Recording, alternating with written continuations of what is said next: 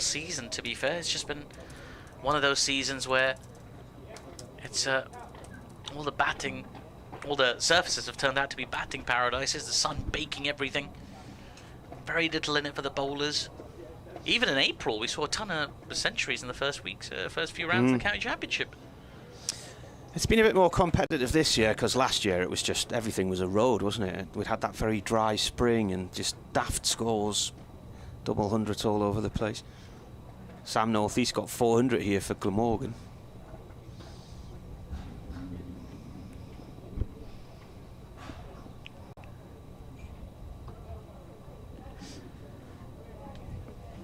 We changed the bowler here or not? No, it's still right. To continue. Still got the 2 slips as well, but that third one's gone wider. Yeah. Right then, right arm over to Lees. Lees steers this towards mid-wicket. No run there. Fielded in the end by Lewis Hill, the skipper. Diminutive. And just got a really nice picture here with Marty Emerson in the commentary box. And very photogenic, actually. Well, you're looking good in that photo. Look good. I'll make sure I tag you in that. Have you got any more television projects on the go or not, or is that all on hold at the minute? There's a few bits and pieces. Good. Right in, turned away by Lees past square leg, and they will get 2 runs here. Batting with ease at the moment. I try and organise my life in a way that in the summer I can just enjoy as much cricket as possible. Yeah. Last 4 or 5 days I've either been watching for fun, or working on a game, or playing, which is the best possible mixture, isn't it? Yeah.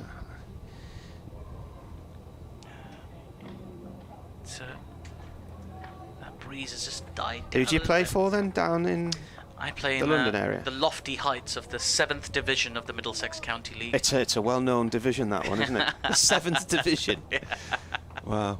Lees is on 25 as right bowls and pushed nicely off the back foot out through the covers. Has it got the pace to get to the boundary? There are 2 fielders chasing after it. It's not going to get there, and it's Ed Barnes, former Derbyshire player and Yorkshire Academy player, who fields that one. Plays for, or had played for, Sheriff Hutton Bridge Cricket Club, just north of York. Quite a number of the Yorkshire players have got links to that area and that club. There's the 7th division of the Middlesex County League was only added this year. They used to have 6. Oh, right. I think they had 5 up until a couple of years ago, and they've just been adding more and more divisions to accommodate more teams. Our captain, in his infinite wisdom, turned us from a friendlies-only team to a Middlesex League team, which it's a little bit more competitive. Is the than I like standard my any cricket. good or not? Are you all still mainly going for a laugh? It's a mixed standard. You get your odd players who are very much there to just enjoy, enjoy some male bonding. Right to Jones. Jones pushes this one away, off towards the covers. Jones this season's been in the runs. Now got more than 1,700 in 30 first-class appearances, including 121 not out in a win at Bristol 2 games ago. Got 56 against Yorkshire in the home win as well, and 87 in the opening game at Sussex, and 69 in a draw in Cardiff. This is Lees's 51st first-class match for Durham. And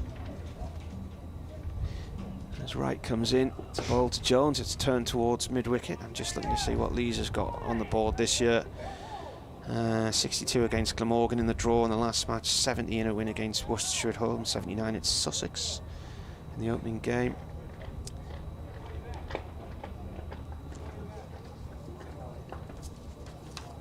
Just looking at the bowling figures as well for Wright this year. 27 wickets, way in ahead of anybody else in the Leicestershire ranks. Vian Mulder's next with 16. He comes in here and bowls to Jones. Jones plays the ball down into the ground, it loops over the bowler and is collected by Lewis Hill. End of the over. What's your Twitter, Atif?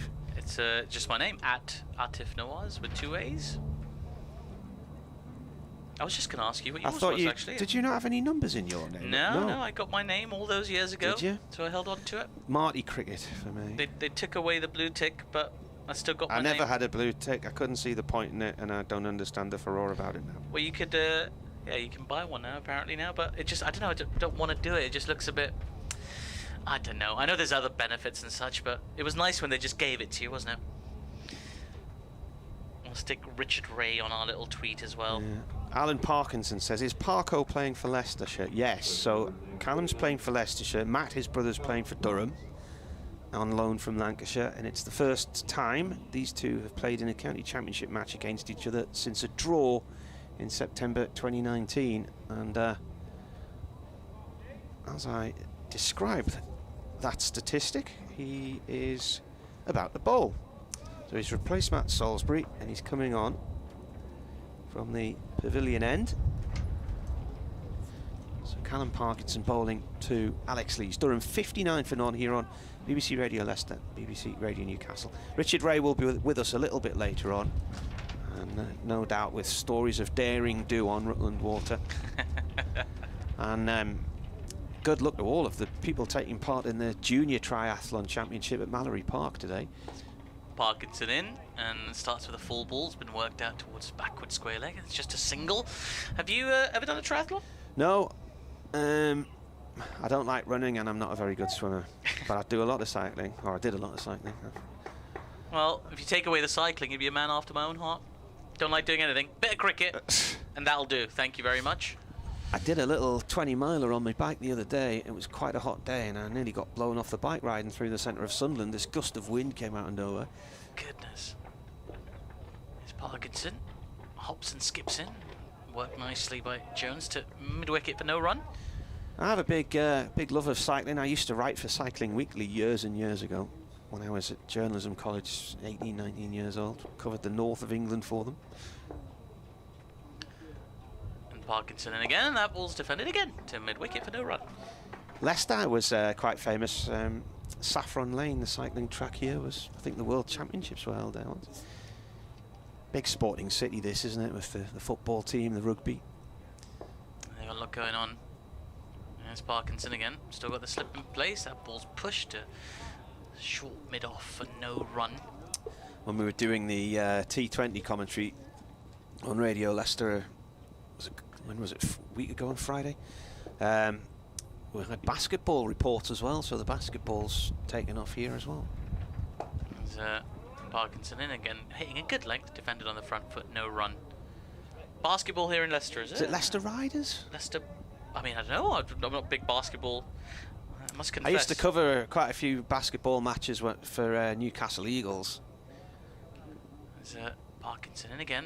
This time there's a big shot, a huge shot That's over the side into screen. The boardroom, that. It is, yeah, just above the side screen into the sort of one of the fancy rooms in the pavilion for 6.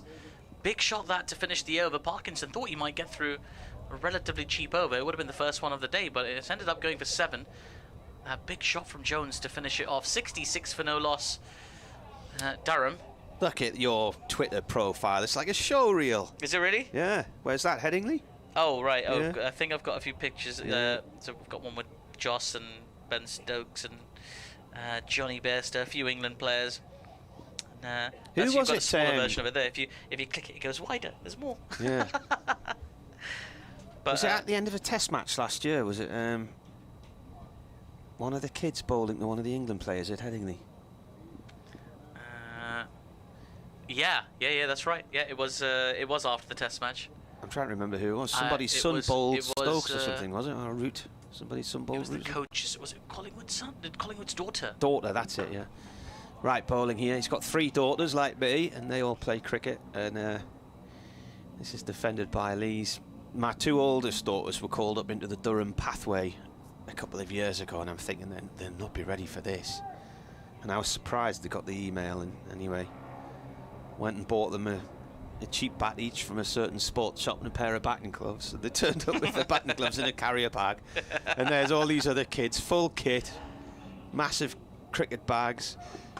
And I thought they're not going to do well here as Lees pushes this off towards deep point for 1. And Collie's kids were there because Collie's mum and dad were taking them down, and James Franklin, the former Durham coach, his daughter was there, and Marcus North's daughter was there. And anyway, I think I went through this when I was having county training when I was about 15, 16, and it just the intensity was. The club training is a bit like what you were saying earlier. You know, you like your cricket for a bit of fun and the friendlies. And when I was playing for Whitburn as a youngster, under 13s, the weekend net sessions and stuff were really good fun. It was enjoyable. But then I got into this sort of county structure and under a guy called Bill Parker. 67 for Norn as right bowls to Jones. It just played back to him, and it was twice a week at Mortimer's school in South Shields in the indoor nets, and it was just so intensive. Bill was a teacher. He played minor counties cricket for Durham as an opening batsman and played for South Shields, and I just really didn't enjoy it. And when I said to my granddad at the end that I didn't want to go there anymore, he was very disappointed. But I just wasn't for me. And similarly, I saw the same thing with my daughters, and I thought, I don't want to push them through this if they don't enjoy it.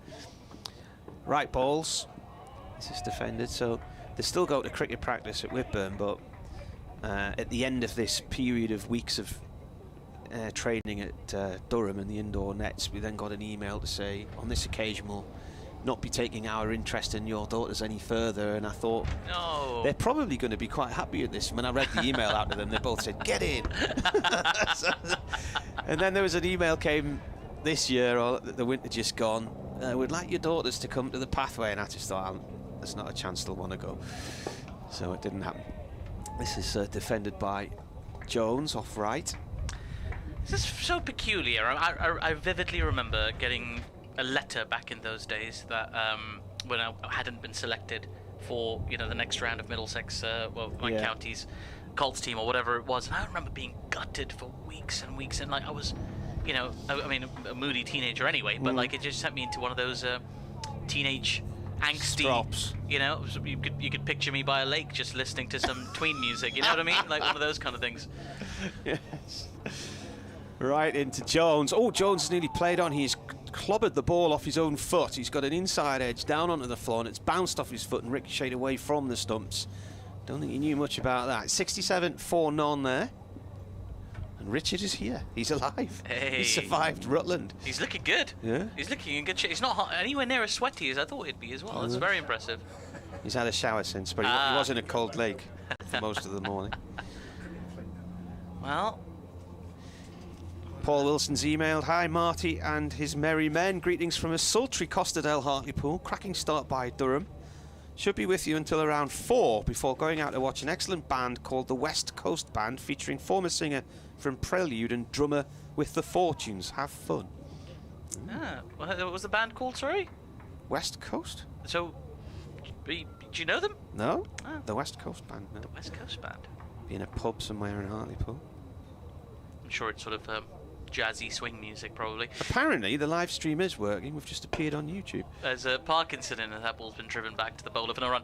I mean, I suspect it's just you and I that's featuring in that picture rather than... Is there a pic? Oh, right, hang on. Because have you had a look? There's a camera that's pointing right at us right now, but there's no camera pointed at the action from what I can gather. Here's Parkinson, and again... No, there's a fixed camera there. Oh, I see, of course. It's on the other side in front of the sight screen, I think. Oh, is there? Oh, yeah, because the camera our side's been taken down. Yeah. But there is another camera just below our commentary box. Well, it's all this tech, isn't it? It's everywhere. There must be a camera somewhere on the roof. On the opposite side. Here's Parkinson, and again, that ball's pushed to extra cover, no run. Yeah, I see one just in front of us over here, below us, below our commentary box. There's another one on the other side, bringing you all the action. Yeah, it's just a fixed camera, so I don't think you're going to get any wide shots or tracking shots. No ball chasing, as they call it. 67 for no loss. Here's Parkinson, and again, Lee's just flicking that like a bit of lint off his trousers to mid-wicket for no run. It's been good going so far for Durham. Despite that 6 last ball off Parkinson, he's just sort of exercised a little bit more control over proceedings. Angling across the batter, trying to protect that short boundary in the covers as Lees gets forward and pushes that to short mid-off for no run. Doug Weatherall, the former Daily Mail reporter from the north of England, has just sent a picture from Friday night. Yeah, was he? It's, I'll tell you in a sec. There's Parkinson hopping and skipping in again and worked this time by Lees, just wide of the fielder at mid-wicket. They run through for a single, 68 for no loss. They had a reunion of Durham players from the minor counties team which beat Yorkshire in the Gillette Cup in Harrogate 50 years ago. So they were at the game on Friday night against Yorkshire. I think the actual anniversary is next week. There were about 8 of them there. I know Brian Lander, who was a bowler, he was one of them. But Doug's on this photograph. I think there were 8 or 9. Let's work out 1, 2, 3, 4, 5, 6. Yeah, there were 8 of the former players who were at that reunion on Friday night. Sadly, it rained. They only got 8 overs in, and it rained. That's horrible. He said, a treasured picture of the reunion of the surviving Durham lads who beat Yorkshire at Harrogate 50 years ago. We had a smashing time in the boardroom at Chester Street. I wasn't at the match, but I celebrated mightily at South North Cricket Club back in the day. That was the first game that started at Durham and then got interrupted by rain and didn't finish as right bowls here to Lees. The first match that Durham have lost, no result, in a home T20 since my birthday in 2016. They've had a great run of like weather and just things like that. There's been games that have been hit by the weather and they've been shortened, but I think there's possibly one that didn't start against Notts, but that's the first time a match got going and then there was no result. Yorkshire were 8 overs in and it rained, and that was that. 68 for none, and Lees, who's on 31, turns this to the tiny boundary on his leg side for 2. That's always a shame, that, isn't it? Because a lot of the clubs rely quite heavily on the T20. Well, they do get insurance to protect against things like that, because if you don't have 10 overs in the match, then you get a refund. So they would have been busy in the box office afterwards. But it was a big crowd. It was probably the biggest crowd they'd had for a T20 for some time. What's the capacity for the blast over there? I think they can get about... I think the ground holds about 14,000 if they have all the stands open. Ah.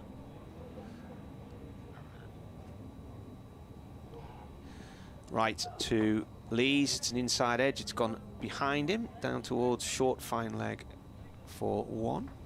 I'd love to find out what the capacity here is as well. We'll ask Richard when he's on. But I'd love to know exactly how many you can pack in here. About 5-ish, you say? 5,000, I think, yeah. It's not the biggest of grounds, this one. Well, there's a Tom Jones concert coming up here. I'm sure they'll get more than 5,000 in for that. They'll allow them on the green grass. Do you see what I don't know how I feel about that. That was a Tom very Jones good. joke, that. That's very, very that good. went over your head, that didn't it? No, I don't know that song, I must confess. But I kind of gleaned from context. 71 for Nod. Right, it's giving the ball a bit of a polish. His run-up's roughly where the discs would be in a limited overs match. Comes in, past the umpire and bowls. The ball played back upfield to mid-on, no run there. I don't know how I feel about concerts on cricket grounds. Like, I understand that, you know, obviously it brings in more revenue and all that kind of thing, but... Well, they've got Rod Stewart at Durham in the next week and The Who. Yeah, okay, fair enough. I mean, I know there's a lot of opportunity there for extra revenue and so I don't know, there's just part of me that worries about the state of the ground. I'm sure sort of there's head groundsman or head of turf management around the country who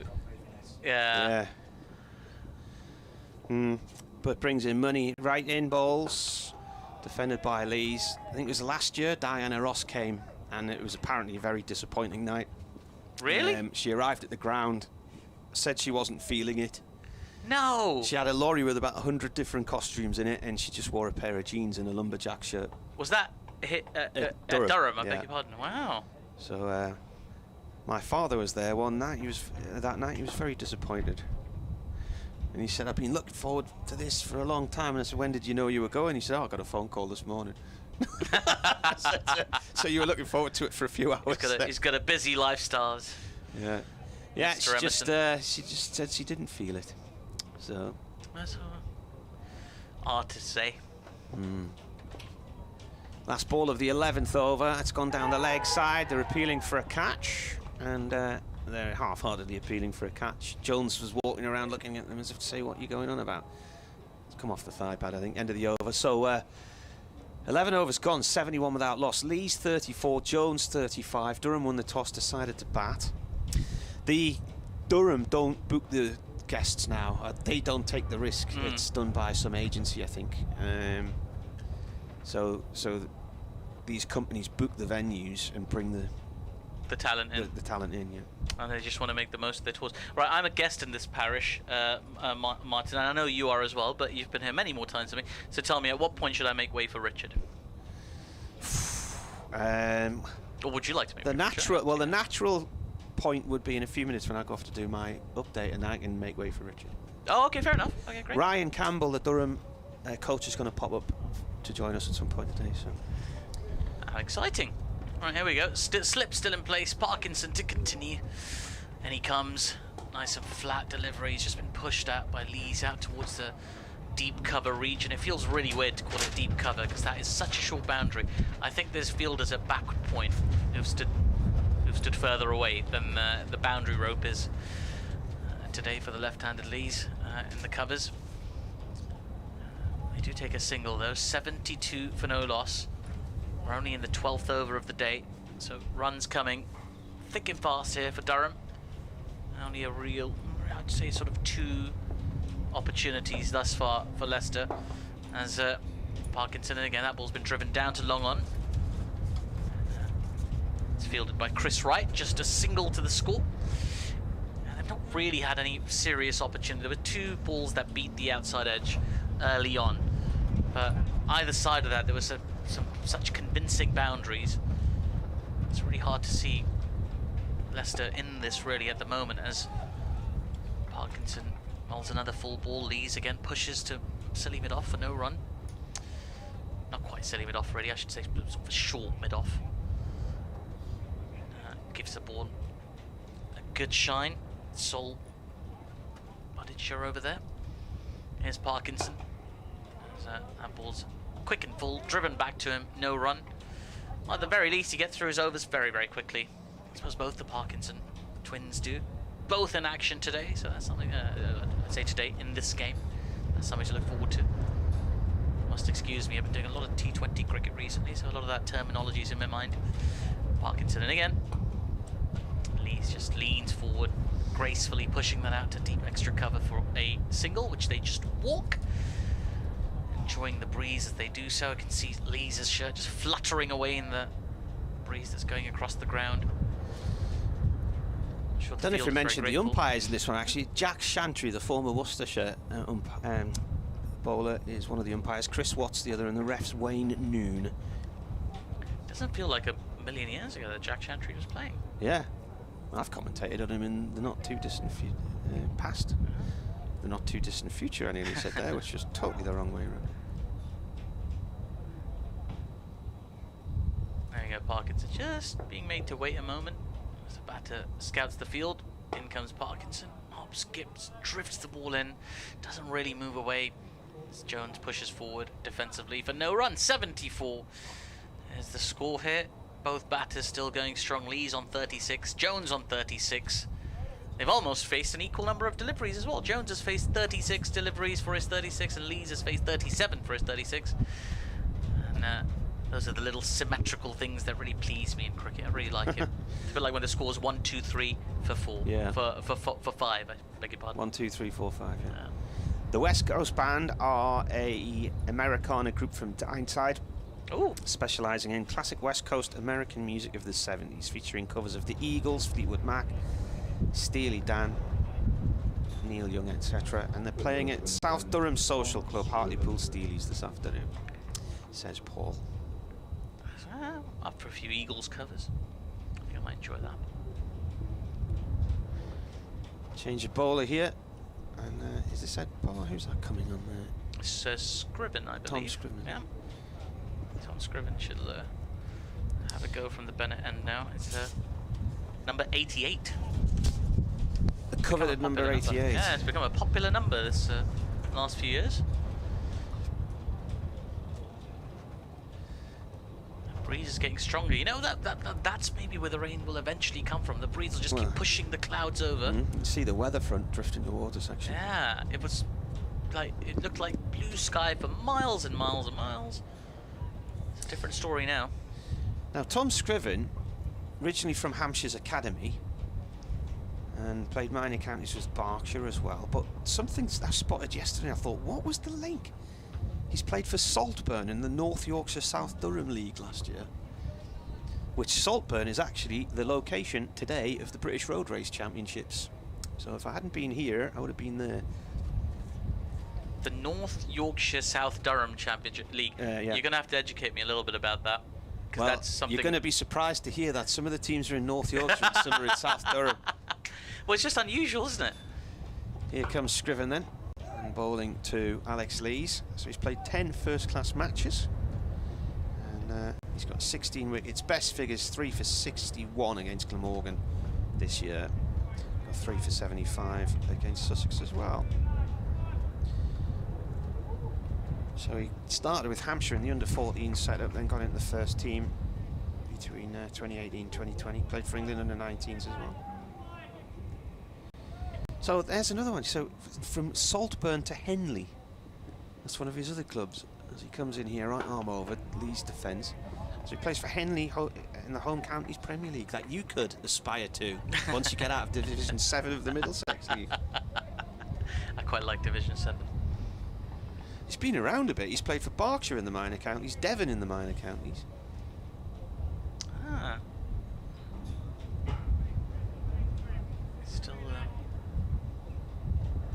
He got a record score for Hampshire in age group cricket as well. Double 100, I think it was, many moons ago. Well, it won't be that many moons ago because it's only 24. Lee's on 36 as he comes in and bowls. This is pushed to short mid-wicket. They've got a man in there now. Saul Buddinger. Well, that was all fascinating, but I'm still going to come back to North Yorkshire, South. So, are there many leagues that cross over counties? Like, yeah. Well, there's one, right? So, I was driving down last night and I stopped at Markham Moor on the A1 and popped into a pub for a light refreshment, and there was a group of lads there in cricket gear from Milton Cricket Club, and they'd just been bowled out for about 84, and I just googled them and there was the scorecard right in front of me.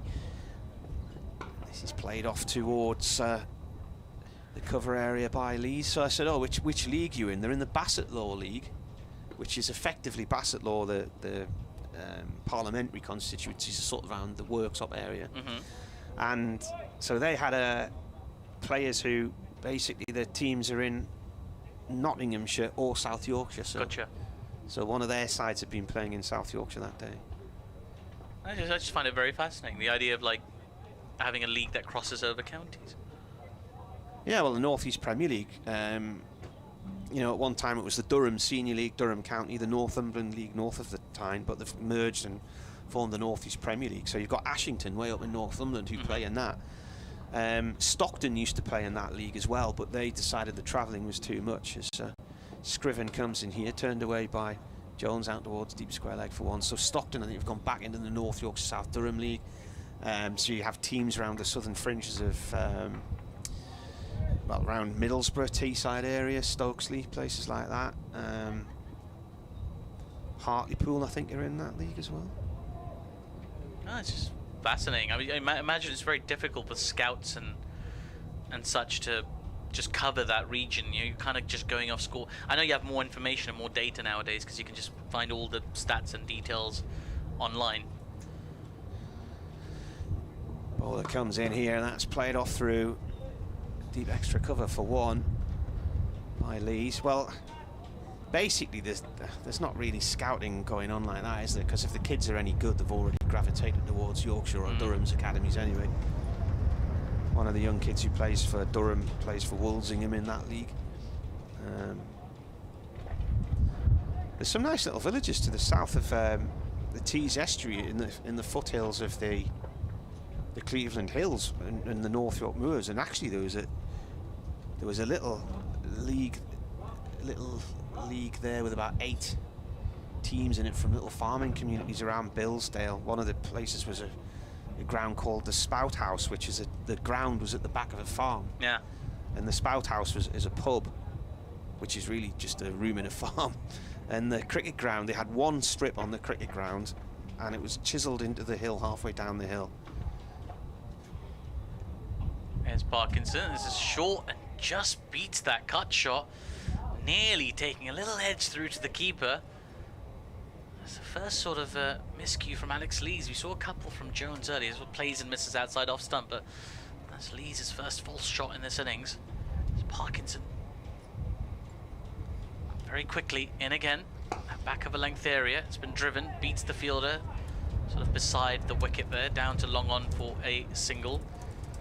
The Spout House Cricket Club, it was on such a slope, and the main road ran through the valley at the bottom, and if you hit a 6 onto the main road, it was 6 and out, basically. But it was, they reckon that Prince Harry played for them a few times under a pseudonym. Ah. I was there one day when they opened their new pavilion, which was basically a shed. Just happened to be there in the ground. The Northern Echo Centre photographer. Parkinson in, was defended on the front foot. Again, no run. 78 for no loss. The score remains. And it's fascinating. It's just these club stories are brilliant. How they come together and it is. I strongly believe, like, obviously competitive cricket is very important. But recreational cricket is just as important, really, as that's a fuller ball from Parkinson, beautifully swept, almost ramped really by Jones down to the fine leg boundary. Just got one down on one knee, didn't really even have to sort of swing the bat at it, let the ball meet the middle of his bat at an angle, and it runs away just in front of the scoreboard on the far end ground from our perspective for another 4. 82 for no loss. Jones into the 40s, 41 off 39. Durham so far are really enjoying their time out in the middle, having chosen to bat first, winning the toss. Spout House played in the Feversham League, so there are only about 6 or 8 teams in it, but there hadn't been any games since COVID. It's Parkinson in again, a bit quicker and flatter. Never a surprise when that happens after a boundary, as it's pushed just in front of point, and the batter's run through for a single. It's a beautiful location. There's the photograph of the ground on the hillside. See? Oh wow! And behind, this is Billsdale Moor. There's a huge TV mast up there, which actually burnt down last year and has since been replaced. You show me, it is a really beautiful picture, but gorgeous there's area. A major issue with it, which I'll tell you in a second. So this next ball's been worked in front of mid-wicket for a single. I mean, if the ball, if somebody hits a 6 and it just bounces away down one of those bumpy hills, you're never going to get that ball back. It's over. No. It's over. That's the end of the over as well. 84 for no loss. Parkinson's done 4 so far for 18. From the little hut end of the ground, you had a straight run onto the strip to bowl, but at the other end, the bowler was running up the hill and had to run up the hill and sort of leap onto the track to bowl. And if you were at one end of the ground, you could only just see, because of the way the angle of the hill, you could just see the heads of fielders at the far bottom corner. So, beautiful location, though. That's just one Richard knows that area. You lived round there, didn't you? Yeah. So you got Billsdale, you go over towards Helmsley, and then Kirby Moorside, all around that sort of area. It's lovely. Here's Scriven coming in then from the Bennett end, start of a new over, and Lees plays the first ball out towards point. 1 run. I've seen a few picturesque grounds around the world, but I do quite enjoy just stumbling upon, sort of driving up the motorway and get to these strange towns for gigs or what have you. Yeah. And you just see cricket happening in the most peculiar places. Which strange towns? Well, I remember seeing not a million. Well, I mean, it's not quite an unknown town, but Walsall. I remember being in Walsall once, and we played a game at Walsall Cricket Club. We're bundled out very quickly, so we thought, okay, well, happens. We'll move on. Move down the road. Scriven to Jones from the Bennett end. It's a dot ball played at short mid-wicket. Go a bit further down the road, and sort of in between sort of 2 supermarket car parks was like just a patch of green, really, just a random patch of green. And again, it's one of those sort of, it's a small enough surface area that if the ball went, if somebody hit a big shot, it would end up in the car parks. And it's not, it just, I immediately get the anxiety of like, well, what if I'd parked my car there? Like, I don't know if that's ever happened to you, but it's happened to me once where your car gets hit because it's in the vicinity of a cricket match. And try making an insurance claim on that. It's no fun. Tickled off the legs there by Jones, and around the corner for 4. The little thump you heard was the ball hitting the advertising hoarding down below us. I'm going to escape, and Richard can... Oh, he's not there, he's gone. Well, I'll get to the end of this over then. How many balls are left of it? 3 balls to go. And I'll be back a little bit later Richard's on. Behind you again. Right. Yeah, the Spout House ground I was at, we'd gone for a picnic right up on the North York Moors, looking back towards the north, and there's this big escarpment where all the parasenders jump off there and they catch the thermals and then fly for hours. Oh wow. We're up there, and then we came down through the valley and spotted the spout house. This is played by Jones towards point. I hadn't been there since I was a kid, so we pulled in and we were sitting in what was described as the beer garden among a lot of nettles, with a little daughter running around, and we were like watching her, and then suddenly all these cars pulled up and everybody started getting cricket gear out the car. And as far as I was concerned, we were effectively in a farmyard, and that's where you're all going, and so to the cricket ground. So we followed them, and you walked through the farmyard, past all these cow buyers, and then out the back was this cricket ground. It's a very picturesque place. Right, it's midday, so I'll talk you through this one, then I'll have to go. Scriven to Jones, and it's an inside edge, turned down towards long leg for 1 run by Jones to Barnes. And we'll pick up for the Scriven's final ball from the Bennett end. 90 for no loss so far. Durham visiting here against Leicester. They've had a very good season. There's a few injury issues, but thus far top of the table, well over 100 points. Big gap between them and Sussex, who are in second place, and Leicester, who are in third. If Leicestershire could win today, well, in this match, I beg your pardon, they'll close that gap. As Tom Scriven in for his final balls. That was worked away to a deep backward square leg just in front of the short boundary for a single. Completes the 15th over of the day of this innings. 91 for no losses the score. I suspect it's going to be Parkinson to continue, but for the time being the players are all going to have a little drink as a very sort of handy drinks containers being dragged on. It looks like one of those sort of travel icebox, cooler box type things. All the players make a beeline for it as they would. It's a hot day, even with the breeze, and it gives us an opportunity to welcome for the very first time today the voice of BBC Leicestershire cricket and triathlon completer, Richard Ray. Richard, how are you? That's about the most that can be said, actually. Complete. Well, I was going to ask you, I don't know where you finished. Staggered round 6th. Oh, that's not bad. That's very good. 6th in my age category, i.e. very old and very slow. Well, I mean, I think any age category, if you're completing a triathlon, it's a very impressive achievement. It was hot out there, and it is hot out there, judging by the players, and it looks, a thief, to have been a good toss for Durham to have won. Yeah, I suspect it was one of those where you're kind of praying as a team that you win the toss, because it's hot. Nobody wants to field in that. There's a tiny boundary, so there's an opportunity to pounce. There's talk of sort of weather later on, so you know, you want to just get things going well. But thus far, Lees and Jones have really capitalised, and as we say, there's been very few chances for Leicestershire this morning. The pitch cut almost on the edge of the square, really, almost the last of the genuine pitches, so to speak. The others looking to me to be sort of net pitches. I think that they bring the portable nets out too on that side of the ground, so it really is cut across to the net side of the ground, the west side of the Uptonsteel County ground. Very short boundary on that side, very long on the other side, something like what, 55 metres on one side, something like that. 75, 80 on t'other.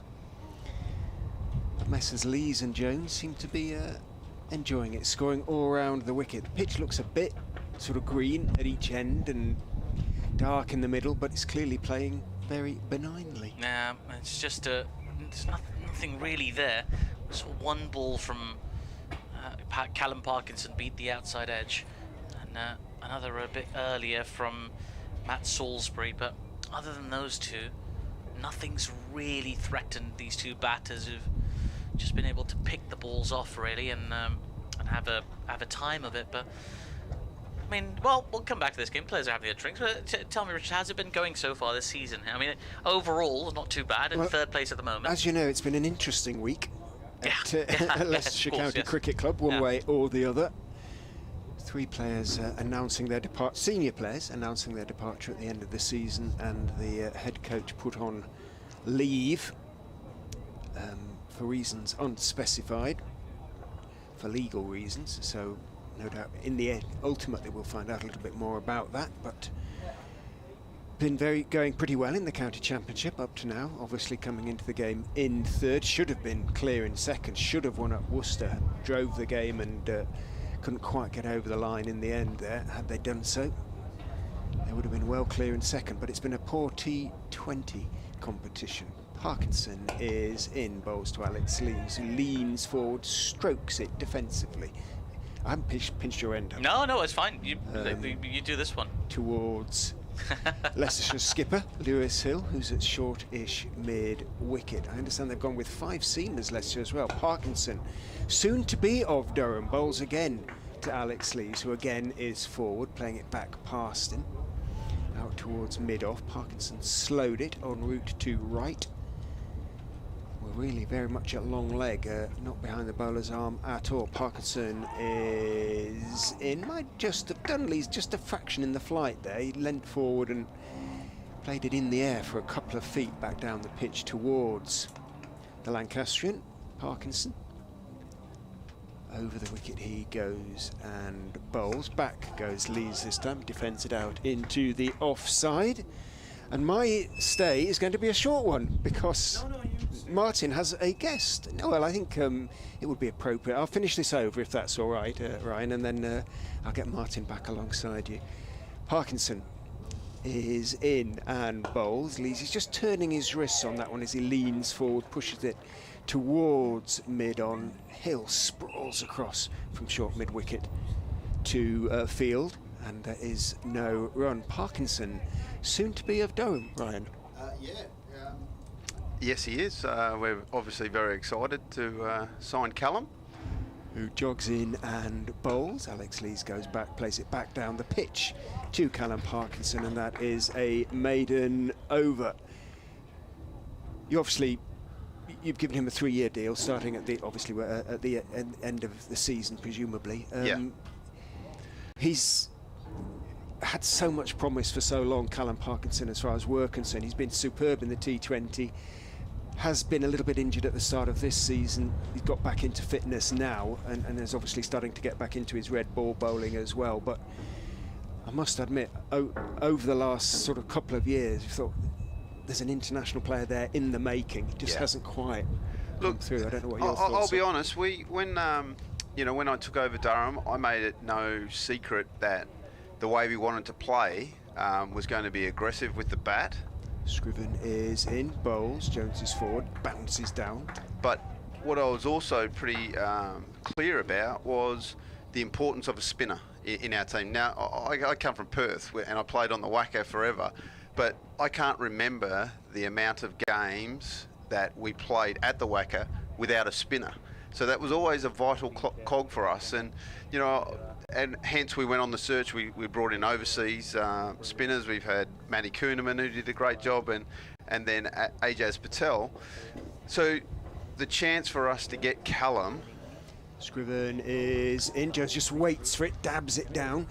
Beautifully placed as well, delicately placed, down to third man it goes, and that is 50 at better than a runner ball for Jones. It's come out of 95 without loss. Run rate 6 and over, pretty much an ideal start. Yeah, it's a great start. Like I say, we've not hidden the fact that we want to be aggressive with the bat. We want to inflict, or it's not inflict, but to inject more time in the game, because the facts are, you need to take 20 wickets to win games of cricket, and that's what we're about. And whatever the bowling staff that we have, we've had as well documented, a host of injuries this year to our bowlers, and then the international call-up, of course, of Matty Potts, which we're really pleased about. We need even more time now just to make sure we have a chance to take those 20 wickets. So, look, I'm really excited the way that these two have started. It's a wonderful place to bat here at Leicester. Scriven is in again. Jones is just tapping it down very neatly, very cleverly, using the pace of the ball, using that little bit of wit that Scriven gave him there, and using the fact there isn't a third man to take a second consecutive boundary. Thank you very much. He moves on to 55, 99 without loss. Yeah, so obviously you get unbelievable value for runs here with the outfielders so fast. So we took one look at the wicket, and again, it's a nice coverage of grass, but it wasn't a factor where to the point where we thought, we better change our thinking and bowl first. we're very keen. Again, it might be a bit of the Aussie way. People are probably sick of me saying that, but Scriven is in. It's very slightly squared up there. Jones covers up comfortably enough, plays it out into the offside, and there's no run. you know, we want to bat first. We want to impose ourselves on the game, and you know, hopefully then give us our time to either bowl a team out and then, you know, have another crack with the bat and set it up on the last day. Remembering that we've also brought in Matty Parkinson, who's a top flight leg spinner. We want to give him the best opportunity to take wickets. Scriven, slightly curved run into Jones, who uses his wrist nicely, turns the delivery off the straight out towards mid-wicket. Mid-wicket is out on the boundary, Ed Barnes. And the desultory applause is because it's the single that Durham needed to bring up their 100. Jones has 56 of them, Lees has 42 of them. We are just coming to the end of the 17th over, so in terms of giving yourselves time to take those 20 wickets, again, pretty much the ideal start. Clint Mackay, who I'm sure you know very well, used to call this place the ice rink when he played here. Because once you beat the infield, if there's nobody behind them, then the odds are you're going to pick up 4. Well, it's got such a massive square, isn't it? That you know, once the ball gets on that, it just flies away. Scriven in to the left-handed Lees. Might just have shaped back in a fraction to him. He covers up anyway, all the time in the world to do so as he leans forward. The big Yorkshireman bounces back down the pitch towards Scriven. End of the 17th over, 100 without loss. I mean, and talking of spinners acquired from Leicestershire, Colin Ackerman could give it a bit of a rip when he gets it right. Yes, he's obviously a vastly talented player, and I had the joy of coaching Colin with the Dutch. You know, he's played some wonderful games for them as well, and look, I'll be honest, I'm still a bit weirded out with county cricket how the contract system works, and players are available from the 1st of June, which is so weird to me. I still can't get my head around it. Again, an amateur coming in from the outside would say, well, can't we just wait till 1st of September maybe, and then that still gives time for players to get their contracts or do whatever they want to do, but this is how it is. So, yeah. For me, it's a bit awkward. You know, obviously, Parky and Ackers. Round the wicket goes Parkinson to Jones, who works him carefully out towards backward square, jogs a single. You know, they've done a great job for Leicester over the years, and for us, we're very excited to welcome them up to Durham, and we're looking forward to it. But, you know, they were very clear. They're Leicester players. They're not going to try any less or anything like that. They're going to work hard to be good professional cricketers and do a good job for Leicester. So it's a curious situation, though, isn't it? I mean, not so much this game, which kind of could have happened, but come the end of September, the last game of the season, could we have the situation where Durham need to win or get some good points out of the game, and they're up against 2 players who. In goes Parkinson over the wicket, of course, to the left-hand who defends, Lees back down the pitch. That is weird. I'll be honest. I don't even want to look to that place. I want to make sure that we.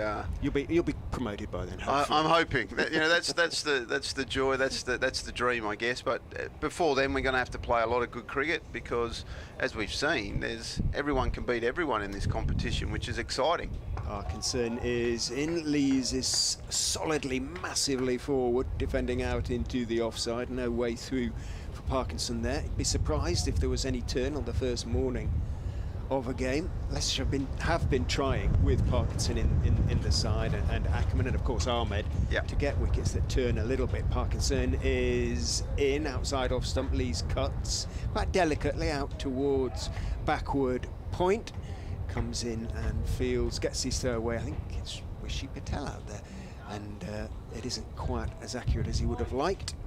And again, of course, like, I don't know how much you guys have been talking about it, but this is the first round where we're playing with Kookaburra balls, which is kind of weird. Like, again, for Australians, that's what we're used to. But to hear the guys talk about having to use a different ball before a game. Parkinson is in, Lees is forward again, pushing the ball back down the pitch. You know, how are we going to shine it? What do we need to do? How can it go reverse? These sort of things. It is quite, I guess, getting guys out of their comfort zone to try something new, which is good as well.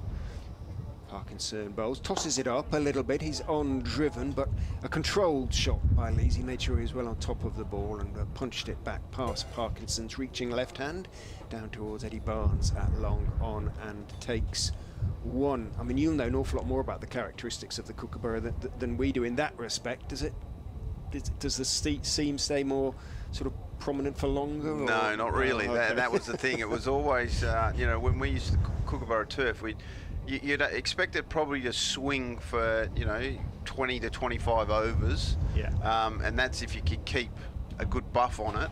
But then there's those middle overs can get pretty tough, depending on where you're playing on. But look, the reasons for the ECB using the Kookaburra, I think, are sound. You guys play probably more Test cricket out of England than you do in England, which means you're going to use a Kookaburra. So I think they're trying to get people to use them and to get a bit better at it. There's also a perception that with a Kookaburra, because you don't get as much movement as a Duke, you need more ball speed, and so bowlers don't just run up and just amble in and put it on a spot, whereas you really need to bend your back, and that's something that I think is quite evident when you look at the Australian team. You have a lot more bowlers in the Shield competition and in the Australian team that bowl 140 kilometres plus, because basically you get lost if you don't. You have to.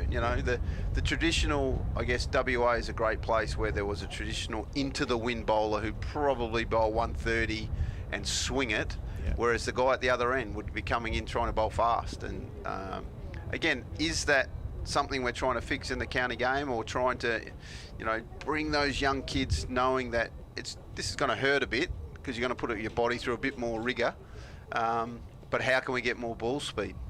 Scriven around the wicket to Lees, who turns him off his legs down towards Patel at deep backward square. Jogs the single, moves on to 46. And we have the combination then of the Kookaburra and Kookaburra conditions as well. So it would have been interesting perhaps if it had been used earlier in the season, just to see what it did in English. Well, I guess that's part of it, is how much you're going to use a Kookaburra and when you're going to use it. I think they wanted to see in theoretically the toughest of conditions, right in the middle of summer, does it stay in shape? And no disrespect to Dukes here, but we've had a lot of issues this year with the ball this year again. As well.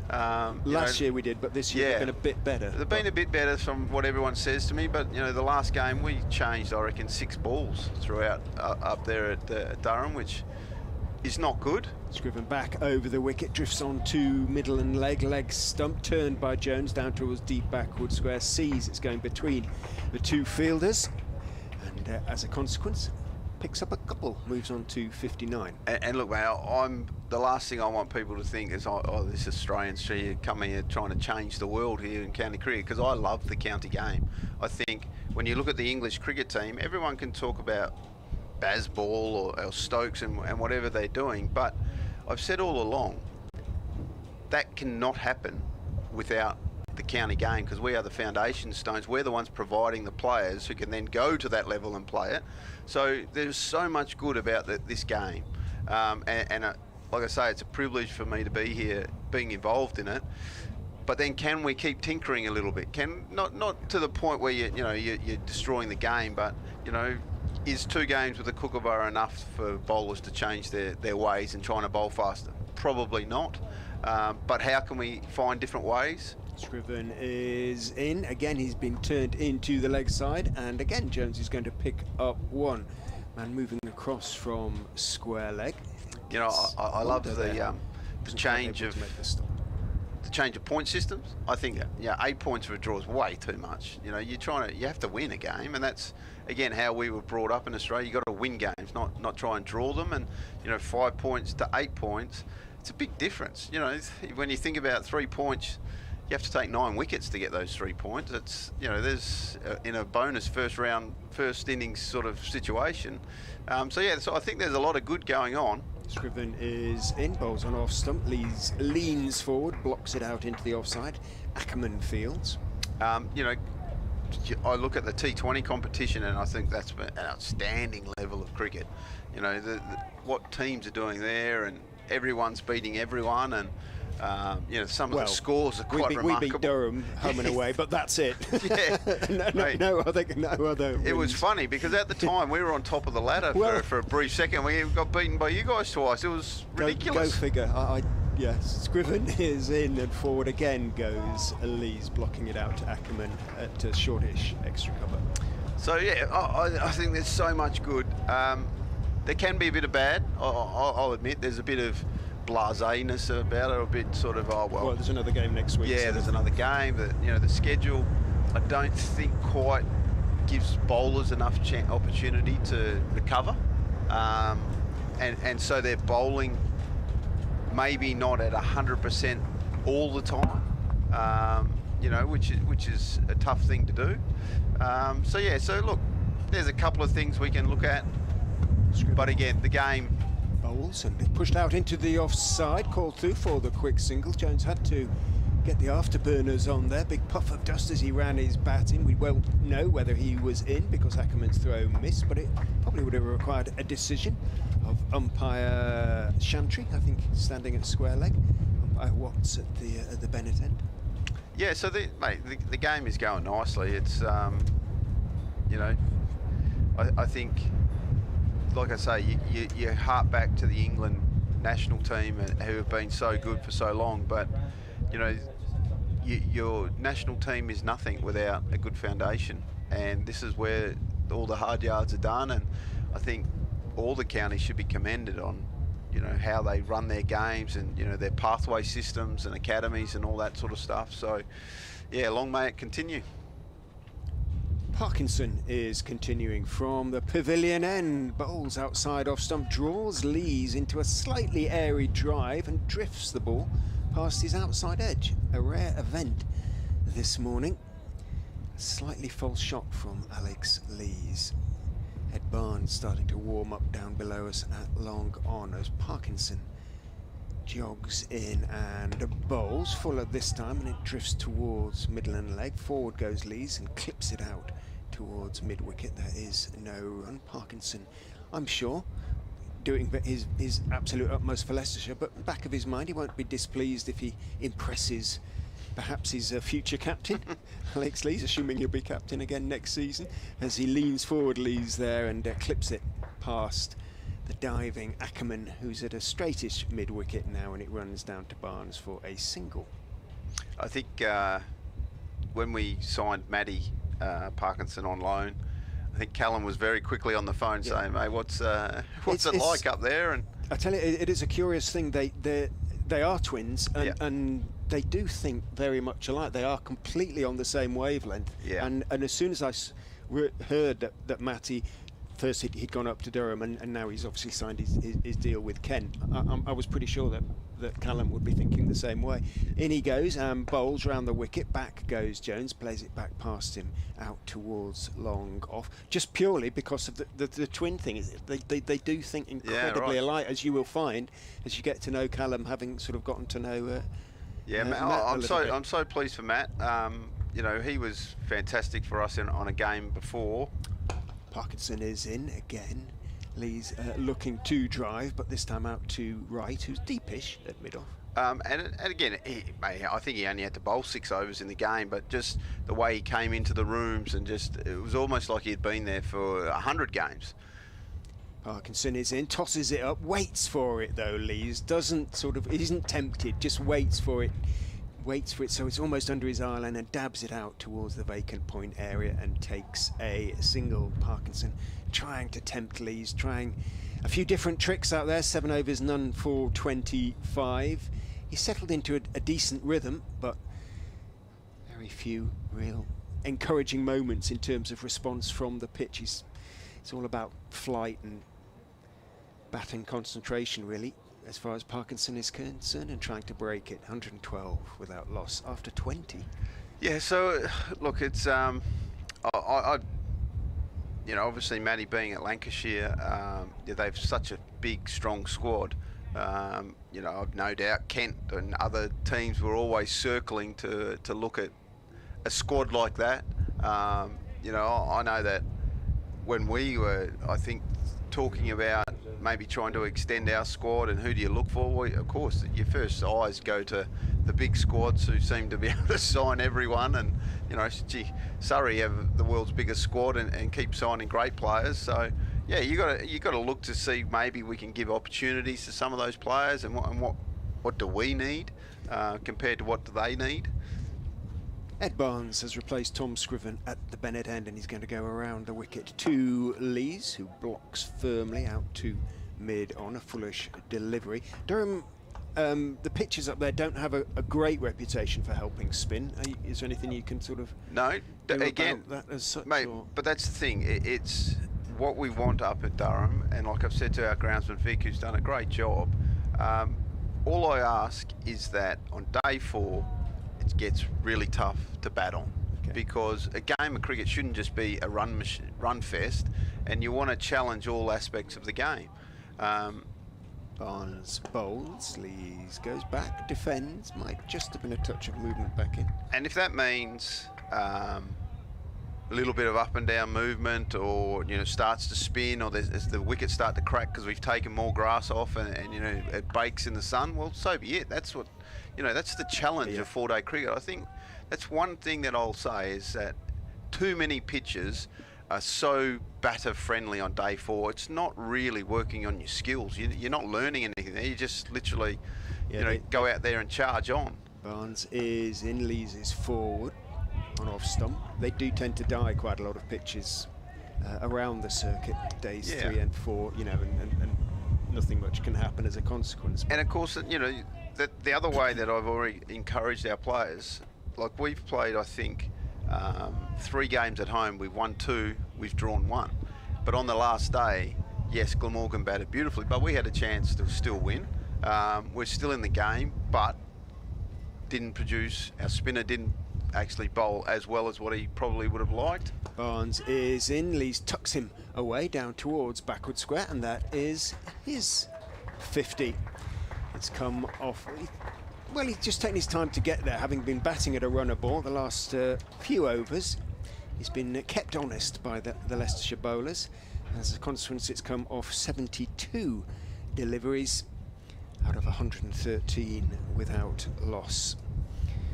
And it's his 4th 50 of the season, yet to go on and get 100, so he'll be keen to go on. Well, it's funny, I've spoken to Alex obviously quite a lot about he wants to play for England, of course he does. And I reckon if people have watched him this year, he has changed his game a lot to be more aggressive. His strike rate over the year has been quite phenomenal, to be honest, but he hasn't gone on to make those big scores. So Barnes into Jones, defends off stump, out into the offside, no run. So as one of our frontline batters, obviously I want him to be making big scores, but I also the way that we want him to play, I'm also encouraging him to say, okay, mate, yeah, you know what, go for it. So let's show Alex Lee's commanding the game, basically. So with that, you're going to have some ups and downs. You're going to, make a few mistakes along the way, and so be it. Barnes bowls, Jones turns just short of backward square. I don't think it was a bump ball. I think it was in the air, and as it travelled towards Ackerman, it dropped short of Ackerman, who went down to block it at backward square. So yeah, look, I've encouraged all of my players. When we sat down, when I took over, it was always going to be about making sure that everyone was comfortable to be themselves. And if you make a mistake, make it a massive one. I don't care, but learn from it. But encourage the players to just don't have any fear. And I think what you've seen with Jones and Lees, I think at times we know that Bettingham's quite aggressive with the way he goes about, and he's done that. But the guys like Ollie Robertson and Clark have been, just fitted in so well for us and played so nicely. And then in the back end, we've got a lot of help from Carson and Delata and those sort of guys down the order who, again, are quite aggressive and have made good runs for us. So really encouraging the way we've been going about our batting side of things. Of course, our bowling is no Cast, no Coughlin, no Potts. It's going to be tested, but that's what it is. And I keep encouraging our guys that basically we don't care who's playing for us at the time. We're all pieces of the puzzle. As long as you know your role, do your job. That's it. That's good. That's all we can do. So hopefully, you know, the puzzle pieces will keep changing. Parkinson is in. Lees goes back, plays firmly through mid on. Who dives across, doesn't quite manage to get there. There is, happily from Leicestershire's point of view, a long gone, so it was probably always going to be one anyway. And the one is taken. Lees on to 51, 114 without loss. So yeah, look, and again, I know this sounds a bit silly because it's a professional and elite sporting team, but I encourage our guys to have fun, and that's supposed to be it. You know, we're lucky enough to be professional sportsmen, and you love your job. So let's go enjoy it, and let's make sure it's a fun day for everyone. So so far so good. Parkinson is in, leaning forward. Jones might just have been slightly deceived in the flight there. Thick inside part of the bat, down into the ground behind square. Jogs one. Parkinson's hands go to his shaven head.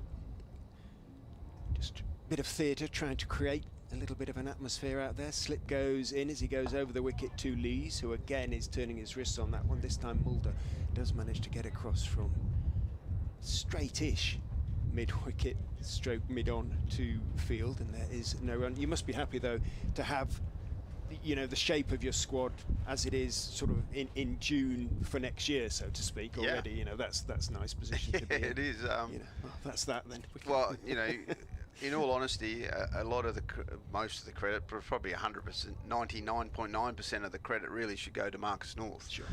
Look, he's done a great job as our director of cricket, and Parkinson drops a little bit short, forced out into the offside by Lees on that occasion. Should get a couple as running across or running down the boundary out there in front of the popular stand is Patel, and indeed he does pick up two, goes on to 53.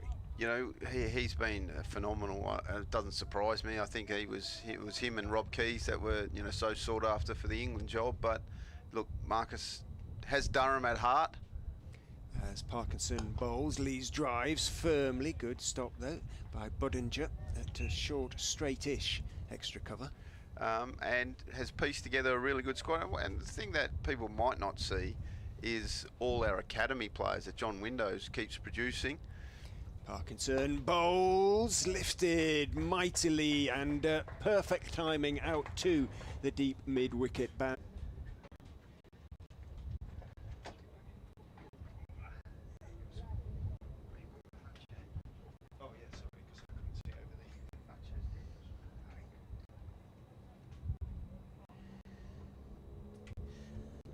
So it's a hot day. I've just checked the Net Weather Cricket Ground app. It says it feels like 34 degrees out there at the moment. Stop it, Marty. 34. Hey. Come on. That's what it This says. is magnificent. 25 that tops. It says it feels like. This is turned away by Jones out through deep mid-wicket for one run. It's turned away by Jones out through deep mid-wicket for one run. It's very breezy day.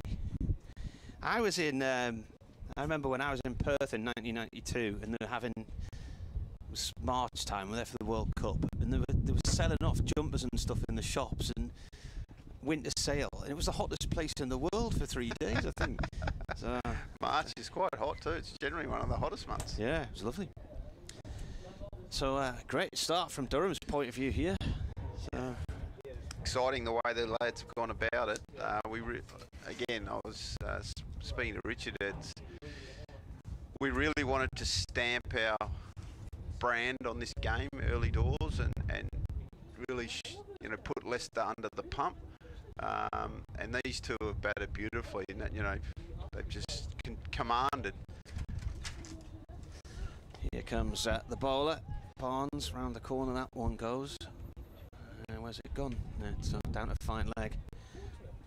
This chair's going to propel me through the window. I think it's not the safest of seats to sit on. Anyway, yeah, I mean, great start. I did tweet earlier, why didn't Durham play like this in the T20 here? But you did have 50 on the board in 5 overs and that one as well. So I was going to say, our batting in the T20 has been going, I believe it's going really, really well. it was Rishi Patel who did for you here that night, wasn't it? with 103, I think it was. In comes the bowler, and played out through the covers by Jones, and that's away for 4 up towards the scoreboard. Have you got the measurements for this side of the ground? I mean, that boundary must be only 50 yards or something. I don't, and it's not very big at all, which kind of gets under my skin a bit when you got such a big square that championship matches. I don't know. I know that the T20s they try and sort of stick to the middle, but I don't know. I'm a bit old-fashioned where it comes to 4-day cricket. Should be the important ones, and make sure you're kind of in the middle a bit. Yeah. And this Kookaburra ball, you were mentioning that with Richard earlier. I knew the Kookaburra matches were coming up because I'd looked at the dates, and then it absolutely totally slipped my head when we started commentating this morning that it's a different ball for the next 2 rounds of championship matches. Barnes comes in and bowls, and this is guided off down towards third man for 1. Well, I'll admit that was part of the reasoning why we decided that Ray Toole was going to come into our squad as one of our overseas. Obviously Ajaz has done a really good job for us, but with all our injuries to our fast bowlers, we just had to get someone who could bowl with a new ball. And being from New Zealand, he does bowl with the Kookaburra all the time, and we decided that was probably going to be our best way to go about it. Barnes round the wicket from the Bennett end and defended by Lees. Who's the link to New Zealand? Is it the former Durham spinner, Paul? Mine's gone blank. I have it in my yearbook. Well, I know that Ray has been playing in our Premier League. Yeah, well, he's been playing for Shotley Bridge. Paul Collingwood's club side. But Ajaz came over as well. Durham have had quite a lot of Kiwis last year. Ratchin. Yeah, he made 200, wasn't he? Did he? And his only appearance made a 200, yeah. In comes the bowler. This is turned by Lees to short leg. So the Kookaburra ball, I mean, is there much difference? The seam a bit smaller? The seam is smaller. It's not as pronounced. I think it's reputed as a ball that doesn't do as much as what the Dukes do. So I was speaking to Richard that ball speed is important, which is something maybe that the ECB are pretty keen on trying to produce some youngsters who want to try and bowl a bit faster instead of just running in and just sort of trying to seam it around and bowl. I don't know, I'm the old kilometres me, 120 kilometres an hour and trying to nip it around, whereas with a Kookaburra in Australian conditions, for sure, blokes have to put ball speed on. They have to be trying to bang the ball into the wicket, which produces faster bowlers. And look, who knows, or it could just be that we're trying, put old mates the Dukes under a bit more pressure, that the balls haven't been so great last year or whatever.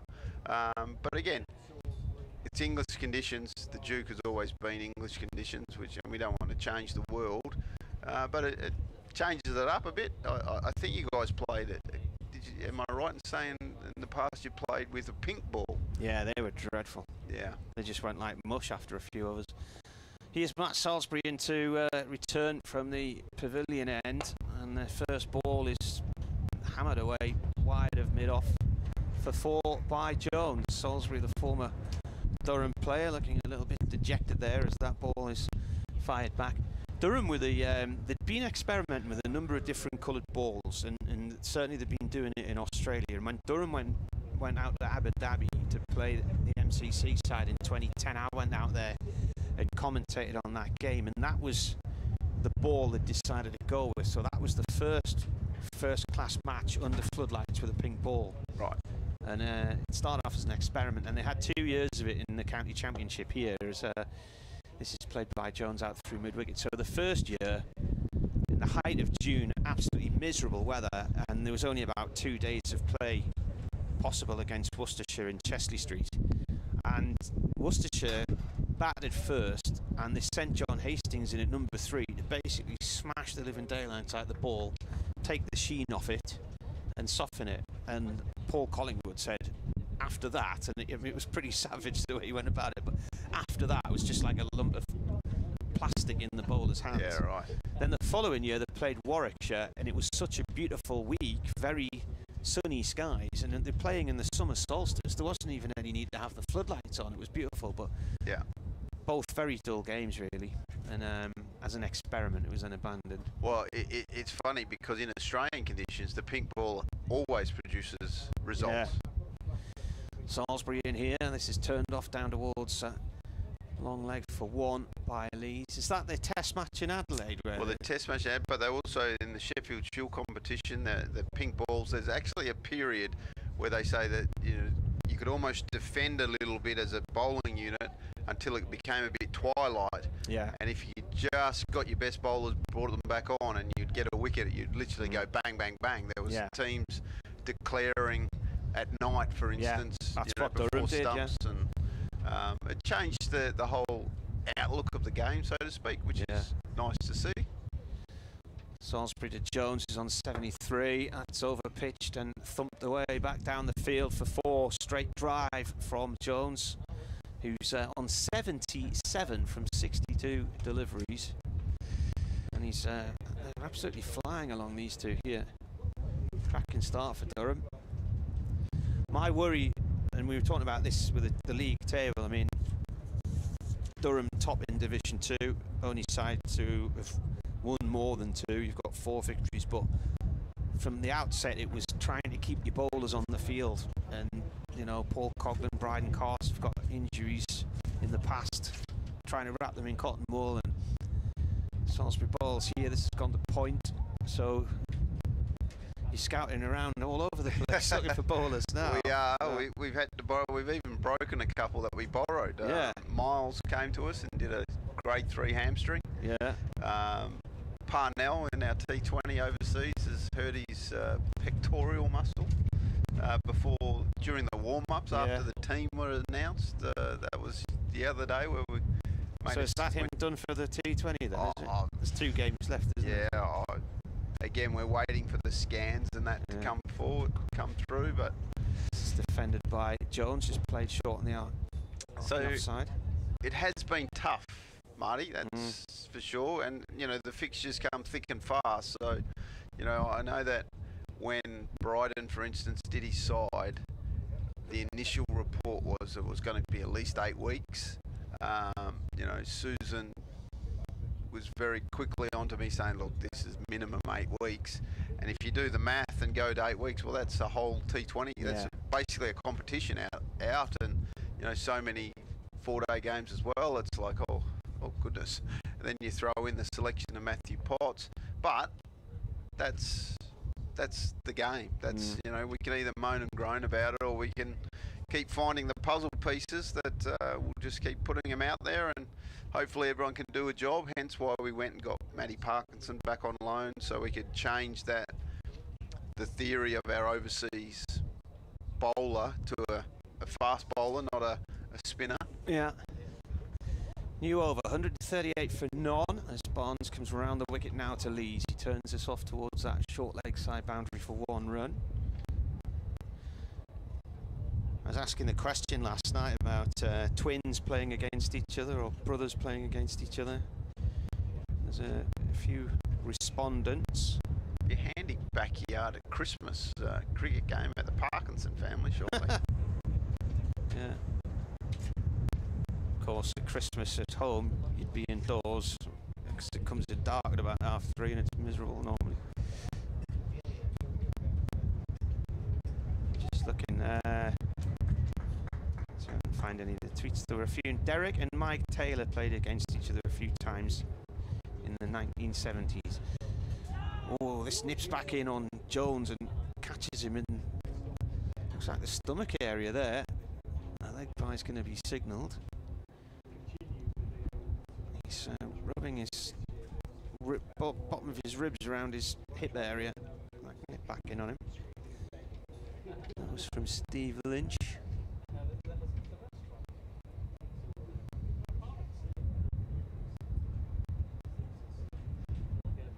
few others mentioned.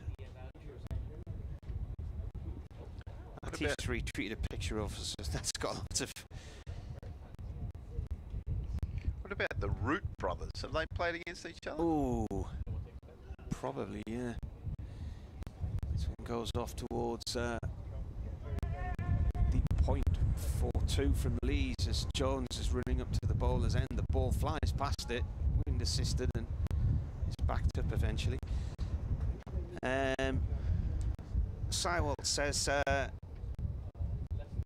Toole played for his cricket club in Essex last season, Bellows Cricket Club. A really nice lad and a decent cricketer.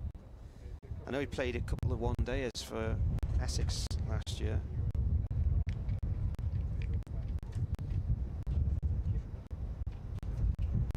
There are a few other suggestions came in this morning, but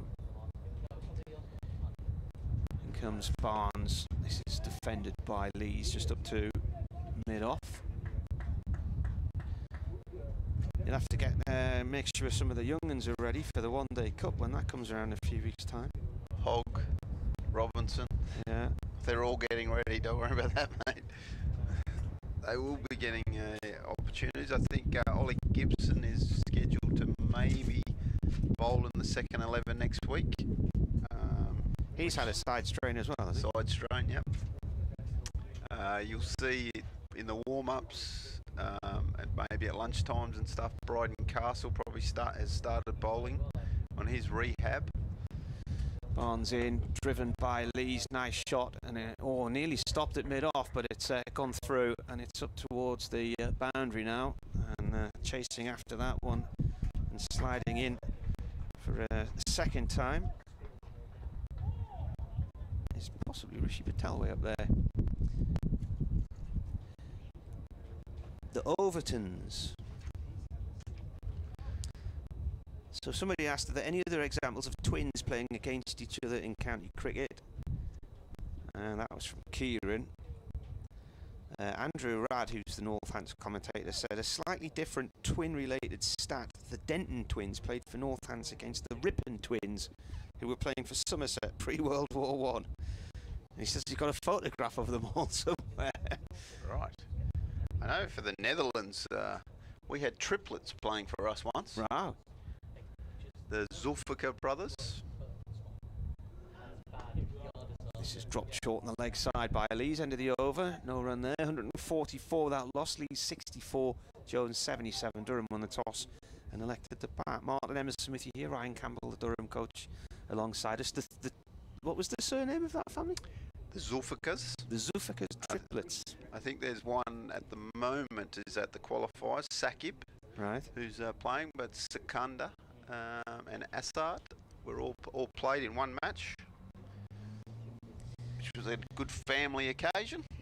I think the old man played for the Netherlands as well. Right. Dave Bracegirdle says Mike Taylor of Nottinghamshire and Hampshire played against his twin Derek Taylor, who played for Somerset many times in the 1970s. And then, of course, I've just been reminded by the good interieur that we've all forgotten the Overton twins. I think one of the Overtons got the other one in the head and with a bouncer and knocked him over.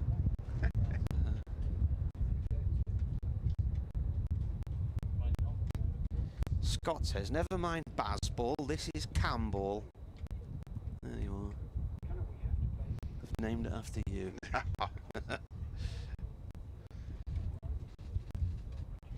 The drinks break earlier was quite a lengthy one. They brought the cool boxes on. I think Michael Jones went and got an energy gel as well.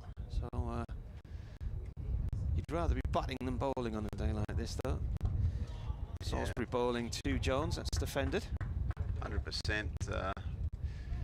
There was some talk when the lads saw a little bit of grass on the wicket that what the possibilities of us bowling first, which was quickly stamped out. Yeah. I think this might be Durham's highest opening stand of the year now. I'm going to have to look through the stats. Salisbury from the pavilion end, bowls to Jones. Oh, now then, was there an edge there? It's dropped by the keeper. A popped on him a little bit, didn't it? And trying to get his gloves out the road of the ball. I'm not sure if he got anything on it, but did something. Salisbury 4.2 overs for 44, so he's looking for any little bit of encouragement. You wouldn't have seen him at Durham because he'd gone by the time you came in. Balls again, and played by Jones at 2 min off, no run there. So first wicket, Alex Lees and Michael Jones, 142 at Sussex, so they've beaten that now, and this is 144. Yeah, highest opening stand of the season. So, Marty, how many do we need to declare before this stumps on day one? What, today? Just want to throw it out there, mate. Declare today. Just checking. Salisbury in. This is flicked off the legs by Jones for 1. What did you get in the last match? 630, wasn't it, against Glamorgan? Yeah, but we didn't win, did we? No. So. Pitch flattened right out, and you were running out of bodies to bowl. Yeah. I must admit, I'm not a massive fan of teams going on and making 600-700, because I think it only gives you one way to win, and the one way to win means you've got to bowl twice, which I'm not sure happens very often. So I think you still got to be thinking. This is bowled by Salisbury to Lees. It's a Yorker length ball. Lees digs it out back towards the bowler's end. You know, I still think you got to think of different ways that, you know, with time in the game, how many do you need? How many can you pull out on making sure that, you got to bowl well in the first innings, but you don't necessarily have to bowl a team out for under 200, so to speak. But of course, that'd be perfect. But if you don't, you still got enough time to go, okay, now we're going to bat again. How many do we need on that last day? We've got a leg spinner. That's our best chance. Salisbury to Lees. That's gone off towards mid-wicket, no run there. And again, mate, I don't have all the answers, but one thing that we'll continue to do in the dressing room is challenge players to think, okay, but how can we win this? That's one way, what's another way? And, you know, getting guys to think about the game outside the norm, because I think from what I've seen of county cricket from the outside, way too many times the team goes in, bats first, goes, oh yeah, we're going to make 650. Well, mate, you batted till after tea on day two.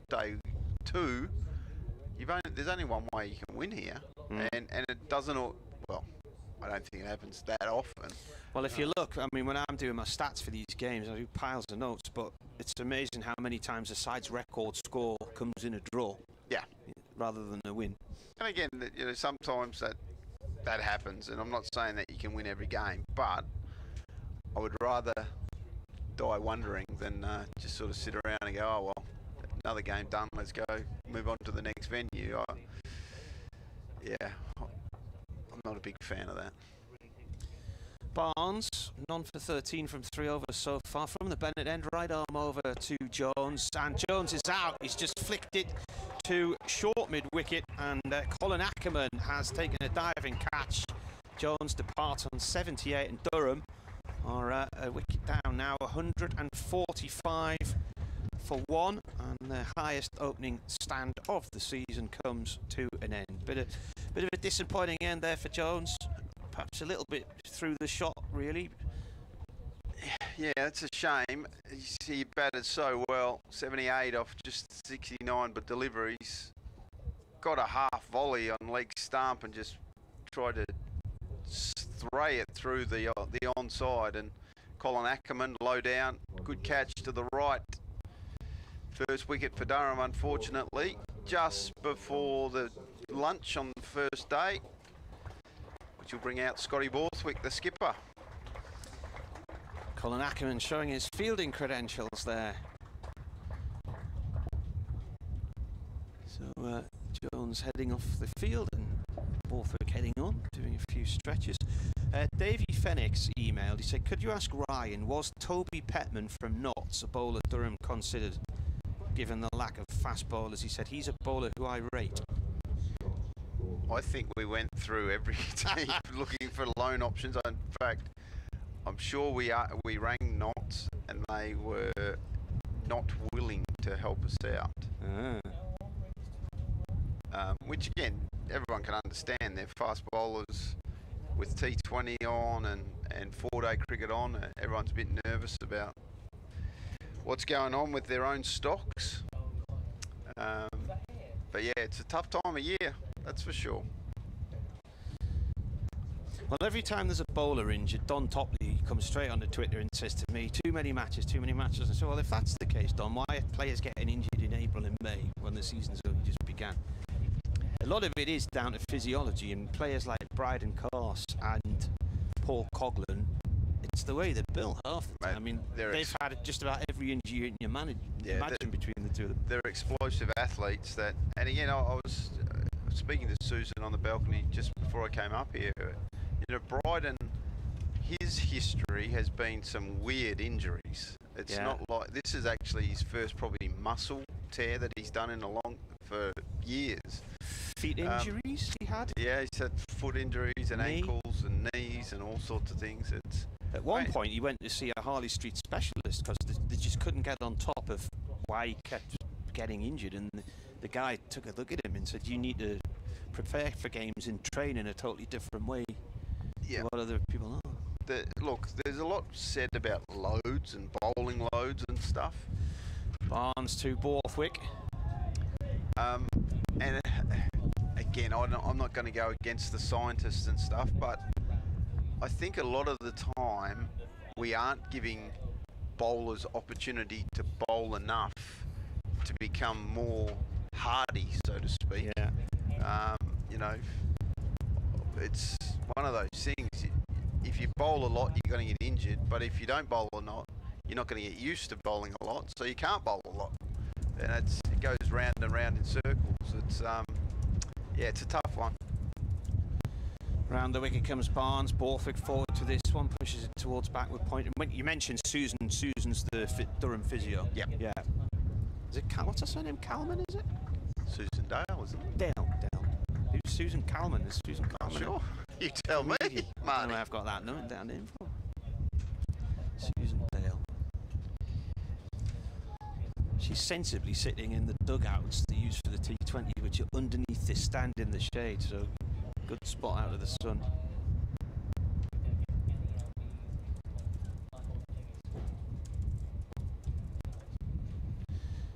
Barnes round the wicket comes in and bowls. This is defended by Borthwick.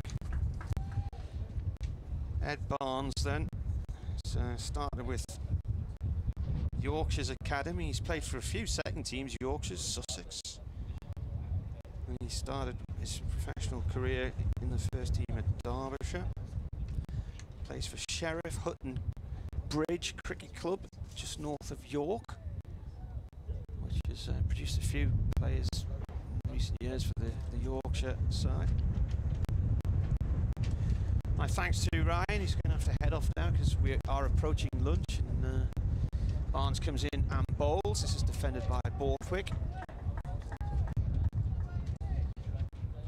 So where are we? 26.4 overs. So they'll get another one in at least before lunch. They had that lengthy drinks break earlier as well.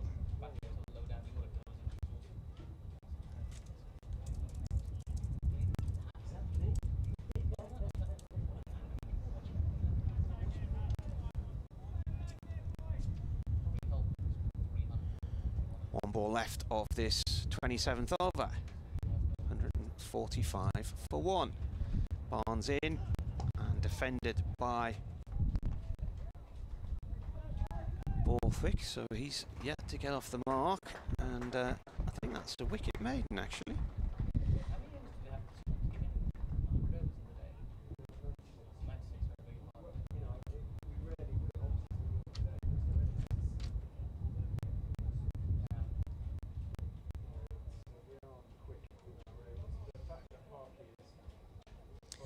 It was indeed a wicket maiden.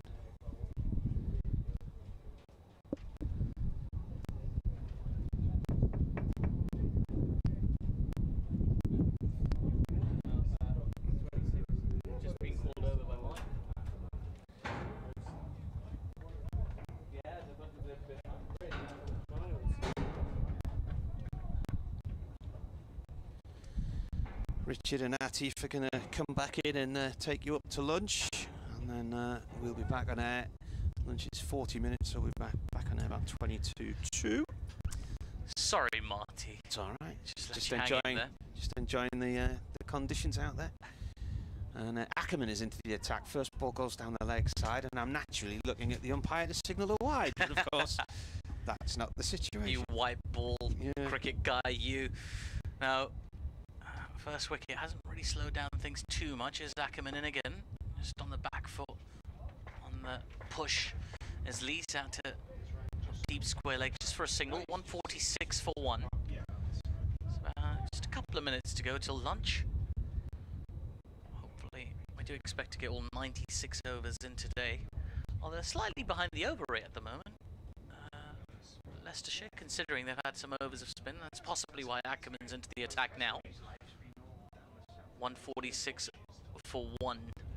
The score is as Scott Borthwick is about to face up to Ackerman for the first time. Just took a minute to compose himself. Here's Ackerman. Bowls a full and straight. Borthwick forward in defence. Back to the bowler. There is no run. 46. There's the score. It's just gotten slightly cloudier. Those clouds have come in as the days progressed. There's Ackerman again. Back of a length. Pushed, but not as further than Tom Scriven at mid-on. And another ball passes. I was chatting to Richard, who's now back alongside me in the commentary box. We were chatting on the balcony. He told me he does whiz through his overs. You weren't wrong. Into his fifth delivery already. And that one just pins Borthwick back a little bit. He did get his bat on it, but slightly late on that shot as it pops out towards extra cover. There is no run. One ball to come in this over. It's going to be hard to have a chat during Ackerman's overs. It's very hard. You just got to... Yeah, it has to be between overs when Ackers is bowling. Here he comes now. He finishes with another tidy delivery. He's just pushed him on. There is no run. 146 for one. The score remains. And just a minute to go to lunch. I think they'll get in another over at least. Yeah, they'll get in one more over. But given Ackers... Well, only the one over, and Parkinson bowled 6 or 7 overs.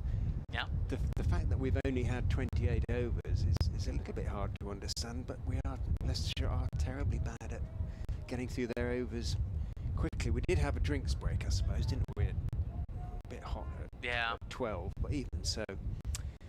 Eddie Barnes from the Bennett end going round the wicket to Alex Lees, who is solidly forward. Solid is a good description of everything Lees does. He's a big man, he's a wide man, everything is close together, and it looks, when he's in this sort of mood, a very hard defence to break down. Yeah, I imagine Michael Jones would be annoyed with himself. He was looking very good, and he kind of timed that shot really well, the one that Ackerman caught at mid-wicket. Yeah, my first reaction was giving it away, and I think he probably feels much the same way. Barnes is in, another Yorkshireman. As it happens, Lees turns him off his hip down towards backward square, where Rishi Patel comes in off the ropes and fields, and one is taken. Yeah, those clouds have sort of slightly formed over. I remember in the morning talking about that radar that said we might get a little bit of rain at 4 o'clock, but I was looking at the sky thinking, Richard, there is no way there's any. It's blue and clear and gorgeous like an oil painting, and like all of a sudden though, it has gotten a little bit. There's a bit of white stuff around. Yeah, but cumulus nimbi in the distance. I'm not very good at clouds. Barnes is in. Borthwick, yet to get off the mark, is forward, slightly angled back, drops it out towards Salisbury at backward point. I think, as we were saying out there, the fact Leicestershire have picked as many seamers as they have almost certainly means that Mulder isn't fit to bowl, so he's been picked as a batsman. Leicestershire's South Africa international all-rounder. But it does unbalance the side. The presence of Hanscom notwithstanding behind the stumps, who is a class batsman, obviously. He has a slip at the moment. in Vian Mulder as Barnes goes in, and Borthwick is off the mark now with a most pleasant off the drive. He has found the gap in the covers. It's running and running and running out towards the extra cover boundary, dragged back maybe half a yard inside the ropes by Salisbury, relayed on by Ackerman, and Borthwick picks up 3. I'm really impressed you knew that was Matt Salisbury. Couldn't even see a shirt number from your angle, and you're miles away from him. When you've watched these players day in, day out forever, you get to know sort of body language and movement, and even though Salisbury's a relative newcomer to the team, he's played in the very first game against Yorkshire, famously won by Leicestershire after Yorkshire did set the game up.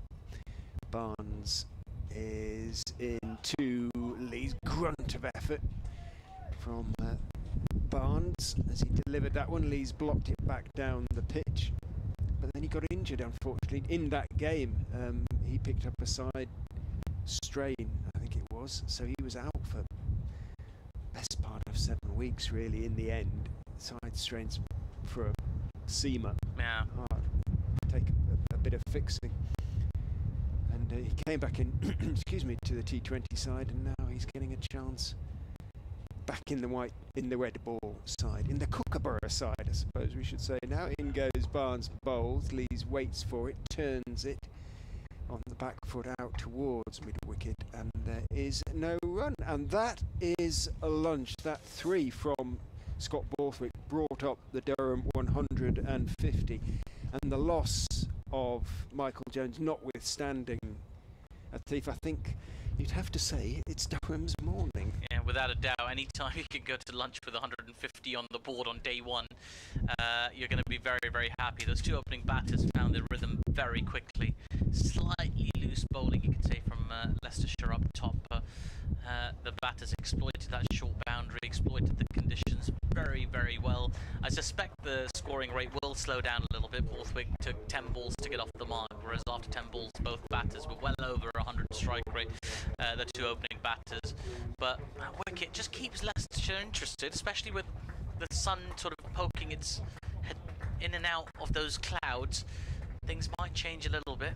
That Kookaburra ball isn't the most exciting tool to work with as a seam bowler, but thus far, a couple of encouraging signs. It's not all doom and gloom for Leicestershire. And with that, on that positive note from the Foxes' point of view, we will let you go and have your lunch. We'll be back with you in around about 35 minutes' time. For now, from the Uptonsteel County Ground, we'll say good afternoon.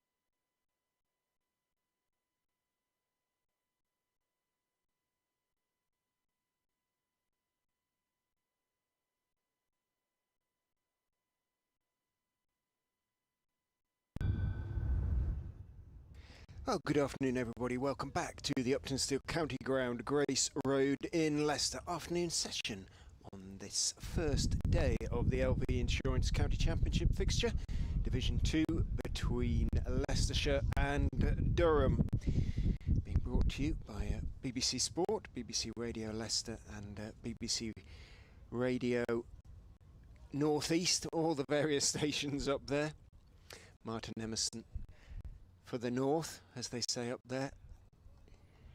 Richard Ray for BBC Radio Leicester, and delighted that we're being joined for the first three games of the game by Atif Nawaz from BBC Sport. Very much Durham's morning. As you can probably hear, the wind has got up a little bit during the lunch interval. It's a gloriously warm wind, and thank goodness for it, because without it, it would be baking. It is a beautiful, beautiful summer's day here in the Midlands. Yep, the forecast suggests that it's going to stay that way for quite some time as well. 26 degrees was the temperature, although Martin Emerson was looking at his app and apparently it feels like 34. Probably does to him. He is from Durham. Yeah, we were saying earlier, Sunderland. I remember being in Durham last year for the hottest day of the year, 40 degrees for an England match at Chester Street. It's tough going. Anyway, here we go. First ball after lunch. Scriven runs in to Scott Borthwick, who works that ball fine down to fine leg. There is a fine leg in place, and he's very, very fine. Just a few paces wide of the sight screen. They run through for a leg by. So not off the bat that time. 151 for one. What were you doing last year on the hottest day of the year, Richard? Which was in June. I'm not sure exactly when, but I think were we not playing? We might have it a game. It was the same day as Ben Stokes' last one-day international for England. That's how I remember it. Yeah. Here's Scriven again. That ball's pushed to mid-wicket. There is no run. I remember playing once on an incredibly hot day in a village in Kent for the Sunday Times. You were playing for the Sunday Times team? Then, yes. Ah. Yeah, I worked for them for a good few years. Are they any good? Sunday Times occasionals, we had a very nice cap. It was black and white quarters with a quill pen emblem upon it. Really taking that sort of writing theme to nth degree. I love it. Very good. Here is Scriven again. He comes in. This is full again down the leg side. Taken well by the keeper. Just struggling with his line a little bit. Is Scriven post lunch.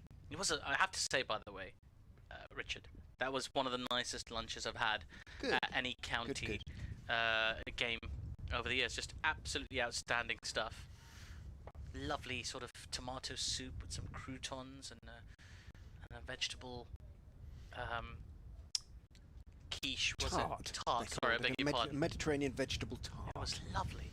Really, really nice. Really enjoyed that. Back of a length again, defended into the onside for no run.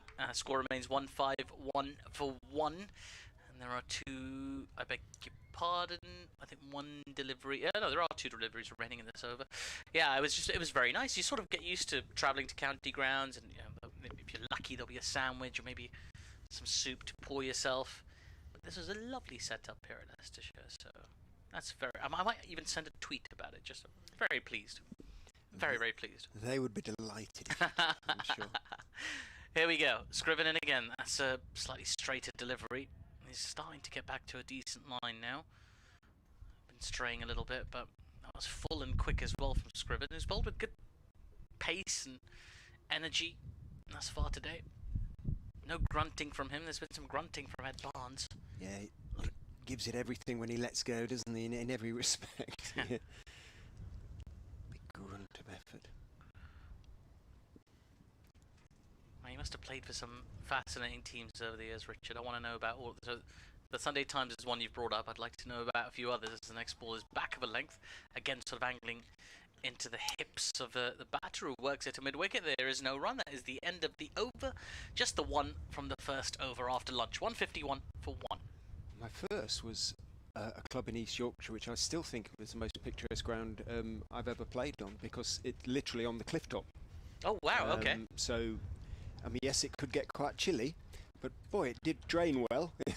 It's straight down the chalk cliff, you know, if it rained, and it sometimes did, even in East Yorkshire. Well, what happened when the ball went over the cliff? Well, because there was about 40 yards between the cliff top and the boundary edge. So, I mean, you know, if there was a big hitting batsman from the other side, eyes would light up, and it was always worth tossing a few up from the sea end, because, you know, they would try and basically wipe it over the cliff. And when we played the very odd sort of testimonial Yorkshire brought a team there once, then obviously the pros used to try and whack it over, but it was a fairer whack to get it over the cliff.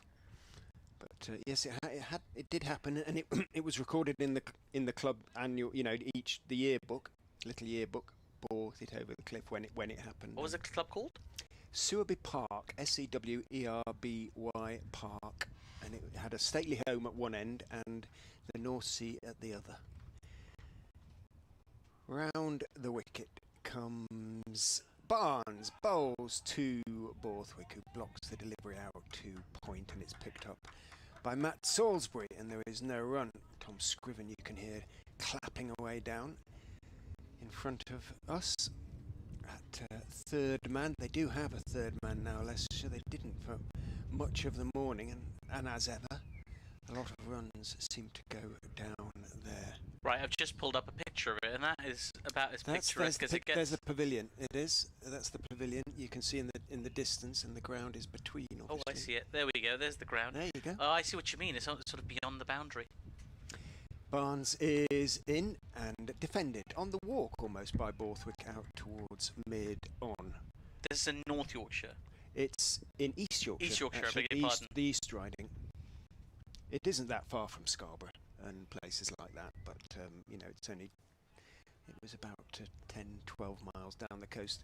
Bridlington was the nearer to town. This is exquisite. But yeah, as I say, even if it rained, it usually dried out pretty darn quickly up there. And we used to get a lot of visitors from West Yorkshire who'd come to see the beach, etc. And Barnes goes past the outside edge of Borthwick's bat there, just managed to straighten one. I did have a quick word with Ed Barnes as he emerged from the restaurant, pink of face and dripping with sweat, bless his heart. But even then, approachable, Eddie Barnes, he always is. I said, what's it like bowling with the Kookaburra? He said, well, there isn't much seam left already. And we've had 29 overs. He said, it's basically you have to bowl as though you're bowling with a white ball. Yeah. So you've got to use your variations, you've got to bowl slower balls, you've got to bowl cross seam, etc, etc, etc. In he goes, and bowls solidly forward is Borthwick, stretching out, playing the ball to Ackerman at short extra. The pace of Durham scoring this morning at the best part of 6 runs and over almost, although they've only added one since lunch, has given Borthwick all the time he needs to play himself in, essentially. Lees has settled down a bit. He went to his 15 close on a runner ball. Since then he's just picked up singles. But it's also the case that I think that Leicestershire have bowled differently. Yeah, that's me. Yeah, I was just double checking. Sorry? I was just double checking. In goes Barnes, bowls. Borthwick angles his bat as he goes forward to that one and off stump, but he can't get it past Salisbury at backward point. Just sharing a few images of the Sewerby Cricket Club online. It's definitely worth looking at. It's just absolutely gorgeous. I love these all around the world. You get these just beautiful spots to just watch cricket. Oh, I see. You mean that you thought that might be my Twitter handle? Yes. No. That it is not. So I'm just about to tag a different Richard Ray. No, this year's, as Barnes goes in and bowls, and Borthwick again solidly forward. Good, accurate over, good bowling from Ed Barnes. 6 overs now, 1 for 17 for Eddie Barnes. It's at Fox's Crick 2023, so started it anew this year. Rather it got a bit depressing, Twitter. Yeah. And it can still be at times. So I did actually come off last winter, but I did start another one this year, which concentrates mainly on the cricket at Fox's Crick, CRICK 2023. Should you wish to get in touch via that particular medium. And we shall put you out there now. Right, here we go. Scriven in for the third over after lunch. Starts with another short ball angling across the left-handed Lees. It flicks the ball nicely, but only as far as square leg, and there is no run. He seems committed to this line. And there's an element of just being wary of that short boundary in the covers. Also, Lees is very hard hands. He can push through that very easily. Now, we've got a decent sized run up as well as Scriven starts from the advertising painted on the pitch. It's a little bit fuller and outside off, takes a thick inside edge off the bat of Lees and goes out to fine leg. And the batters run through for a single, but well, that's interesting. Just getting a better line and instantly finding himself with sort of half a chance was Tom Scriven. I saw him actually just spotted Tom Scriven. He did the very nice thing where he finished his lunch and took his plate back to the counter and put it there. I thought very good manners. He is a very well brought up young man. There is Tom Scriven. Back of a length, outside off, well weighted by Borthwick, who plays with soft hands wide of the extra cover fielder. They run through for a quick single. No And that's a no ball again. That's the second no ball we've seen from Scriven today. And he's just having a look at where his foot was. The umpire's just giving a bit of guidance. Just checking his footholds. It is a sort of a rhythm thing. Nowadays, of course, the bowlers will mark out their run-ups before the start to play, and they use that little spray, that disappearing spray. Umpire Chantry's got a very wide brimmed Panama on it. It's almost sort of straw boat sort of size. It's really quite impressive. He had a very eccentric run-up, didn't he, Jack Chantry? Yeah. And delivery. Yes, absolutely. This is full, driven on the bounce to a tumbling extra cover fielder, and there is no run. I did ask Tom as he was going back out how he'd played a game for Saltburn, which Marty was banging on about this morning. Sorry, he was discussing this morning. And I said, how come you ended up? He said it was completely random. He said, I just happened to be up there. I played an odd game. In comes Scriven again. That ball's played just wide of the fielder at mid-wicket. They're going to run through a quick single. They're going to make it. Good early call there from Borthwick to get that run through. But even so, things moving at a slightly more conventional pace now post-lunch.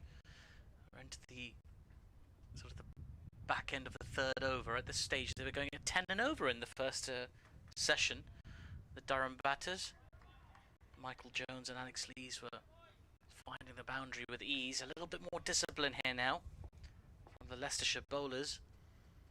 Scriven runs in again. Moles.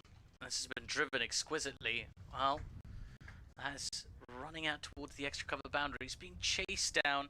An outstanding sliding stop there by Lewis Hill. Prevents the boundary. Terrific work in the deep. I think Budinger got a hand to it in the when he dived across a extra cover and just slowed it sufficiently. Otherwise, that Hill would have got nowhere near that. So it was good work on both their parts. We'll give Sol a little bit of credit there. Absolutely. They did run through for two more. Here is Scriven now, again drifting onto the pads of Borthwick, who works this out to fine leg, and it'll just be a single to close out the over. Just as I was talking about a more restrained scoring rate, it's all gone up again. 159 for 1 after 32 overs of this innings, 96 overs, so we're technically a third of the way through. A lot of your followers are raising the question of who brings the ball back from the beach. I see already. But from as I say, it was a there's a good 40 yards between the boundary and the cliff top. It was doable, but it was a heck of a clean hit. Yeah, white ball lovers. Once a season it used to go over, but yeah, nobody bothered to go and get it after that. I don't know how many was red balling. I've never ever played with a white ball, so I don't know. Well, yeah, it's just I think a lot of modern cricket fans, that's their format of choice. Yeah, absolutely. So they assume every ground is going to have that kind of output. Barnes is in. That one moved a fraction on Borthwick. Had to adjust as he went forward. Going forward is the way to go on this pitch, but had to adjust at the last moment there.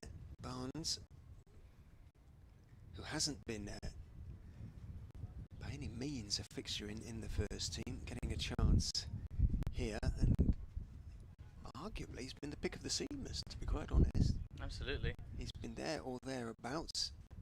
Famous last words. Watch what will happen now. But he has, and he has picked up the only wicket to fall. In he comes and bowls, and he does drift one onto the hips, inevitably, that Borthwick manages to get down too long leg. He took his bottom hand off the bat as he did so maybe Barnes got a little bit of extra bounce there.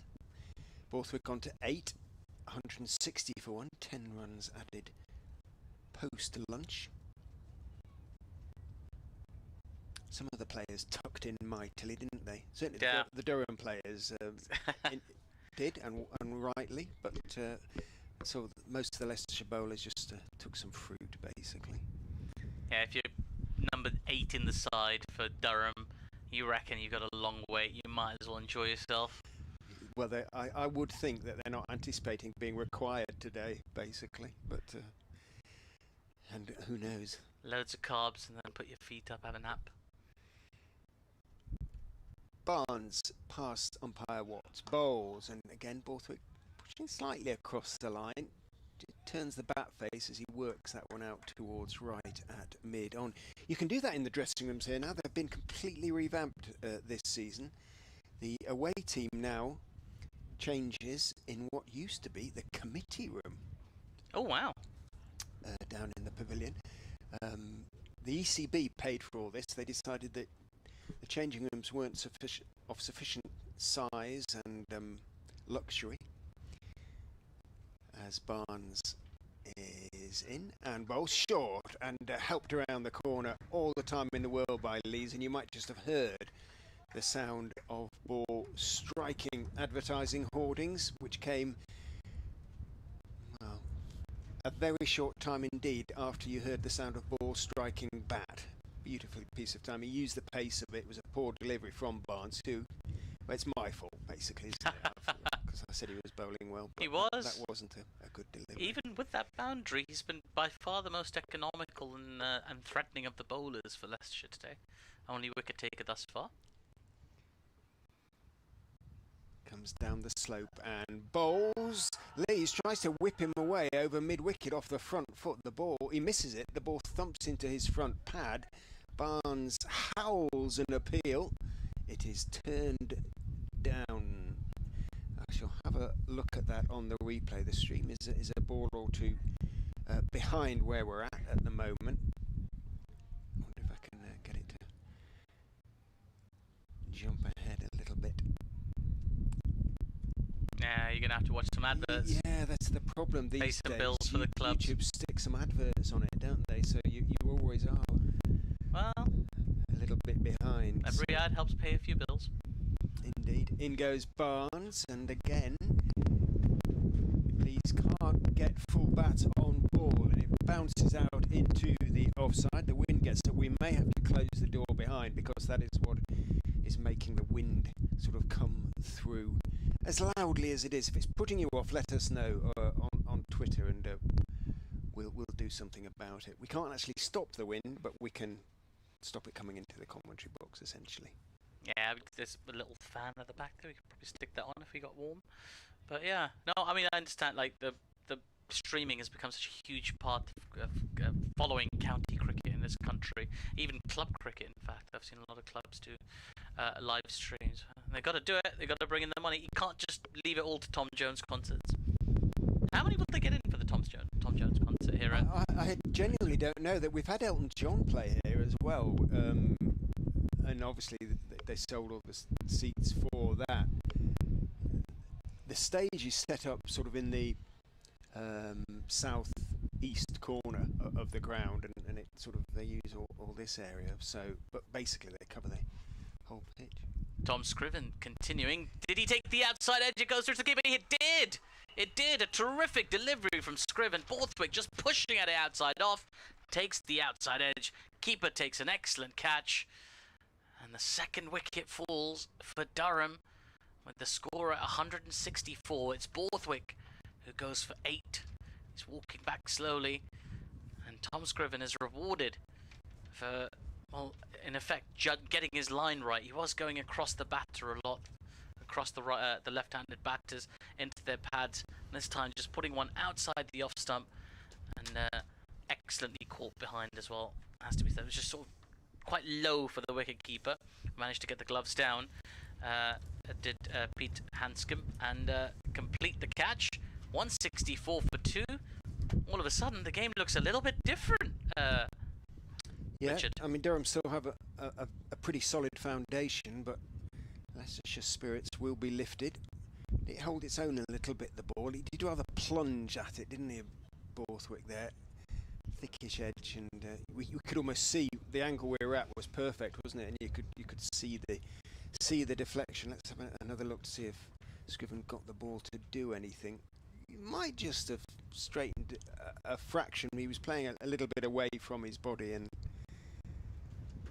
took a discernible, as they say, edge. Yeah, Scott Borthwick will be frustrated. David Beddingham, the new batter, on his way out, but Borthwick's a very talented batter, and he's been getting some runs for Durham as well, so he'll feel like he's missed out on a very good batting pitch. But Leicestershire have been better after lunch, has to be said.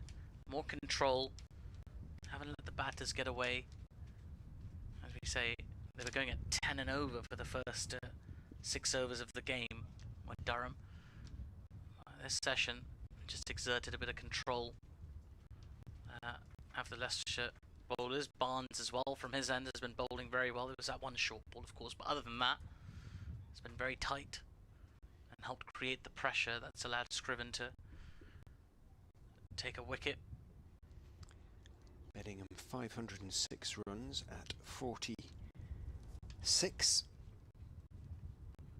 2 centuries and a 50, so if he gets in, he tends to make it count. David Beddingham. Just with Lees established at the other end.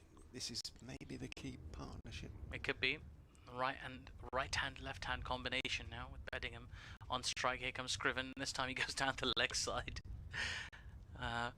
It'd be a good delivery to a left-hander, that one, from Scriven.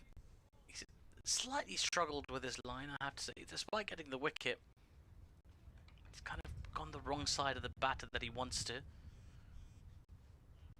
Wants to put this new batter under pressure as quick as possible. There's a slip in place, and 2 fielders deep in the leg side. A widest set fine leg and a backward square leg. Here is Scriven. That's a much better line. On off stump, pulls out a defensive shot. Does Beddingham to mid-on. There is no run. This feels a crucial phase for Leicestershire.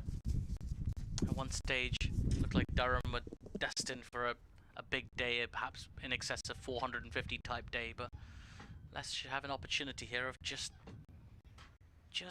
pulling that back in, changing those expectations a little bit. A bit more positive body language as well. It's still very hot. It's a big challenge to field or spend the day in the field in these conditions. And one way you spend less time in those conditions is you take all your wickets. There's a big cumulus nimbi in the sky. I see the one big great cloud sort of dangling a little bit further from the pitch. Still bright-ish here, but something to look out for later. Here's Scriven. Again on a sort of leg stump line with Beddingham. Gets in line, pushes the ball defensively to mid-on. There is no run. I don't think there'll be... It's not imminent or anything, but I'm starting to see where it might come from. There's still a reasonable sort of crowd here. Nowhere near the 5,000 capacity, of course, but a lot of people have come in. See some flags as well. Very committed Leicestershire fans. 164 for 2. Scriven in. And once more defended by Beddingham down the ground to mid-on. Well, sort of mid-wicket really for no run.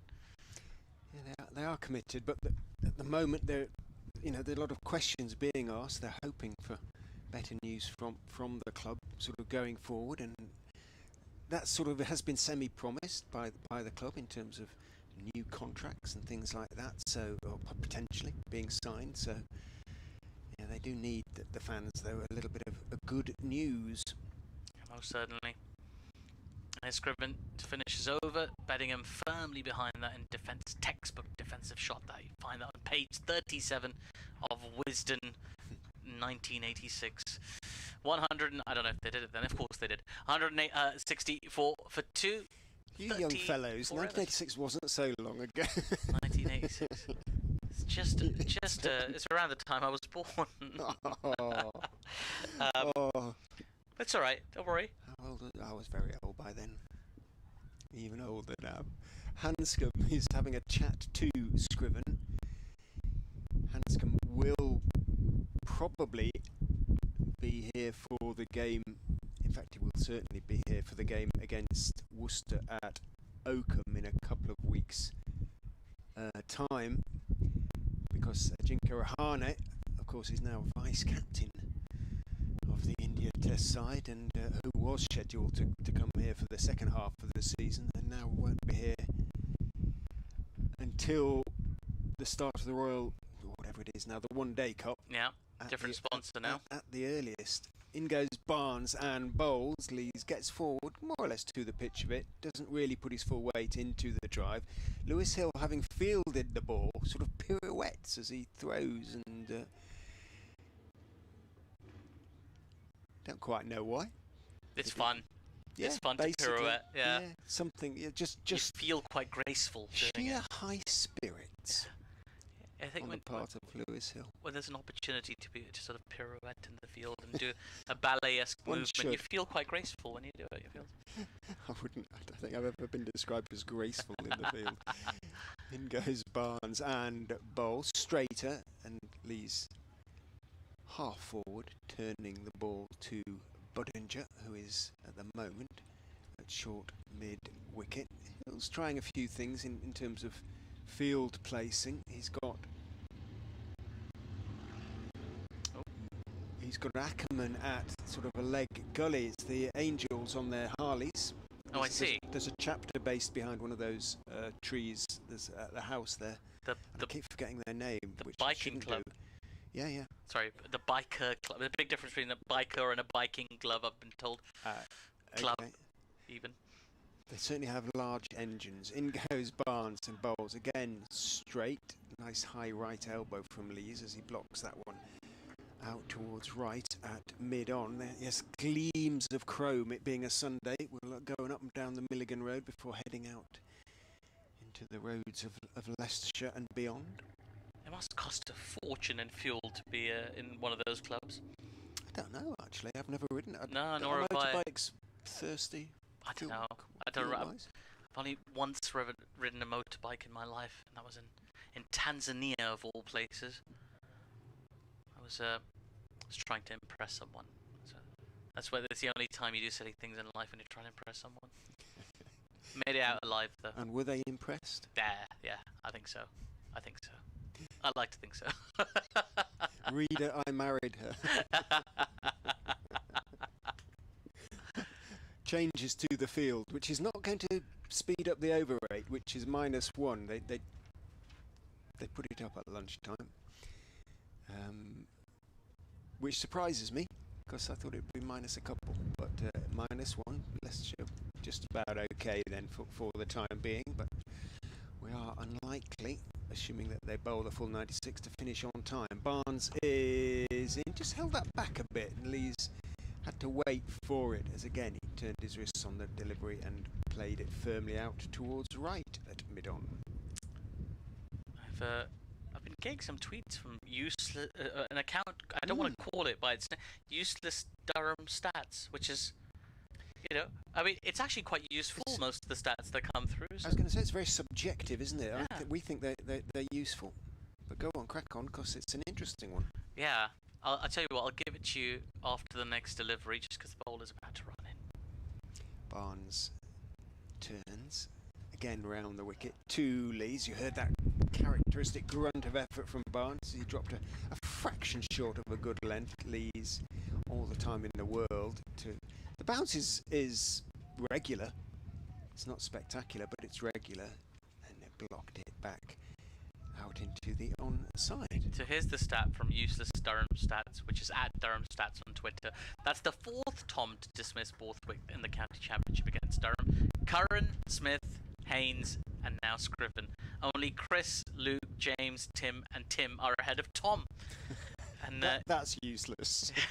In goes Barnes, and it's turned into the gap by Lees out to the sweeper on that leg. So you almost have to have a sweeper on that side of the ground in front of the popular seats.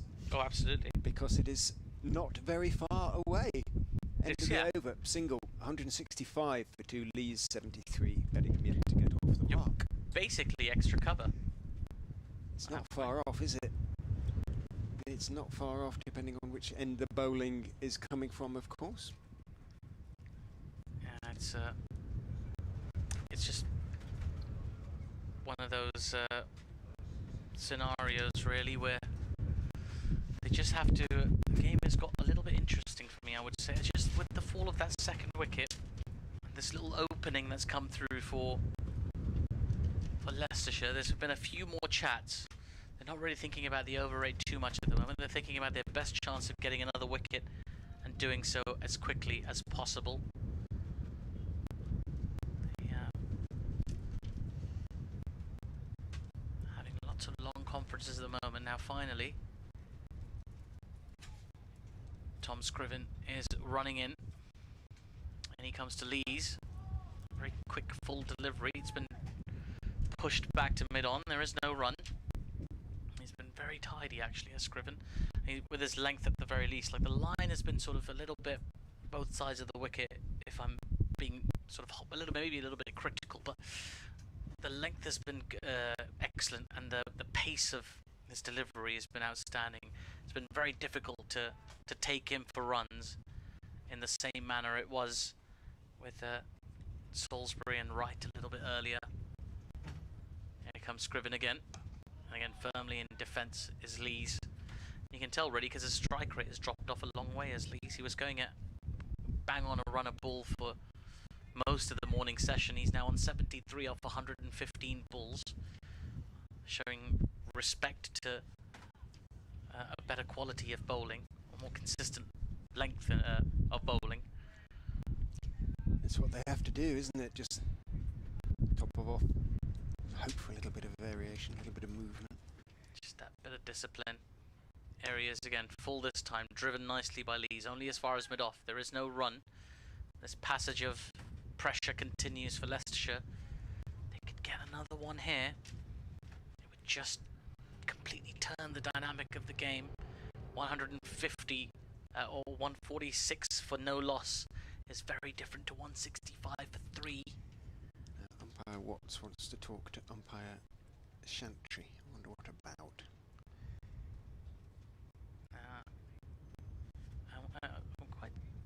I have no idea what they could possibly be talking about, because the weather is fine. It is a bit windy. And whatever it is they've wanted to talk about, they've done it very quickly, and they're now going back to their positions. Possibly looking ahead to some weather, I'm not sure. Richard's got his theories. This is full. It's been driven nicely, but only as far as the fielder. Excellent tumbling stop by Lewis Hill at mid-off. There is no run. Chris Watt is one of the few umpires who has not played any first-class cricket at all. Norfolk police officer. Oh, really? There's a transition.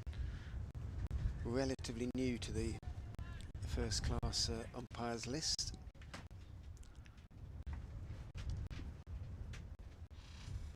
Lee's on strike, waits for Scriven. This one's been driven nicely. This was overpitched and given the treatment by Lee's. Just driven down the ground, almost straight into the, just wide of the side screen on the onside. 4 runs.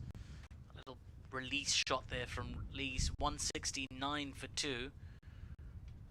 Now he'll be annoyed with himself, Scriven. His line, as we said, has been a bit sort of both ways, but his length had been immaculate pretty much ever since lunch. That's the first one he sort of over-pitched. He got a little bit unlucky that it was to Lease and not the new batter Beddingham. Here he comes again, looking for a big comeback ball, is Scriven. He bowls back of a length this time. Driven nicely, though, by Alex Lees, and he has timed the pants of that ball. Beautiful shot in front of square. It runs away to the cover boundary for 4. And there's a couple of boundaries to finish that over. Just take the steam out of Scriven a little bit. He might. Must be lovely to be able to do that, mustn't it? He just leaned forward and pushed Top it. of the bounce, he wasn't anywhere near the pit, but crack of ball on bat there. Again, Watson Chantry, deep conversation here. What a lovely shot that was from Lees. Yeah, he's playing some exquisite cricket today. And also some very sensible cricket. As we say, he had to just, that phase of just going back within himself. And he did that, just sort of held out, waited for his moment. You know, in these kind of conditions, the bowlers will struggle to have, you know, immaculate discipline. And he just pounced with those last 2 balls. It must be so deflating for Scriven because his first 4 were excellent deliveries. It's a problem for Hill as well. He probably hoped that Scriven had settled, but in a bit away there, and he might have to turn back to Parkinson perhaps, although there didn't look to be anything there for the spinners, as you wouldn't expect on the first morning. Yeah, I still expect to see Parkinson and probably a lot of Ackerman as well throughout the day, just to keep that over rate going. Don't really want to get in trouble.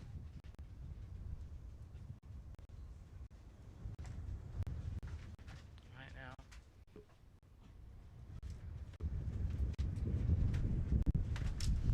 Barnes back over the wicket to David Beddingham, who is taking all the time he needs to play himself in, and in that way he just leans forward to that delivery on off stump and blocks it out into the off side. Say all the time he needs. He's been out. It feels though he's been out there a while. He's actually only faced 6 deliveries yet to score. Lees' little burst of runs there at the end of Scriven's over has lifted his strike rate back up to around about, I think, the sort of 75-80 at which he's been scoring his runs this season. 81 off 119 for him. Barnes is in, looks for the Yorker, dug out by Beddingham in a rather casual way, and then he examines the bottom of his bat just to make sure all is well. My maths is vague. Don't ask me to work it out properly with it. Numbers like 81 and 119 and things like that. 173 for 2, 37th over going down. 60 to bowl today, the best part thereof, as Barnes, sun goes behind cloud, goes in and bowls to Beddingham, who just blocks that one back into the ground. It bounces up high for Barnes to stick out a big North Yorkshire paw and block the delivery out towards Budinger. Score remains 173 for 2. Atif's going to have a little break, and Martin is going to come back alongside me for the first time this afternoon. I'll be able to tell him about Tom Scriven's Saltburn connection. Barnes is in and bowls. Beddingham is careful. Again, just leans forward. Straight delivery. Blocked out on the onside this time. Vian Mulder fields. And there's no run again.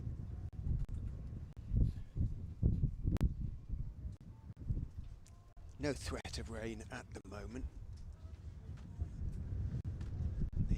The wind, which as you can hear is now brisk, is moving the clouds at a reasonable rate. So I asked Tom about his Saltburn connection, Martin. Yeah. And he said it's completely random. Right. In goes Barnes and Bowles, and again Beddingham is leaning forward into the defensive press. He said he just played a game or two up there. He said he just happened to be up there. So, but for more than that, he did not vouchsafe. Oh. So he was going out to warm up with Afonso Thomas. Then. Well, you did. You wanted to know. You built it up, but there, he did say now I'm the word disappointed. random. I'm afraid was, there's no. So that's I how didn't you know got whether on it'd to been talking about that cricket Durham ground on Uni. the cliff tops. That's where I used. That was my first. I played many years at Subi. Right. In goes Barnes and Bowles, turned neatly off his legs, or did he get anything on it? No, it's going very slowly, so I suspect it'll be leg buys. What will the umpires signal? No, he won't signal, so it must have been a little inside edge onto the pad. Ran about halfway down towards fine leg, and it does mean that David Beddingham is off the mark. End of the over, the 37th, 174 for 2. Durham building steadily post-lunch. They've added just the 14 runs. They have lost the wicket, that of Scott Borthwick. But Beddingham and Lees looking very, very solid. Beddingham playing himself in. Huh. Wow. Just seeing something here, which is not cricket related, but I thought I recognised the name. Retweeted by the Chloe and Liam Trust, who named after 2 of the kids from South Shields who died in the Manchester bombing.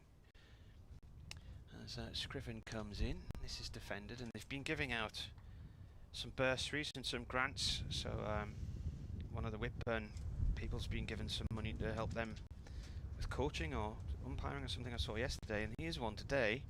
Millie Hickson receives a bursary from our junior trustees meeting to support her in golf.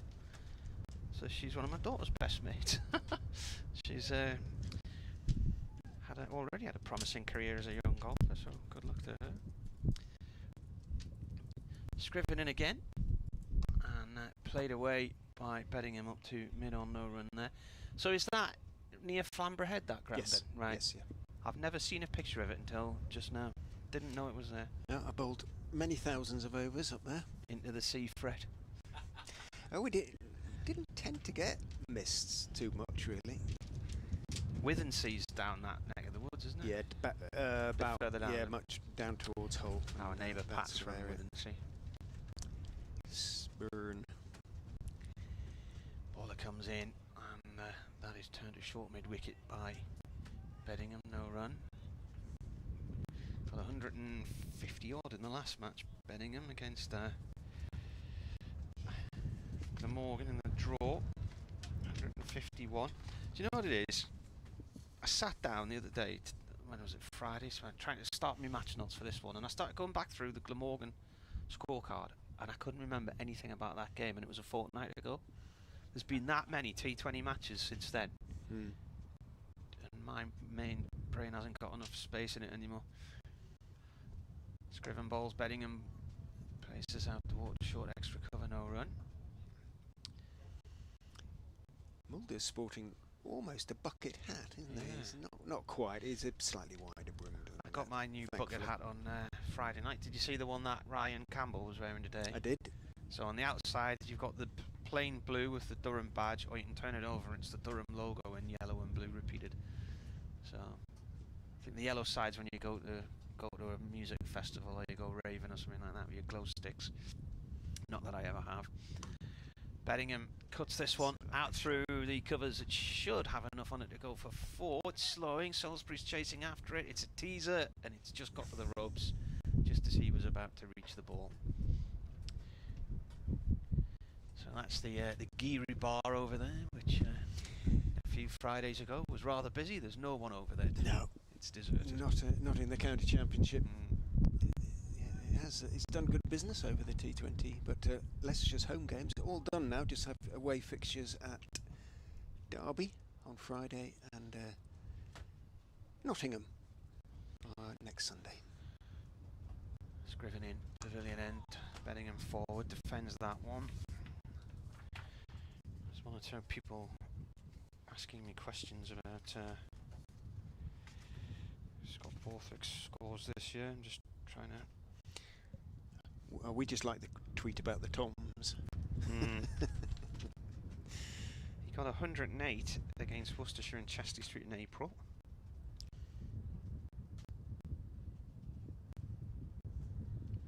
He's had a 59 against Glamorgan in Cardiff. And a 53 against Gloucestershire and Bristol 2 games ago.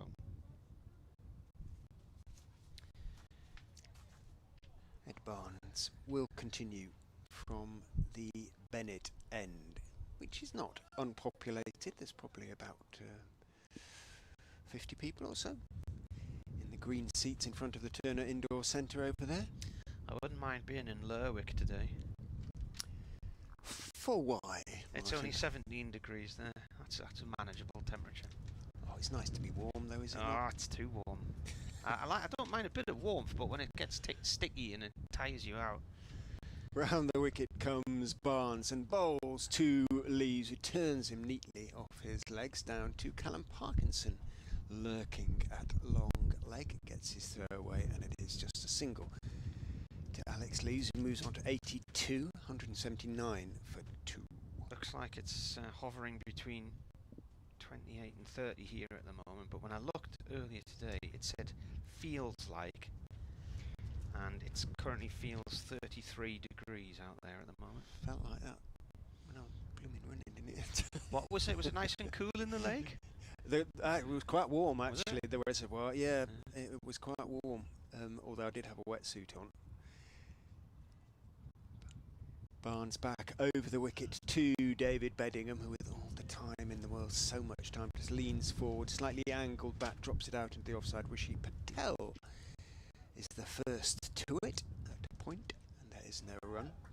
My wife did a feature on the TV the other night about the warming of the sea, and it's been suggested that the North Sea near us will be about 5 degrees warmer than it should be at some point this summer.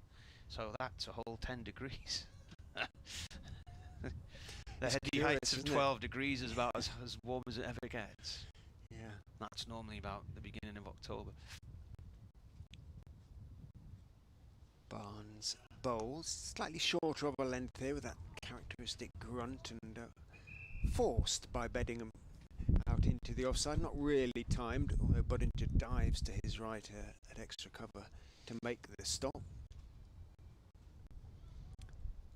Many people from around Leicester will head to the sort of Norfolk area, North Norfolk, and it is incredibly warm this year around there because it's so shallow, I think. The Wash and places like that. We had, on that hottest day of the year last year, I was out on the paddleboard on the river. There were huge jellyfish in the river. Massive things. Barnes is in, straighter. Beddingham leans forward. It's not a big stride, almost from the crease. His weight is on his front foot, just blocks it back down the pitch towards Barnes, who, having fielded it, throws it to the designated polisher of the side, the expert, the Sussex-bound Chris Wright. I think there's a few county sides would want Beddingham in their squad at the moment. The big money men teams. Building a good squad at Durham now, top of the table, and additions to come in the close season as Barnes is in onto Beddingham's legs. He just goes back and turns it calmly down towards wide long legs. Scriven moves to his left to field, gets away a sidearm throw, and there is the one run. We have an update to do at 2:30. How's that microphone? For BBC Radio Leicester. It has moved, eh? I tried to position it flush against the steel of the stand to get it out the wind, but it's moved. If we close the back door, Yeah. you won't hear it as much, but we will be hotter. I warn you. I warn you. Yeah. We won't get quite the through draft, which is so pleasant, or has been so pleasant. We have closed the door now, folks. In goes Barnes, and Bowlesley's defends on the back foot out into the offside. And there is no run to finish the over. 180 for 2 though. Durham are building a very solid foundation indeed, mainly through Alex Lees and of course through Michael Jones, who was dismissed for 78 earlier this morning in the 27th over. 145 for 1 at that stage, now 180 for 2. Martin is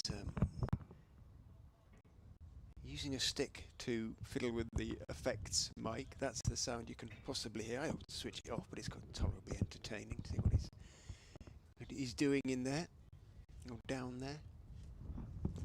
He's sort of jamming it up against the wall of the commentary box so that it gets less wind, but hopefully his efforts will be appreciated by you all. Parkinson is going to come back on, and Martin can tell you about it if he has finished poking the effects mic. He's not reappeared though yet, so I might have to start. He's going to be bowling to Beddingham on 6.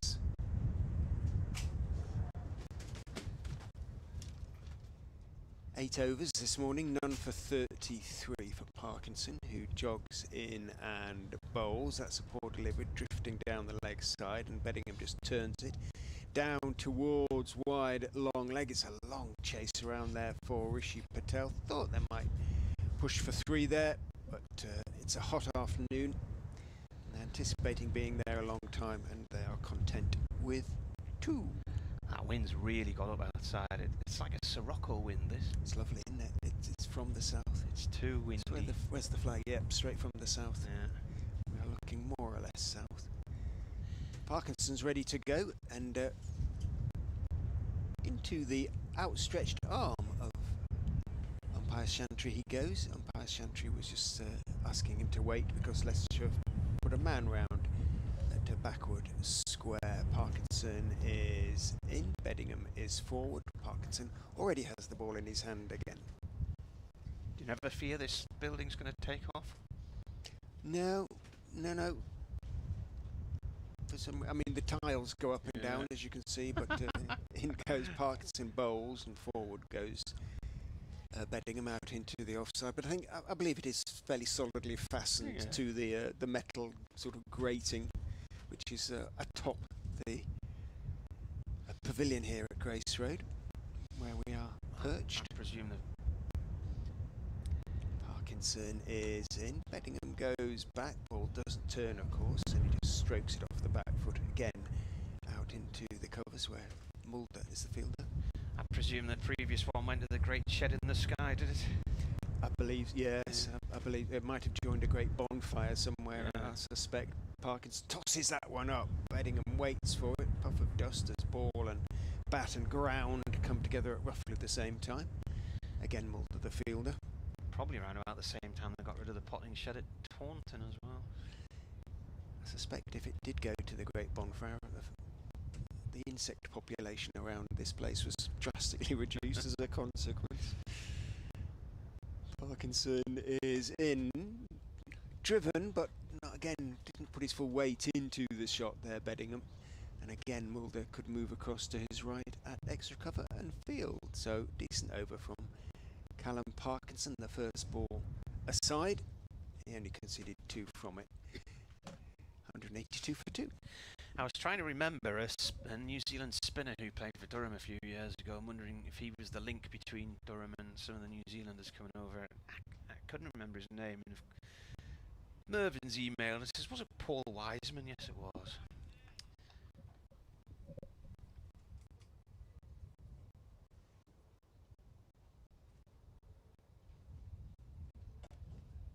It's quite warm in here now.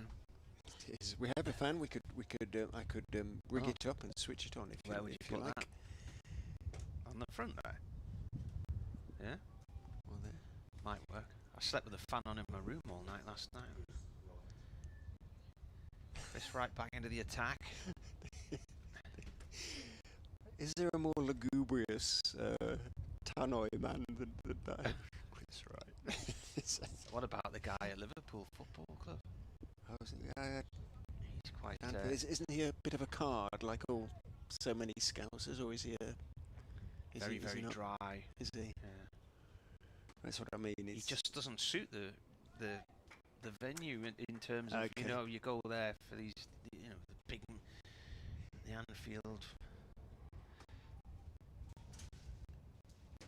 ambiance, so to speak. And comes right bowling here to Lees. He would be more suited, I think, the guy at Liverpool would be more suited to a county championship game. 182-42. Durham won here last year when Matty Potts got a load of wickets, 13 for 101 in the match.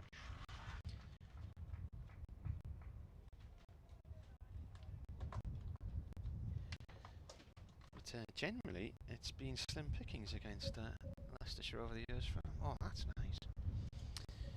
In comes right and bowls. Ball played back. Weren't you in here on the hottest day of the year last year? I think he was asking me that, and I couldn't quite remember.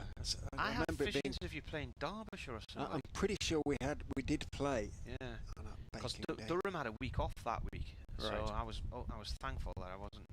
Mind you, at Chester Street and just stick the aircon on. But and they have forgotten the update. Hooray! Oh well. We shall crack on.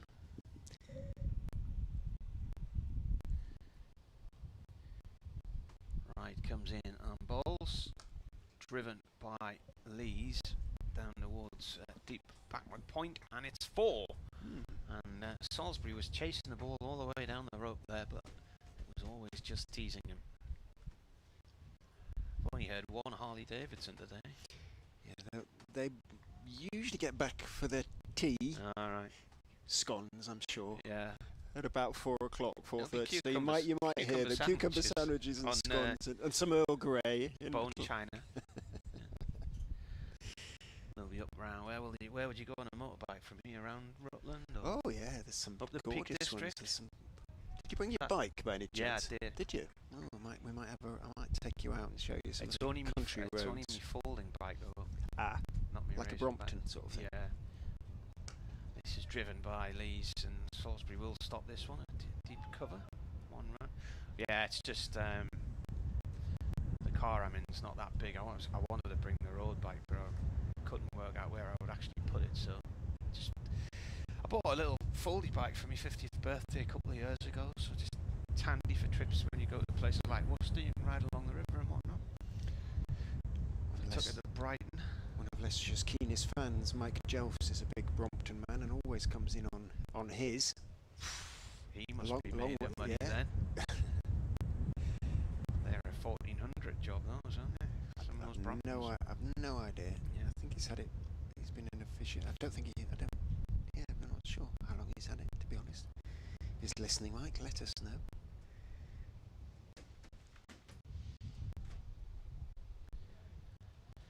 $187.42. Beddingham is on 8. Right bowls. Beddingham plays the ball back to the bowler. The talking of Saltburn, by the way, it is the centre of the cycling world today, as far as British cycling is concerned, because the British Road Race Championships are on there today. I don't suspect there's probably quite a bit of focus on Cavendish, etc. at the TDF.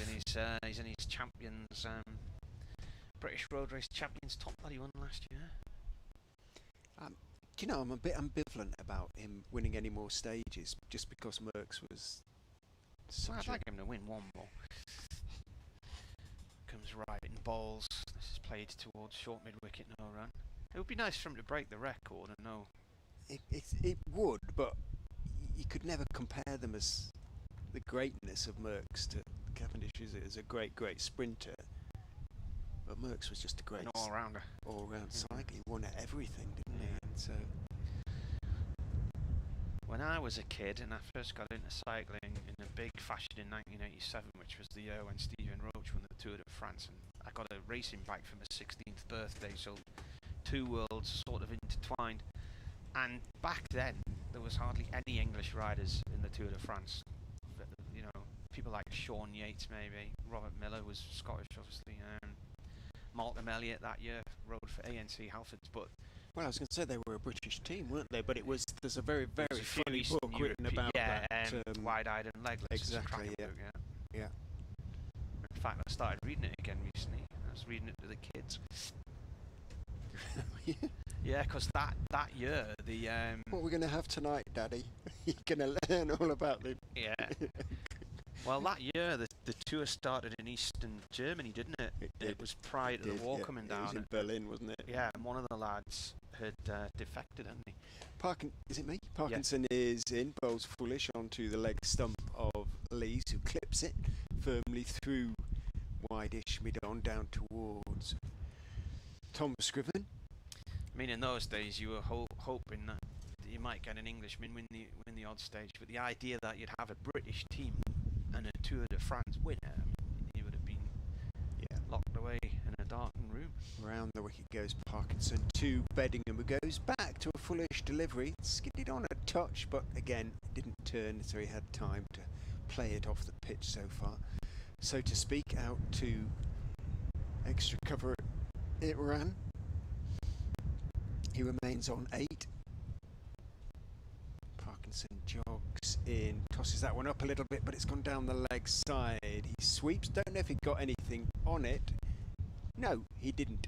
But neither, bad news for Leicestershire supporters, did Pete Hanscom behind the stumps. So it ran through to the finest of fine legs, almost a long stop for 4. When was Peter Hanscom with Durham? 2, 3 years ago, 4 years ago? Came for the T20 2019. He's been at Middlesex more recently for a couple of years.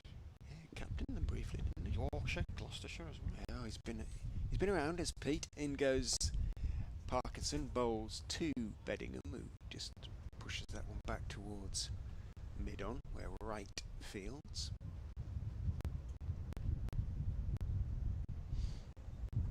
I might, back end of the week, and that one is 4. It bounced just short of the mid-wicket boundary. Dragged down from Parkinson, and Beddingham did not miss out. Goes into double figures. Rishi Patel signalled the 4.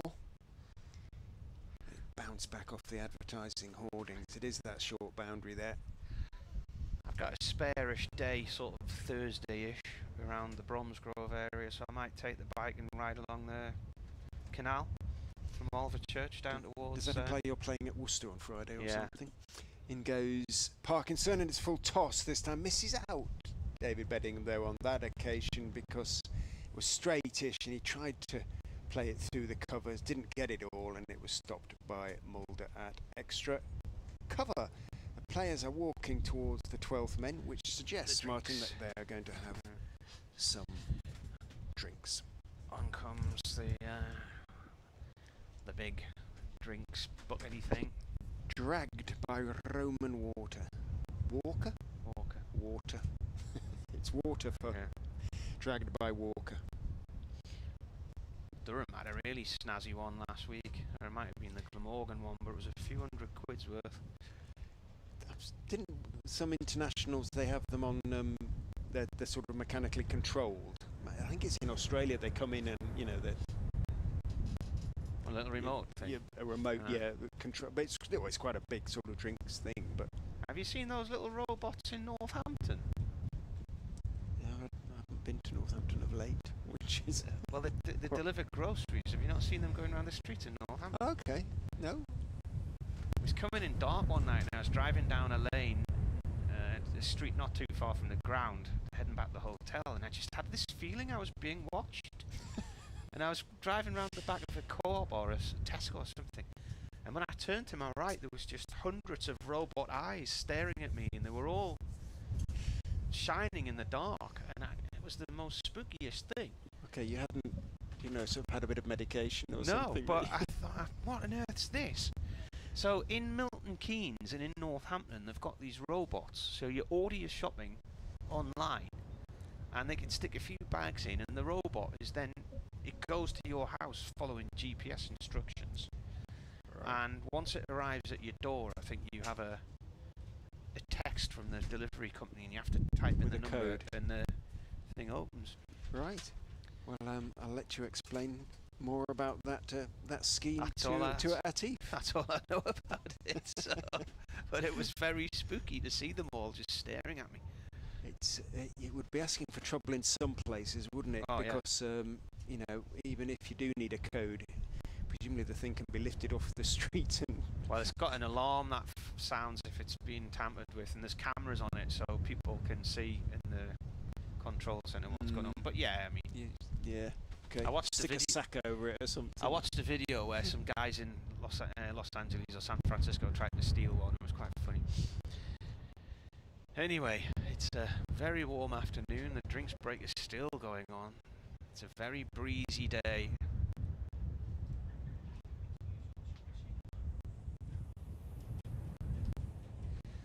And Durham are 196 for 2. And in the past would have been 4 runs away from a batting point, but not anymore, because it changed this year to 250. There's some spots of rain hitting, or some spots of water hitting the window, but I'm presuming they're being blown up from a puddle. Yeah, or coming off the roof maybe. I've just discovered what you were talking about this chair. This is like... Yeah, it's dodgy. You'll end up through the window with I that. feel like I'm on a ride at Alton Towers right now. Yeah. Have you been to Alton Towers? Yeah, a while back, but I used to enjoy that kind of thing. Are you a big... I haven't been to Alton Towers at all, but there's the two places near us which are popular in the north. There's a right poles here to Lee's. Let's play back to him. You've got Lightwater Valley, which is in the countryside near Ripon.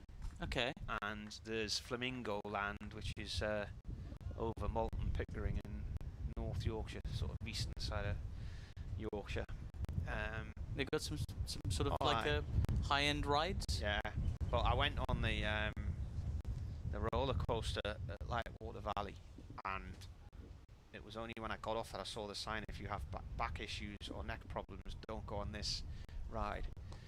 As Lees turns this off to square leg on the boundary for 1, and you got bashed backwards and forwards, head rock around all over the place, and I think that ride cost me something like 160 quid in osteopath fees afterwards. Oh my Sort my neck out.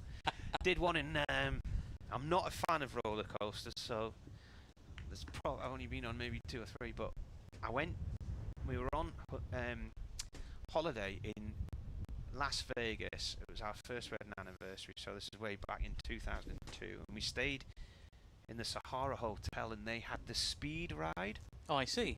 Yeah, so you fire out the side of the hotel where it's lovely in air conditioning, and it's suddenly in 45-degree heat with the street outside.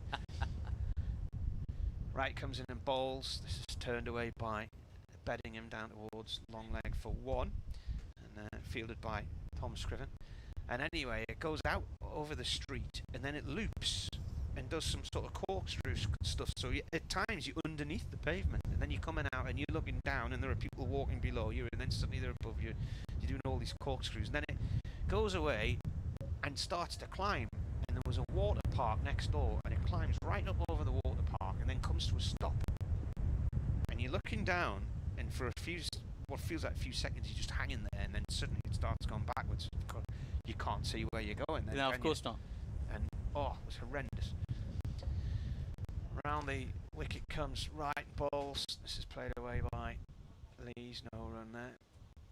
And when it got back into its base, I tried to get off, and the guy said, "We go again!" Boom, straight. And I was so ill. Me and my wife got off, and we literally crawled off the thing and crawled across the platform where you got on, and I had to sit with my back against this cold wall to try and bring myself round.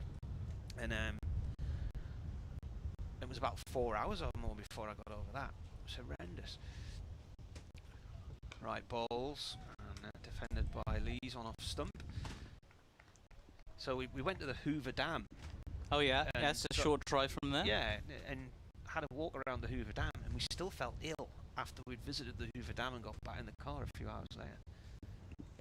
It felt like one of the worst hangovers I've ever had, and it was purely just off being bashed around after a roller coaster. Some fun Vegas memories as well. Only some of which I can share. Right to Lees. Lees gets up on top of this one, pays it up to mid-on. No run. A very quiet over in terms of runs there from a Durham point of view. Yeah, they've gone at a slightly slower rate since lunch, but yeah, just go to the Sahara. I think it was renamed in 2012 or 2013 to the SLS.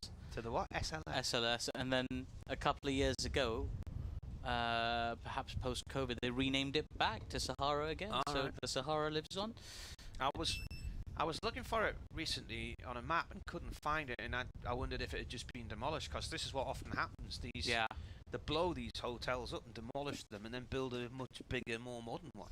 Some of them have managed to attain sort of legacy status, so it's harder to get rid of them. Although developers are always looking to, I mean, if they had their way, they'd take down the Aria, which was one of the more recent ones, just opened in 2007, I think. Here's Parkinson into Beddingham, who drives quite pleasingly out to the cover sweeper for a single. We drove into Las Vegas, and we stayed the first night in the Excalibur, yes, which is linked to the Mandalay Bay and the Luxor, and so you can walk between the three under the ground, really. Couldn't find a door out into the outside world, and we ended up in the parking lot at one point and flagged a passing taxi down, and he said, "Where do you want to go?" And I said, "To the street." So he took us upstairs to the street. Is Parkinson again, sort of a half volley ready, driven to the fielder. There is no run, but it wasn't much to stay on the Thursday night. It was about $50 or something like that. And it's still there. The Excalibur's, I think it's the cheapest casino on the strip. It has the reputation. Right. Although the strip's got longer and longer over the years. Parkinson in again. That ball's been played late, delicately played really by Lees down to that deep cover fielder, but of course he's so close in, they can only take a single short boundary that side. 200 up. 200 comes up indeed in the 44th over of the innings. They're going great guns, even having sort of slowed a tiny bit in their run rate post lunch. They're still going at quite some nick at the moment. Durham, another partnership brewing here as well. Not really being threatened. Lees into 90. Batting him on strike. This one's a bit shorter, and he waits on it nicely and punches it out towards deep cover for a single. 201.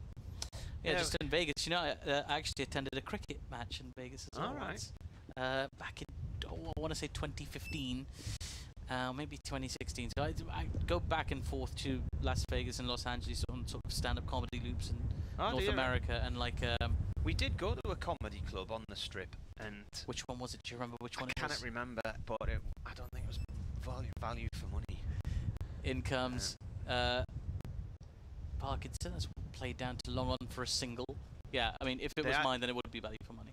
Well, it was about, I don't know, $40 to get in for the two of us, maybe. So you're going back 22 years now. You still got to get 2 drinks each. 2 drink minimum. It took an age to get a drink, but then the whole thing was over after about an hour and 10 minutes, and you were kicked out into the night. I thought we'd be there all evening. Parkinson jogs in, loses his way in his run-up, decides to not let go of the ball, try again. When we were on honeymoon in New York, we were in Greenwich Village and got chatting to these people, and they said, "Oh, you should go around the comedy club around the corner. It's brilliant." Here is Parkinson again. This is a bit shorter, flicked away out towards mid-wicket for a single. Which one was it? Do you remember the name of the club? It was down under the Comedy Cellar. Could have been, yeah.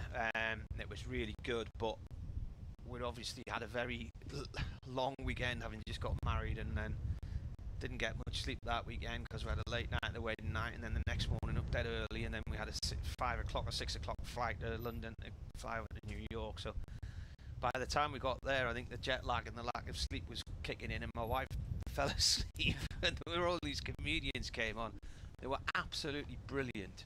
There's one lad came down from Canada. I'd never heard of any of them before, and the whole place was laughing. The roof was lifting off the place, and she's asleep on her hands, laughing in her sleep.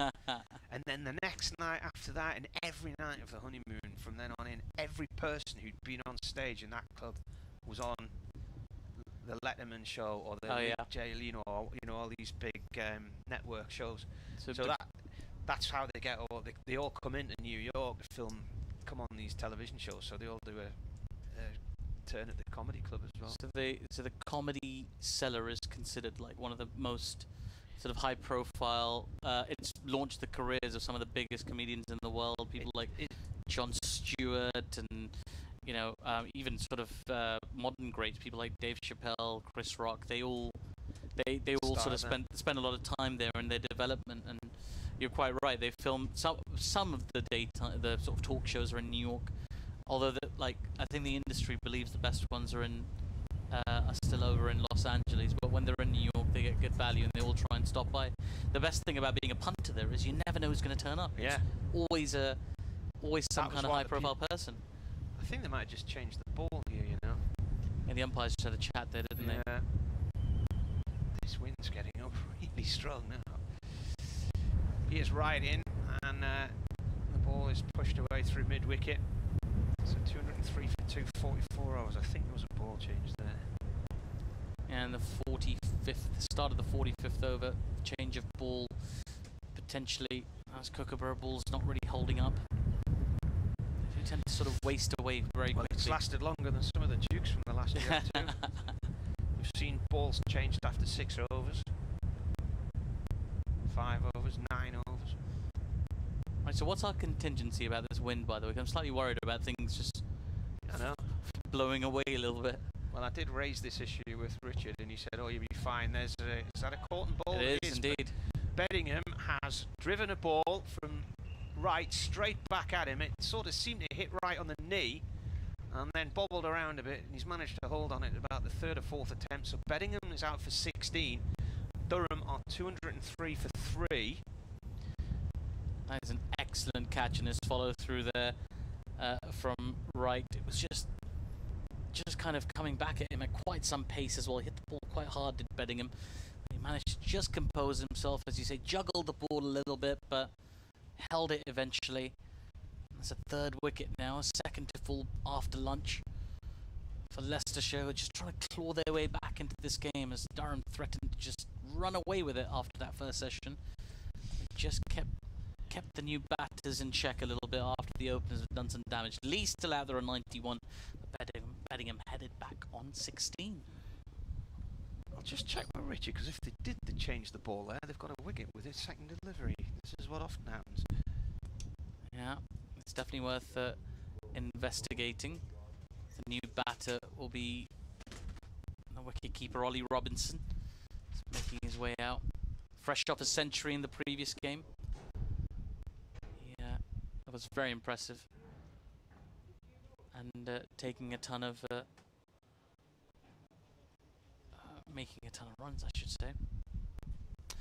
203 for 3 is the score as the wind continues to push across the ground. Probably being appreciated by the fielders out there who are trying to keep going on what's a very warm day. The desk in front of me, actually, I just put my hand on it. The sun's been shining on it all day.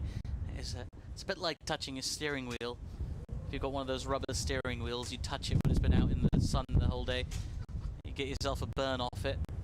And the wind is really picking up though. And he blew Marty Emerson out of the commentary box on the backside there, but he's made it. He's held on. Wowzers! This is what I mean. I'm not really squeamish or anything, but I'm a little bit worried about this wind. I mean, it's a reasonably sound structure. I don't think it's going to be a Wizard of Oz situation, but. Well, the way to change things around would be to close the front window and open the back door, because the wind's coming from the front of us, isn't it? All these cables and things. Yeah, well, you could move that cable along to the corner. But yeah? Would you like me to do that? If you're scared. No, I'm okay. I've been on Oblivion at Alton Towers. I'll be okay. All right. We'll have to check with this later on at tea if the ball was changed there. Oh, so Richard didn't know. Right. So the umpires came together and they were having a conversation for a while. It looked like one of them was examining the ball, and then they were writing down information in a notepad. But anyway, Beddingham was the man to go. Ollie Robinson, the new batsman, who's been in really good nick this year. Century last game. Yeah, cracking signing from Kent. He's facing right, and the first ball is played to short mid-wicket, and straight to Vian Mulder. It's not a bad name to have in cricket these days, Ollie Robinson, is it? A few of them floating around, all doing quite well. Well, the other one got a century on his debut for Sussex at Chester Street a few years ago, and him and Matthew Hopton put on a huge partnership, broke the record for the 10th wicket stand. Wow. Which had stood since something like 1930 or something like that. Right balls, and Robinson plays just a short mid-wicket. I think Wright did well to actually hold on to that ball, because he was on his follow-through when the ball was played back to him, and I don't really think he saw it coming, to be honest with you. Yeah, I just had a chance to look at the replay on the stream on Fox's TV, and it was very, very impressive, because he follows through and sort of not in a straight line back towards the battery, sort of veering off the surface, so he had to adjust himself. Robinson pushes this up to mid-on. It's an awkward bounce there, and the fielder takes it on the shoulder. I did well to just get behind that. Yeah, that catch was very impressive from Wright as well, because his natural follow-through just takes him away from the surface, just sort of in a sort of semicircle almost, in the way that he runs in. So he was appreciated by his teammates. You have to work hard for your wickets today. All the wickets we've seen fall, only one was sort of that conventional away swing ball. In comes Wright again, and this is played away past square leg down towards the backward square leg. 4-2 by Robinson. It's a good early call, that. It would be very easy to just sort of lean on that kind of field and take yourself an easy single, but Robinson, the new batter, keen to double up. Well responded by Lees. He's been out there a long time as well, Lees, since the beginning of the game. 134 balls that he's faced. A lot of time out in the middle. Getting closer to that landmark. It just looks so assured, never really been in trouble as Lees, and he's the guy that Durham will be looking to be the backbone of this innings, what they'd hope for at this point. 400 plus, certainly. Perhaps even more. Here is Lees on strike as Parkinson comes in. And, lots of flight on that one. Driven off a thick outside edge towards the deep third boundary. There's a fielder at deep point who's going to have to cover a bit of ground. Picks up the ball from just in front of the scoreboard. It's Rishi Patel out there with the throw. 2 more to the score. 207 for 3 now. Lee's on to 93 of his 135 balls. Closing in on that landmark. Wonder if he'll continue to play shots or hopefully find his way there through singles. It's Parkinson, not for the first time today, just pulls out of his run up there. It's looking to be a little bit more comfortable as he comes in. There is Parkinson. Still got a slip in place. A bit flatter and quicker that time as Lees just pushes the ball back to the bowler. There is no run. Max Lees, 30 years old. Has a spate of strong first-class performances behind him. Nearly 9,000 first-class runs. Here's Parkinson again, worked to mid-wicket for no run. 19 centuries from his 153 first-class games. That's good going, that. Average 35. It's a bit misleading, really, because he's been a lot better than a 35 average, I would say.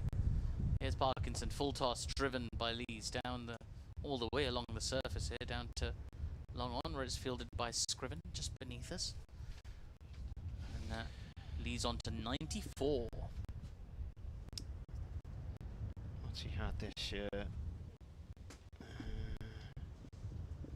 182 at Glamorgan last year. He's had a good season. I think Richard's trying to get your attention, Marty. Right. Oh, alright, he'll find his way in here. Here is Parkinson again, and firmly in defence is Robinson, playing that just to extra cover. There is no run. Got 79 against Sussex in the opener. 70 against Worcestershire and Chester Street in a win. 62 against Glamorgan. Here is Parkinson, back of a length, cut nicely, but only as far as cover. And there is no run.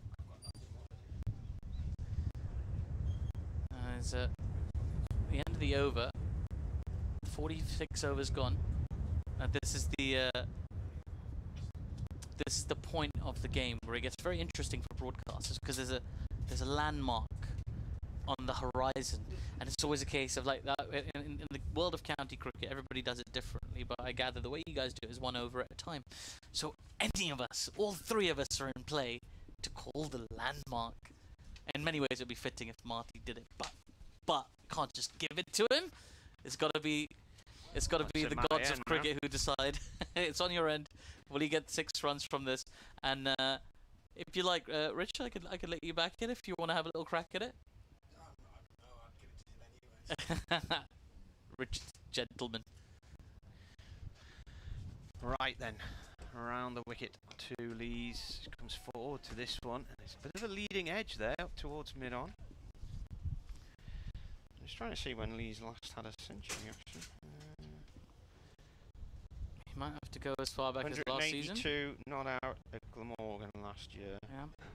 Is his highest score for Durham. Got 105 in a draw at Sussex last year.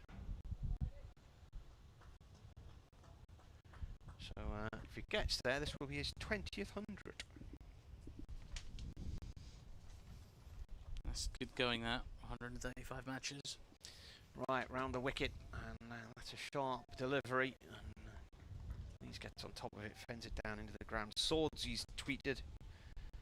He says, it's 10 o'clock at night now, wherever he is. I'm on a rooftop hotel bar, cold beer, but most importantly, got the Durham match on with Marty Cricket on the laptop. You got some dedicated listeners there, Marty. On a rooftop hotel. What does that mean? Let's have a little look.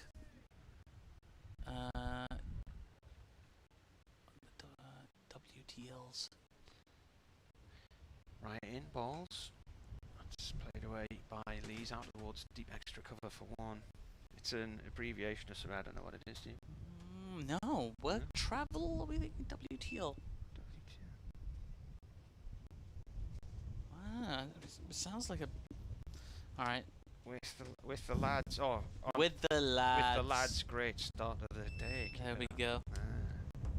See, I don't do a lot of those boys' trips. Apparently, neither do you. With the lads, not really. I earlier tweeted Durham were 14 for 2. The 6 disappeared out the middle of it. So somebody said you've trimmed 150 runs off the score.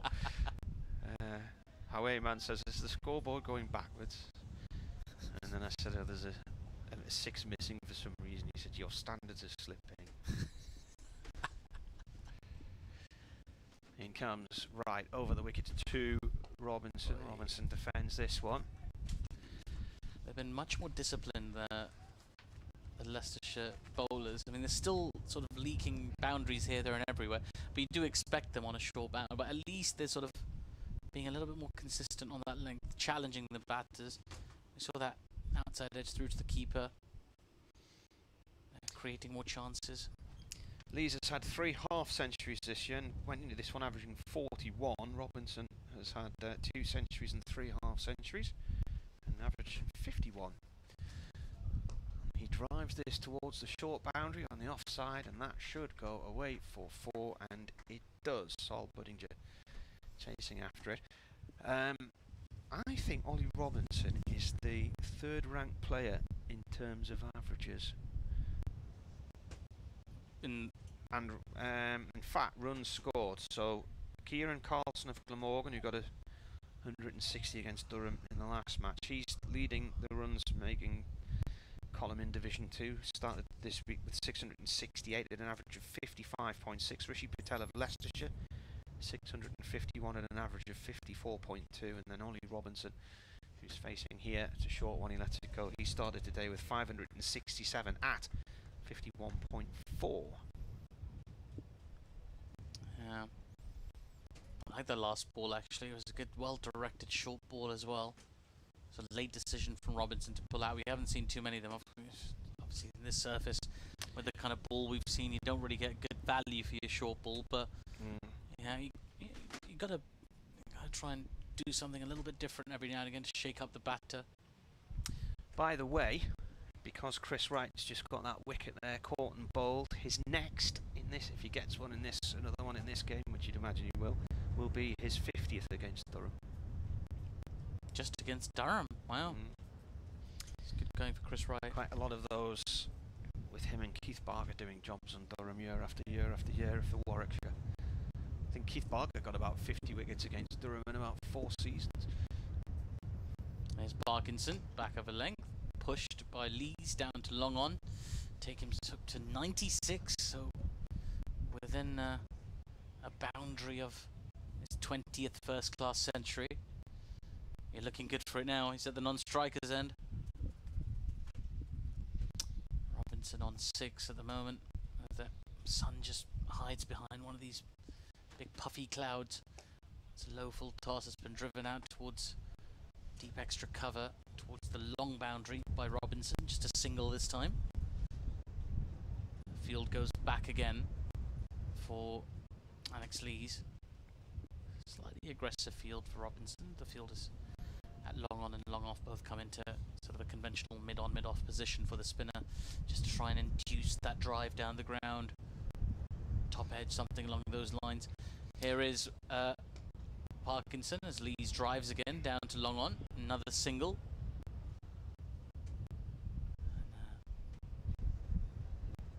It's looking very good for you now, Marty. 3 balls into the over, Lees on 97 at the non-striker's end. Right. This next ball's just pushed to extra cover for no run by Robinson. Lees' last century was actually in that early match last year at Sussex when he made 105. He got a duck in the first innings and got a century in the second. And opening stand was 1 short of a Durham record as well. Parkinson in, and Robinson plays that into the onside. They run through for a quick single, and they managed to get there relatively comfortably. It felt like there would be an element of jeopardy there, but it wasn't. And now then 1 ball to come in this over. Lees on strike. There's a slip in place, I should say. There's a long on. Mid-off is up inside the circle. A deep square leg. Here's Parkinson to Lees, who drives down to long on to Scriven, who will field. That is a single. Lees on 98, not out. He will face the first ball of the next over from I suspect it will be a continuing Chris Wright, yeah. So he got 2 centuries last year, 182 not out in the draw at Glamorgan at the start of the season. That match was badly hit by hailstorms and lost quite a lot of time in that game there. One afternoon this hailstorm came down and the staff then removed all the hail from the covers, pushed it off the side of the field in a pile, and it never melted for the rest of the match. It just stayed there for 4 days. Just like solid hail, yeah, in a pile. It is right to continue from the Bennett end, and Lees is on 98 from 144 balls. He is 2 away from his 20th century in first-class cricket. Bat raised. He watches Wright come round the wicket, and this is played to mid-on, no run there. This is quite remarkable. Hill is terrifying. It's one of the most terrifying elements, really, particularly if you own a car, and when it hits your windshield, every single one of the hill sort of droplets feel like they're going to smash through it. If you're driving on a motorway, as I often am, oh, hail's the worst. Rain, I'll take rain any day, no problem. You wouldn't take the rain we had last Sunday, coming back from Manchester. That was frightening. right in, and Lees is there with a push through mid-wicket. He thinks it's going to go for 4, it isn't. He's going to have to run. He does run, he comes back, and number 20 in the list of centuries for Alex Lees has come in 146 balls. That's now a standing innings there. He's taken his helmet off. He's warmly applauded by the Leicestershire crowd. There might be a couple of travelling Durham supporters, I'm not sure about that. Yeah, there's a few. But they enjoyed that innings. He's been so self-assured, chanceless, not really given any opportunities to the Leicestershire bowlers. Without looking at your computer screen, 100 runs, how many fours? Oof. I'll have a guess after this ball. Right balls. Ooh, right nearly runs out Ollie Robinson there. The ball was drilled back to him by Lees, and he tried to deflect it onto the stumps. Robinson had to dive back into his crease. I'm going to say 12 fours. 12, right. Because when he got his 50, I looked at the board and I thought, wow, is that all? So his 50 came up with only 3 fours. And his 100, you're going to, well... 8. Wow. It's not many, is it? No, it felt like more, certainly early. I suppose we're conflating a bit of it with Michael Jones as well, because he was hitting a few boundaries early doors. Halfway through this 49th over here on the BBC, right balls, that's drilled up to mid-off, no run there. Well, he had to be licking his lips when he came out there early, especially with some of the quality of the bowling early from Leicestershire. Just pounced on it, got himself set, and now he could press on and get a lot more here, Alex Lees. Really just been daunting to bowl at for Leicestershire. They really haven't really had any kind of crack at him. There's no signs of hope or anything like that. It's all been happening at the other end. Here comes a bowler. Oh, and bat and pad job there. Just runs away from the stumps. Down behind towards the slip cordon. Just taking a minute, taking his gloves off. Very warm and sweaty in those gloves for Alex Lees. Wasn't a million years ago he was playing for England. Just a couple of years ago. It was last year, wasn't it? Yeah, got himself a 50 against the West Indies, if I recall. In Birmingham, was it? This is short, it's been pulled away for a single. Sorry, mate. I just saw you were. Yeah, no problem. Yeah, so taking a single, and then he'll keep the strike as well, I believe. No. Yes, he will keep the strike. I beg your pardon. The scoreboard is a little bit slow in the distance. 221 for 3. Lees on 101. Robinson 8 off 12. And we've had 49 overs so far today here at Grace Road. Beautiful Leicester County Cricket Club ground. My first time here, actually. Having a really lovely day, I must say. Great company, lovely food at lunch as well. That was good. That was very good stuff. I've just given Lees his stats there. Ian Willis says, I've just woken up in Bridgetown to Alex Lees becoming a 20th century boy.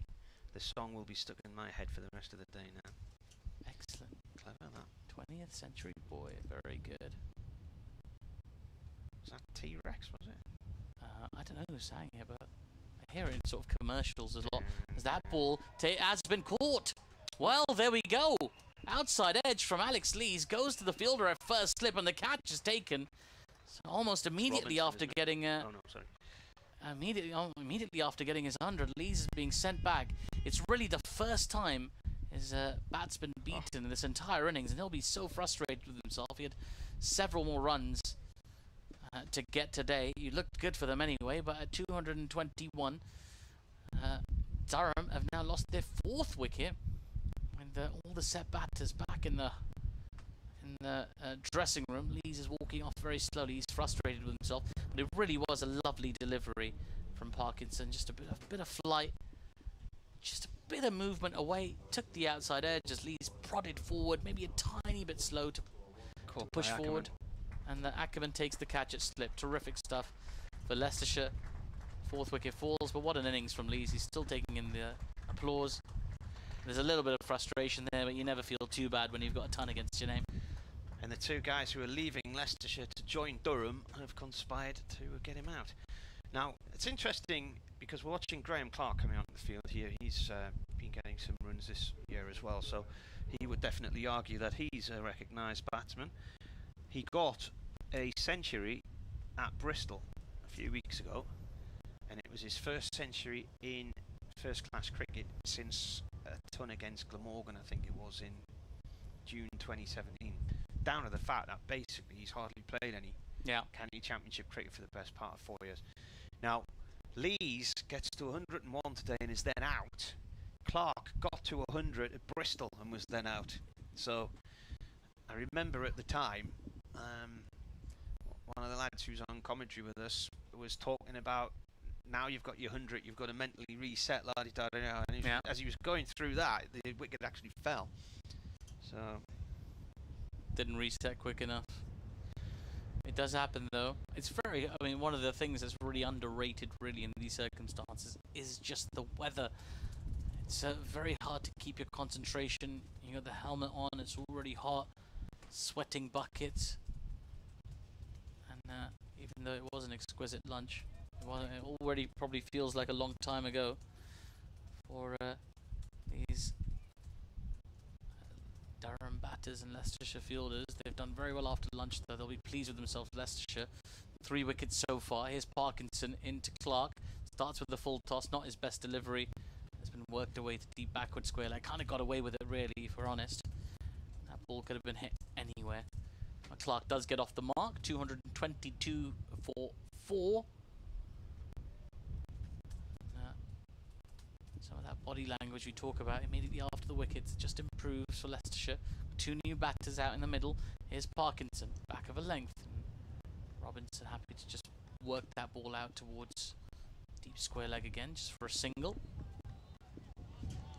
There we go. You can actually, on our effects mic, probably hear some encouragement. We've not heard that at all so far today.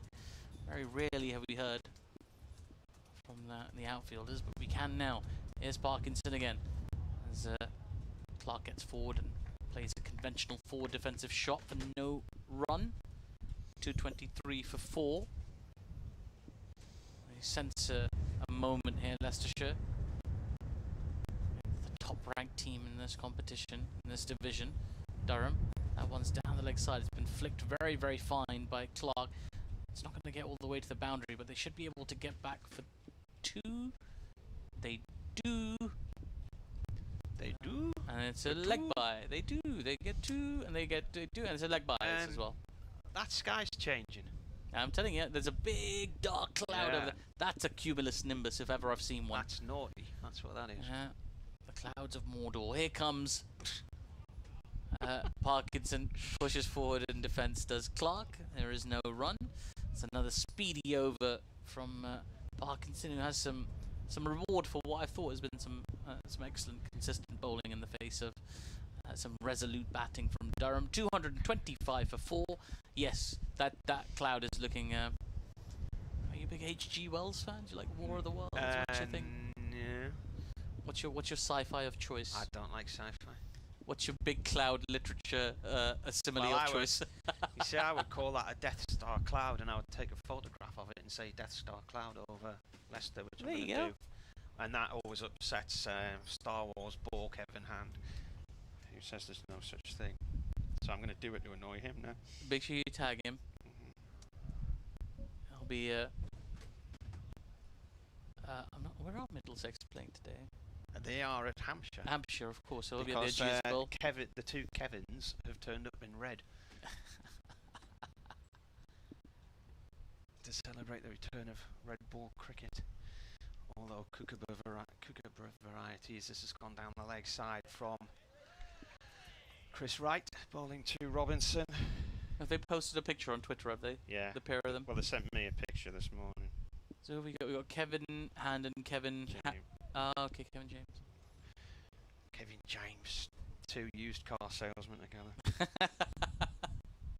I had a net with Kevin Hand at the start of the season. Did you? He's handier than he looks. He bowled me because he's left arm, isn't he? Yeah. We were playing in the press box at Chesty Street last year and he bowled me right in, and I think it was the first ball he bowled. I mean, I didn't realise he was left-handed, and he came steaming in at the back of the press box, that long corridor at the back, and bowled this ball. It was one of these pudding balls, and it swerved through the air. And I thought, I'm looking at him thinking, my God, he's bowled left-handed there. And as I went to play it, I missed it completely and clipped the top of the bail. And unfortunately, somebody was filming it.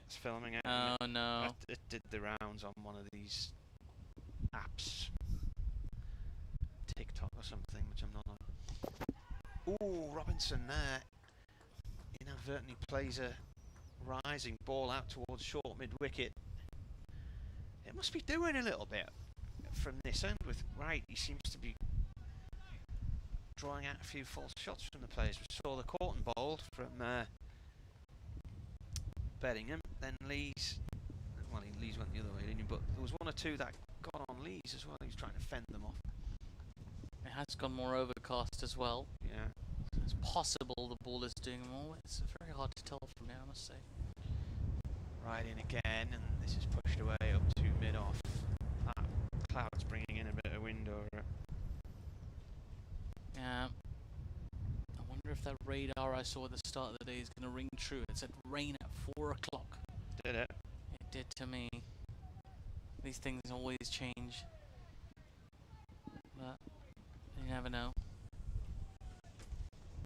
It has been super windy though, but all of a sudden Durham, it looks like a different sort of innings now, doesn't it? Yeah, this is similar to how things panned out at Bristol a few weeks ago. Oh, that was played down into the ground there. They've got two short in on the catching positions.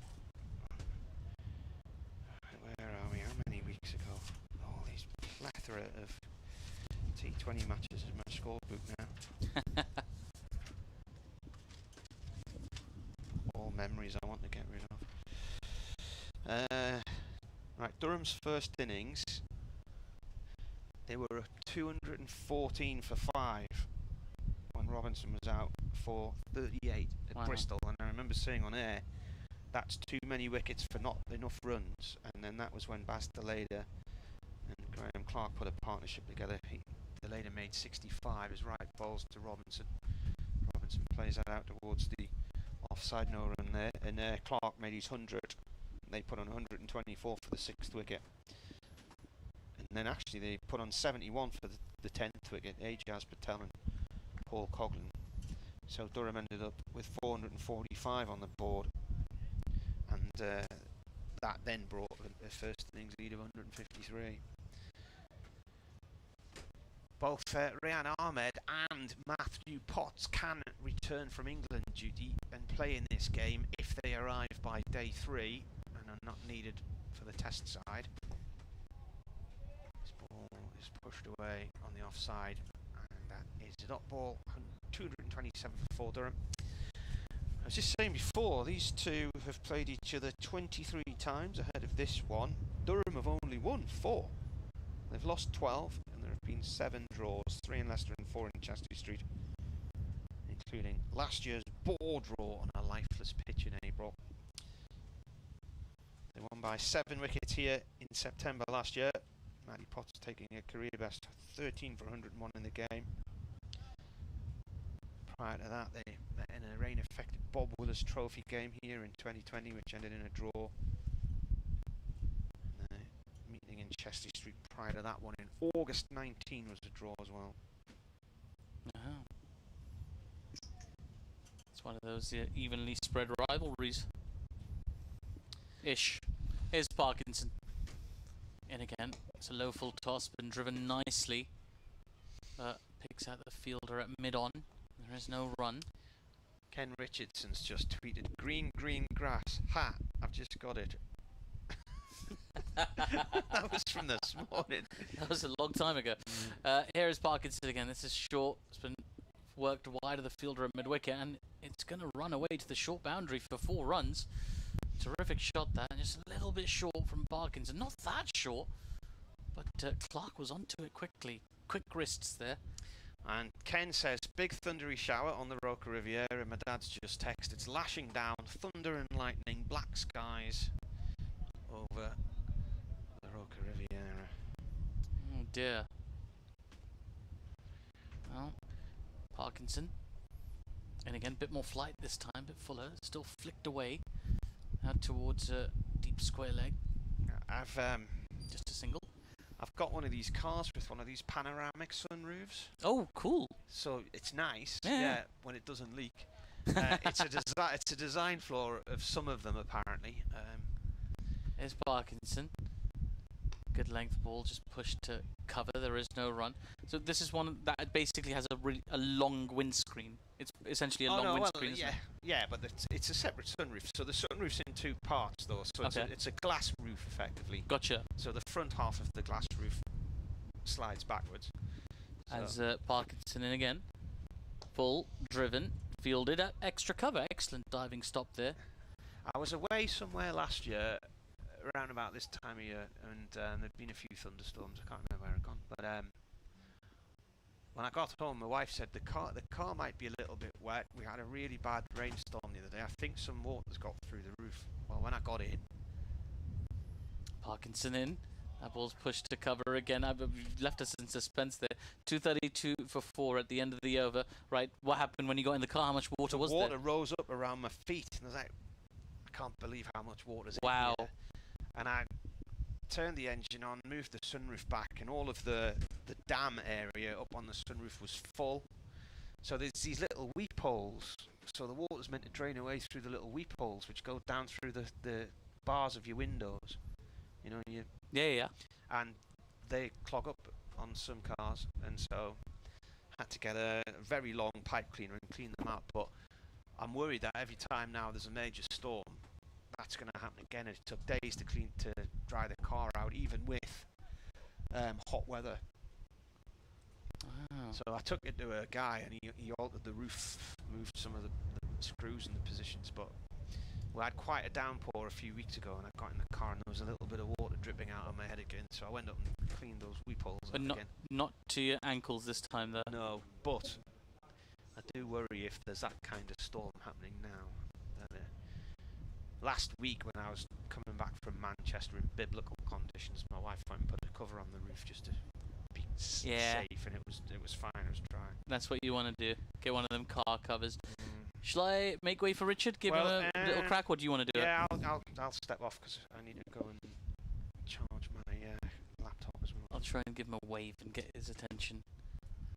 There is Salisbury back into the attack. Good length ball defended back to him by Clark. There is no run. And you might as well give him a little wave when you head over next door. He's engrossed in the action, enjoying himself. He's got his sunglasses on, leaning on the balcony, looking all cool, calm, collected. Looks like he's posing for an Instagram photo, doesn't he? I can see it. Right. Clark on strike. There's Parkinson. I beg your pardon. Salisbury in. Clark nice and forward in defence. Now you hear that chirp. You hear the noise from the fielders of Leicestershire. Much more involved now. Much more noise. A bit more belief. They've sent back the two big hitters for Durham so far, and there seems to be a lot more belief about the team, more noise. You're hearing a little bit more chirp from the Leicestershire fielders. They're back in this game, in mind, body and spirit. Here comes Salisbury as that ball's pushed into the onside. It was pushed on the bounce innocuously enough to the fielder, and there is no run, but from the sounds of the fielders it felt like there was a chance, and this is the kind of pressure, this is the kind of passage of play that Leicestershire could milk if they continue to exert this pressure and not give away those easy runs. Clark is on 6 off 10 deliveries. Robinson's on 9 off 23. And Richard Ray's back alongside me. I'll ask him about the moment to get rid of Alex Lees in a moment. As here is Salisbury again as that ball's defended back towards him for no run. I mean, that was the perfect moment, really, wasn't it? Because Lees was looking in seriously good touch. He was. Maybe just having gone to his 100 and for the first time this season and been obviously delighted about it, raised his eyes to the heavens in relief, didn't he, as much as then just maybe lost a fraction of focus, but it was a lovely drifting delivery from Parkinson. And then there's 2 mid-wickets still in place. As here is Salisbury. And, Clark gets inside, outside the line of that, I beg your pardon, plays it off the inside half of his bat to mid-on for no run. But they have been much better post-lunch. What were they, 150 for 1 to 232 for 4, so 82 for 3 in the afternoon session. I keep banging on about that lunch. Supposed to be that much worse, yeah. I keep banging on about that lunch. It was very good for me. It was clearly very good for Leicestershire as well. Well, I suspect what might have been good is something of a lecture in the The change rooms. Encouragement, shall we say. There is Salisbury. This is full and fast, but it's been driven quite nicely. Once again, only as far as mid-on, who throws the ball as well back to the keeper for effect. And that completes the over. A tidy one from Salisbury back into the attack. Just to give a little break to the other bowler. 232 for 4. It was a long old spell from that side, because we had Parkinson from this side. It was Chris Wright who was bowling. A long spell from the other side, and he deserved a break there. Maybe an update at past. We shall wait and see. But if I suddenly break into news mode, you'll know why. They did forget at 2:30. We'll see if they forget it. Will we hear a little cue in our ears? We will. Oh, excellent! At that point, I'll just go silent. Had to do many on 5 Live over the years for interrupting all manner of matches, usually at a really crucial phase. And there we go. On cue, a cue.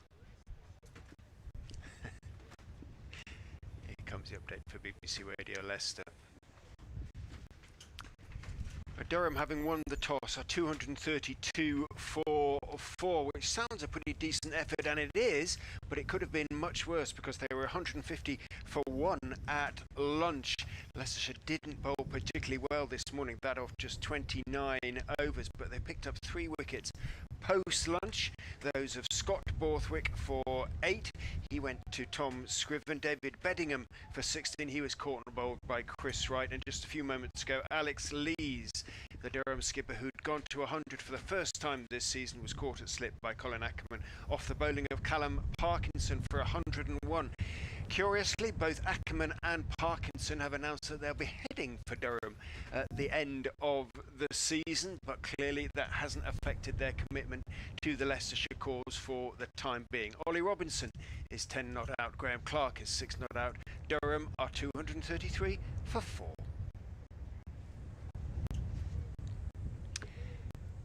Tom Scriven is in from the pavilion end, bowls, and Clark, in that characteristic way of his, stands up tall, tries to crack it away through the offside, but it's a bit too straight, ends up hitting it hard down into the ground, and there is no run. We had a nasty looking cloud, but it passed overhead and it's heading to the city centre. I don't think it's going to rain on the city centre if you're listening in the middle of Leicester. It does say being whipped across by the wind from the south. Scriven with those 2 close mid wickets is in and bowls down the leg side. Great stop by Hanscom. How he managed to get across there, because he's standing up obviously to Scriven, and Scriven can be lively, you know, it's sort of late 70s stuff. It's not any more than that, but can push it through, and Hanscom standing up had to sort of fling himself across to his left, got something on it and managed to save 4 byes.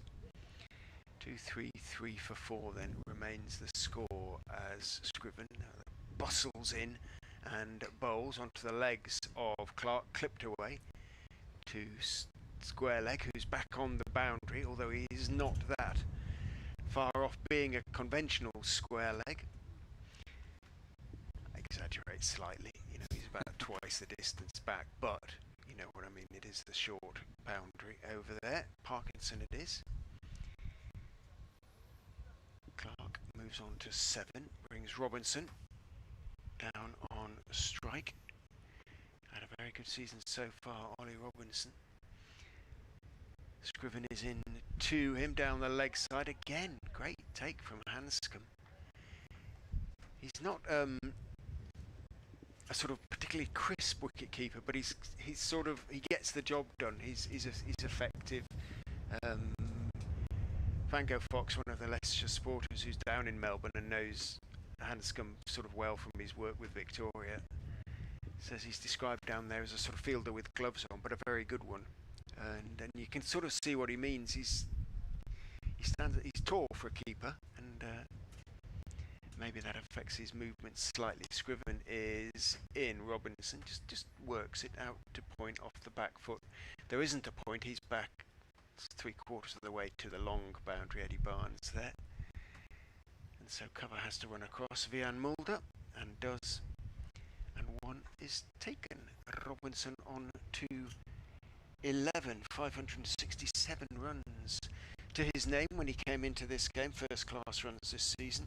He is averaging 51, Ollie Robinson. So his move from Kent has been a good one, hasn't it? It has. He's top of the run scorers, isn't he, for Division 2 this season, I believe? Yeah, I think he's just ahead of Rishi Patel. But yeah, I think Patel's in second place. And it makes sense. You've got the top team against the third from top team, so, and that could change as well. Only 1 point between third and second. Leicestershire level at the moment. Yeah, of course, because Leicestershire have registered their first point. If you, yeah. And it's being shown proudly on the scoreboard as well. Here is Salisbury. That ball's been driven back towards him, and it's very straight, in fact, straight into the stumps at the non-striker's end. No threat of a run out, though. Batter firmly in his crease. I was just reading up on Jack Chantry, because it felt like it hadn't been that long since I'd seen him, and it's only been sort of 5 or 6 years since he was playing. He's only 35 years of age. At that age, has to be amongst the youngest sort of standing umpires in the county championships history, surely. You would imagine so, wouldn't you? I can't think of anybody younger off the top of my head for sure. This is full and driven to mid-on for no run. I don't really know how to search for that.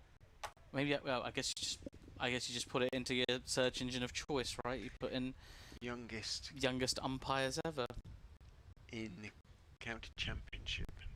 Yeah, he might. Somebody might have done one. Useless Durham stats might have done the research for us. We can but hope. Right, interesting. Here is Salisbury. In again. That ball's been flicked nicely off the pads by Robinson, but picks out the fielder at mid-wicket, of which there are 2. Very, very close in. He took it very slickly as well, very smoothly at mid-wicket, because it was very rapid, and I'm always just so impressed by fielders, you know, getting it bang in the middle of their palms. And yeah, it's been very, very impressive in that region. Right, I have before me, Richard, a list of the youngest first-class umpires. So it's not specific to county cricket. So this is worldwide. This is worldwide, but I can find the county fixture inside this list. As in comes Salisbury, and that ball's been defended back to mid-off for no run. Right, so there's several games. So the youngest ever is a chap called Ian Brooks, who was 17 years and 122 days. That was Cambridge University versus England 11 back in 1878. So, you know, maybe the life expectancy wasn't what it was then. It wasn't what it is now, I beg your pardon. But in terms of county cricket, there's a few university games that go further, but to find 2 counties... here we go. It's Sussex versus Kent, as the next ball has been defended to mid-on for no run. Sussex versus Kent in 1827. At a game in Brighton, somebody called T. Sewell, I think it's Tom Sewell, Sewell, Sewell, was 21 years and 135 days old. So if he was 21 and that's a county game, like, he's beating Jack Chantry by a long way. He was 35. Here is Salisbury again. That ball's been driven, and there's a good tumbling stop at mid-off. I wonder if we could break the single. Does it give dates then, or do you have to look it up? Because I'd be interested to know sort of post-war when it became a bit more formalised, so to speak. But Well, let's see. There's date. It's the just doing last it in 40, order. 50 years, yeah. I can't reset it, but I could probably sort of just work through. So there's Gloucestershire, Middlesex in 1880, and Australia, England in 18. There's a lot of 19th century stuff going on here. Yeah. It's a Yorkshire. bit less regulated. I tell you what. Oh, it's the end of the over. You're It going to be is. doing this, so I I will can be doing it. So I can do a bit of scanning for you. Scroll and scan away. I should say the Friends of Grace Road are open as ever and have been open since about 2:30. Should you fancy a nice piece of homemade cake this afternoon? The bottom of the meat, their own little place they have now. And they were delighted to see you. Scriven is in to Clark, a little bit short outside off stump. Clark goes back and guides it carefully out into the offside. Eddie Barnes comes running in off the cover point boundary, really. He's a few yards inside it. And Clark takes 1, moves on to 8. Robinson down on strike now. The electronic is up. There we go. It's updated now. Robinson on striker. Scriven is in, bowls to him. He's turning it out into the leg side. That delivery. He looks almost as though he is bowling for the catch, Scriven, with those two short-ish, straight-ish mid-wickets. And they will have to be careful, Messrs Clark and Robinson, not to hit the ball in the air through the mid-wicket area. Ackerman is on the right of the two at the moment, and on the left is Budinger. If you're looking from behind them, that is. Budinger then the straighter of the two. Ackerman the wider. Scriven 1 for 49 from 10.2 overs. Turns. Elbows jutting. Runs in, bowls to Robinson again on his legs.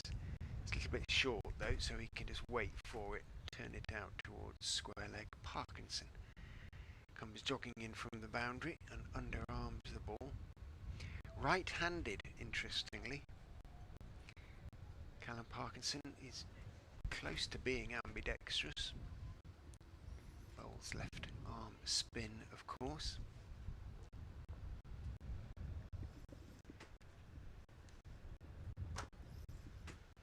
Scriven. Short strides before getting into his long strides. Bowls on off stump, driven hard down into the ground. He's going to have to hurry. That's a decent shout. In the end, Clark had to absolutely get the afterburners on there because Mulder, who is a brilliant fielder, I don't think I've ever seen him drop a catch, frankly, dived to his left, got the ball and whipped it away from a prone position on the ground into the gloves of Hanscom, who took the bails off. Clark had dived in, and umpire Watt decided it was too close to give out, certainly, but that would have been Mulder's amanuensis as a fielder, really. It was a brilliant piece of work. Scriven is in. Clark is forward this time, and again Mulder runs across from cover towards mid-off, intercepting the ball before it can reach Lewis Hill, and there is no run. The fielding has been much more intense since sort of lunch. They've been more aggressive, particularly after getting the wickets. You know, they're putting a lot more pressure on the new batters. They're not the runs have stopped flowing in the manner they did in the first session. It's been very good from Leicestershire. Scriven is in, bowls short outside off stump, cut away by Clark. In again comes Barnes from the cover point boundary area, gets his throw away, and 1 is taken. Clark keeps the strike. He moves on to 10, 240 for 4, 90 runs added in the lunch interval. But it will continue this session until there are 32 overs remaining, so it's going to be a late tea 8 more overs, we are past the usual time for tea. Even if a couple are bowled by the spinners, it's going to be sort of 10 past 4, quarter past 4, as it usually is, Yeah. to be honest. Yeah, it probably annoys sort of tea prep staff really more than anything else. Tea chefs. Back in the day we'd say tea ladies, but of course now everybody, you get gentlemen making teas. Here is Salisbury to continue. This is full and clipped nicely, but again, just to one of those two fielders at mid-wicket. So getting frustrating for Clark. He's on 10 off 21 deliveries, and he's found the middle of his bat more often than not, just not been able to find the gaps in the field. That can often lead to a rash stroke. That pressure is being maintained. Now the benefit of having close fielders in this, they can create a bit of chat. That batters, well, get inside the batter's head a little bit, can't it?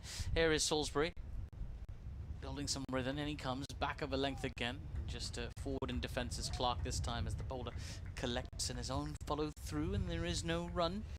We should say the run rate is still 4.3. It's not the close on 6 it was in the afternoon, in the morning session, but even so, anything over 4 is pretty healthy for the county championship, frankly. Without a doubt. As Ryan Campbell was saying, if you can score your runs at that sort of rate, it gives you that precious commodity time. Indeed. Here he is again, Salisbury's. That ball's been worked into the onside for no run. And Leicestershire's captain, happy to just persist with the seamers. Not too worried about over rates or anything like that just yet. Well, they've got a bit of control of the scoreboard, haven't they, Leicestershire, at the moment? And so Hill will be satisfied. Runs aren't really coming at any sort of damaging rate, but they are continuing to build. What's this partnership now? 19 between Clark and Robinson. Salisbury up to the crease again, defends, does Clark, and back to the bowler, and there is no run. It's been a sequence of dot balls here that Clark is facing. This is how you build a little bit of pressure. It's what Leicestershire have struggled to do generally today, is to string together a lot of dot balls, and they're finally getting there now. 90 runs in this session so far, and 3 wickets. They would love to just get one more, if possible, before tea. Here is Salisbury. Back of a length again, and Clark just pushes defensively to the straighter of the 2 mid-wicket fielders. And, there is no run. Closing in on a maiden over here. He's already bowled 2 of them, and Salisbury. This is the sort of field that England set against Australia for a time, didn't they, and got rid of Travis Head, but that would be a bonus, I think, for Hill and for Leicestershire. Wait, are England playing Australia right now? Apparently. Oh, the women are doing very well today, England. Taking control of that game. This is a short ball. It's just been guided nicely by Clark down to a deep square leg for a single. Wickets. They have. Well, they had. The last I checked, they had Australia 7 down. I shall tell you what the latest score is. Well, I can tell you the score here at Grace Road is 241 for 4 for Durham now, with Clark on 11 and Robinson on 13. And over in Trent Bridge, where England's women are playing against Australia, well, there's been a bit of a late partnership. They were 187 for 7 at one stage. Australia now 254 for 7, which is a lead of 264. So there's been some late resistance from Elisa Healy, which is ongoing. And that lead has gone past 250. So I'll give you like a little update every now and again. Only one test in the women's Ashes. Yeah. Day 4, so well, set up quite nicely for tomorrow then. yeah. I think Heather Knight talked about being more aggressive with the bat, didn't she? It was, runs haven't come particularly quickly in the game. It looks a flattish pitch, but it might just be starting to turn a bit. Yeah, we've seen there's an excellent delivery doing the rounds on social media, which I shared as well, by from Kate Cross, which just just off the surface, just pinged in, and it's basically unplayable. Terrific stuff. Scriven continues this spell from the pavilion end, goes in and bowls to Graham Clark, who shapes to on drive, but on blocks, so to speak. Checks the shot, plays it just firmly out towards right at mid on. We get very excited in this country about the Ashes, of course, so much so that like these 2 rounds of county championship that are featuring the Kookaburra ball are sort of somewhat influenced by the fact that the next Ashes will be in Australia, and that's the ball they're likely to have to play with. Scriven is in, getting forward Clark, driving, square driving off the front foot out towards Barnes, who comes in from the offside sweeping position. Fields, and it keeps it to 1. Clark moves on to 12. Robinson has 13. And yet, none of the England players obviously playing for their counties at the moment. Yeah, I mean the ones who would sort of potentially need that practice for quite a long time in the future, about 18 months in the future. Yeah, well, it just makes you think. Curious. Scriven in, bowls, and on driven by Robinson, but you heard that wait as he saw it going more or less straight to Chris Wright at mid-on. No run. This is an excellent passage of dot balls as well for Leicestershire. Just continuing to build that pressure. Exactly how many dot balls I shall tell you in a moment. But that pressure is no doubt building on the batters for Durham.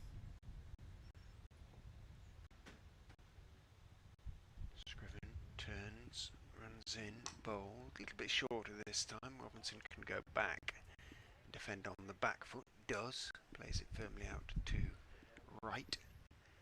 Again, we add to Steve's list of number of dot balls. This is 12. That was the 12th dot ball in a row for Leicestershire. You just get this much more chat now. I mean, in the morning, the body language was really, as you'd expect, really, when you're conceding boundaries and there's a short boundary and the batters are exploiting and there's no way through and there's no chances. But now they're alive. Scriven is into Robinson, leaning forward, playing it carefully, got just about on top of the bounce, pushed it square out through the vacant point area. Barnes, who's been a busy man out there, runs in and fields, and 1 is taken. They break the sequence. It does. Yeah. I tell you what, tomorrow I'm going to take a leaf out of yours and Marty's books and book and You're wear going to some go shorts. shorts. I think shorts is the way to go. I always try and look a little bit formal for these things, you know. Admirably so. If I've I been may told say off so. before for not being formal enough, you see, so. In goes Scriven and bowls, depending on off stump. Is that the sort of TMS, tie and? Well, I remember they require? getting told off once for not holding up to a reasonable sartorial standard, which I Right. went and looked up in the dictionary and realised what that meant, and that was quite a while ago, to be fair. But I do have sort of a selection of outfits that are specific to TMS, so that I wear it for that. But yeah, I'm always now it's just left its imprint now, so I'm always wary of wearing anything too casual to a cricket ground, even on remarkably hot days like this. We don't sort of have any sartorial standards certainly here at Grace Road, as you can see. However, we do occasionally have to be aware that the commentator camera occasionally results in us appearing on screen. I once, funnily enough, about 2 years ago, the club staged a sportif, a cycle sportif round the various, round about 11 or 12 cricket clubs.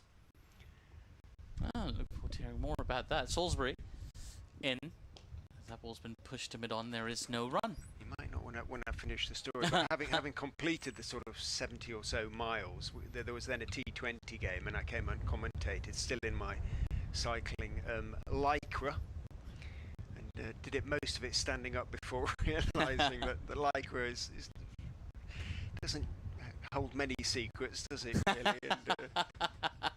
And the camera was sort of Oh dear. quite close. So yes, I sat down promptly. It became a very different kind of broadcast. That ball's been driven nicely. Will it beat the fielder mid off? It won't. Dot ball again. Oh dear. Did you get any tips? No, never mind. Yes, don't wear lycra shorts when you're going to be on TV. Yeah, that's exactly what I meant. Those kind of tips. 243 for 4. There's Robinson 14, Clark on 12. Yeah, I don't think there's any danger of that today. I don't think anybody's operating that today. No, so I don't think it's on. So we're safe. Viewers, bless them, They'll never get to see. Are safe. They yes. won't get to see all these wonderful clothes I've picked out. Here is Salisbury's. That ball's been driven to mid off again. Again, no run. We've had one run in the past 17 deliveries. So it's been a difficult phase this for the Durham batters, who probably now are of the mindset that they're trying to maybe make it through to tea without losing a wicket. And it's these swings in mindset that you think about, like cashing in, or you're just oblivious to the moment of the game. But right now feels like a moment in time in this match. So it's very crucial, as again Robinson shaping up to defend that ball back to the bowler. There is no run. There's a very different strike rates now. Robinson 14 off 40, Clark on 12 off 29. It's a far cry from the runner ball 36 both opening batters were on at one stage. And those who've turned out, particularly amongst the Leicestershire contingent, are now a little bit more... Well, they've got something to cheer about now. Here is Salisbury. As that ball's been played uppishly on the bounce to mid-on. Not really in control of that, Robinson. Could have gone anywhere. Drops just short of mid-on, who actually dived really well to prevent it going for a boundary beyond him, but not the kind of control that you expect from Robinson. And I think it's as a result, as you've been saying, of the pressure that Leicestershire are keeping up on them. They might be getting a little bit angsty, the Durham batsmen now. Want to score. It's Salisbury again, getting through his over very quickly here. That ball driven to cover for no run. That is the end of the 59th over of this inning, so there'll be another 5 before tea. And we suspect I think you might be bang on in the end, Richard. You said 10 past 4, didn't you? Ish, yeah. You know what you're talking about, eh? You've been around these parts. 2, 4, 3 for 4. 16 wins out of 120 first-class games, covering Leicestershire. Wow. This is 121st, so who knows what will happen. The last time you and I commentated a game together, a Leicestershire batter got out for 99. Do you remember who it was? Ben Mike. It was Ben Mike. Who now is at Yorkshire, of course. Yeah. He played a wonderful hand that day, didn't he, Ben? And got a hugely sympathetic round of applause because 2 batters got out when he was on 99, didn't they? Yeah. 9 and 10. And he was stranded. Bjorn Hendricks was absolutely devastated. I remember. In goes Scriven and bowls down the leg side. Doesn't get anything on it, Clark, as he tried to whip it away. Thumps into the bottom of his pad and trickles out towards backward square. I'm sure it'll be signalled leg by. It is. 2, 4, 4, 4, 4. He's doing well, Ben Mike, at Yorkshire at the moment. Caught him on the TV the other day in the blast, maybe. Well, maybe not the other day, maybe more like a month ago. Was that the one when he was 73 off 4? He had a mixed campaign, yeah. Ben, I think. Played very well against Leicestershire. In goes Scriven bowls. They always do. Inside edge. Wasn't sure where that had gone, Ollie Robinson, and it went down to backward square. Could easily have gone on to the stumps. It didn't.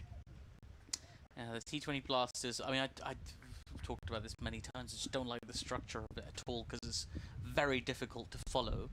There's a lot of high quality cricket games that you don't get a chance to watch because you can only watch sort of one stream at a time and obviously whatever broadcasters decide to cover. And I just like to see those games put on in a more premium way if possible. Scriven is in again onto the leg stump, this time of Clark, turned out to deep square. Parkinson is the fielder. Now they tend to sort of blur into one a little bit when you're watching a lot of them, especially when you're watching Leicestershire. But on TV, I mean, that Middlesex chase the other day against Surrey was extraordinary, and that was compulsive viewing for once. Scriven is in and bowls on off stump. A nice straight bat from Robinson out into the offside. What's his strike rate been this season, Ollie Robinson? We can illustrate the difference. I mean, his strike rate, believe it or not, in first class cricket is 90. In fact, it's nearer 91. So I think the fact that his strike rate at the moment is 33 tells you all about the accuracy of the Leicestershire bowling. They have been very, very good so far in this session in particular. Scriven is in to him again, line and length, and again meets with a solid straight bat forward defensive from Ollie Robinson. Can I tell you my idea of how, if it were up to me and I was like the guy, how I would reorganize the blast? Okay, by all means. I'll try and do this in between deliveries as well. So right now, obviously, you've got a sort of a semi window for the blast, which has these breaks for rounds of county championship. Scriven is in. Robinson, line and length, forward defensive. End of the over. So what I would do is I would have 2 months for the blast, with only 2 games a day, 2 games every single day, and 3 on the weekends. That's 153 games. Oh, by the way, everybody plays everybody. None of this North group, South group business. So 2 months, every day you got 2 games, all of which are televised, every single one, and you have county championship alongside it, because you can do, and you can accommodate more rounds of county championship that way, if scheduled correctly, instead of just the 10 that we get now. 153 games, all more premium. You take a loss for the first couple of years, maybe by taking it off a premium broadcaster and giving it to a national broadcaster. And it doesn't have to be the usual ones. You could think outside the box, get a different audience in front of it, and let it go for 2 months' time. Might mean you have to reorganize or de-emphasize other tournaments in the calendar. That's for other people to work out. As Salisbury continuing from the Bennett Road end, as that ball's been driven nicely straight down the ground. It's a shorter boundary straight, and that's gone for 4. Terrific shot from Clark, over pitching that time Salisbury, and punished. 250 comes up as well. 250 for 4 for Durham after 60.1 overs. Now, just to return briefly to that, so I would do it almost like the IPL. You make every game feel like a premium event. They're not all lumped together. It's less like sort of match of the day, because they have a reason for playing all those games at the same time. But over a 2-month season, each game becomes more significant. Here is Salisbury, as that ball's been flicked away and can't beat the fielder at mid-on. There is no run. So that's my pitch for it. What do you think? Where do you land on that, Rich? Tell me. Be honest. I mean, if it works from the point of view of the calendar, then then it's well worth a try.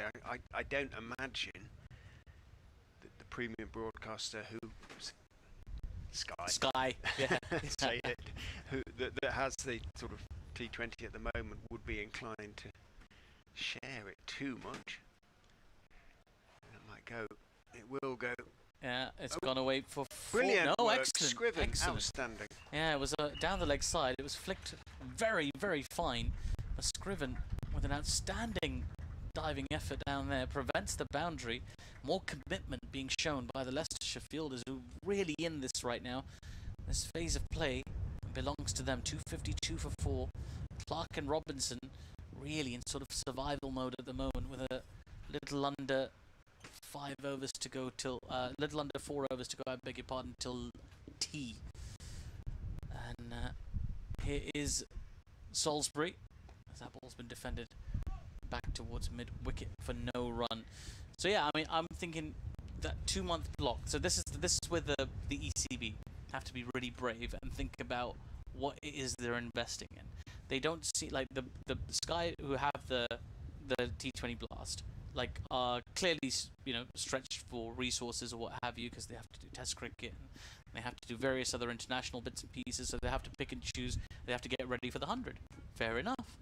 But instead of adding to their workload and perhaps stretching them too far, as Salisbury comes in again, back over length, and that ball's been guided off a thick outside edge towards the deep third boundary, and a single has been taken.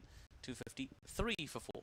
So instead of adding to their workload, you roll the dice on a national broadcaster. You almost give it to them. I mean, I know for a fact that there are broadcasters who are keen to get a hold of sports, mainstream sports, and they're rolling the dice for 2 months on the cricket, especially if it were, for example, an ITV, for example, ITV 2, 3, 4. They've got so many outlets in which to do it.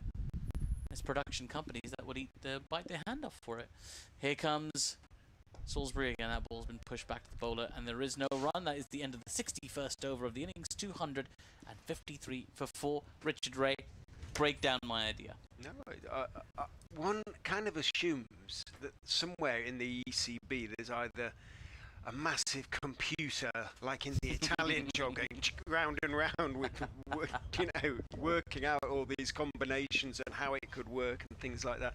Or there's some chap sitting in a room with a piece of paper, ditto, you know, and they've worked out the implications and how things could work and what the possible deals might be and which broadcasters might be. Or one would hope that they've done these sort of calculations from time to time and come up with the one that they believe to be the best for cricket, as opposed to the one that is going to be the most remunerative as far as they are concerned, which they perfectly feasibly could argue is the best for cricket because they redistribute you know, a chunk of it to the various counties. But you know, I don't see anything wrong with playing T20 and Championship cricket as Parkinson goes in and bowls on the legs of Clark, who turns it nicely down towards wide long leg. It's a long run for Patel, and 2 taken by Clark, moves on to 22.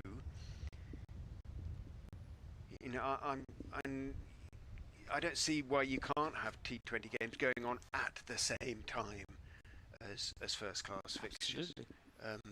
If you scheduled it in a way that you were having 2 games a day, that means 4 of your 18 counties are in action every single day.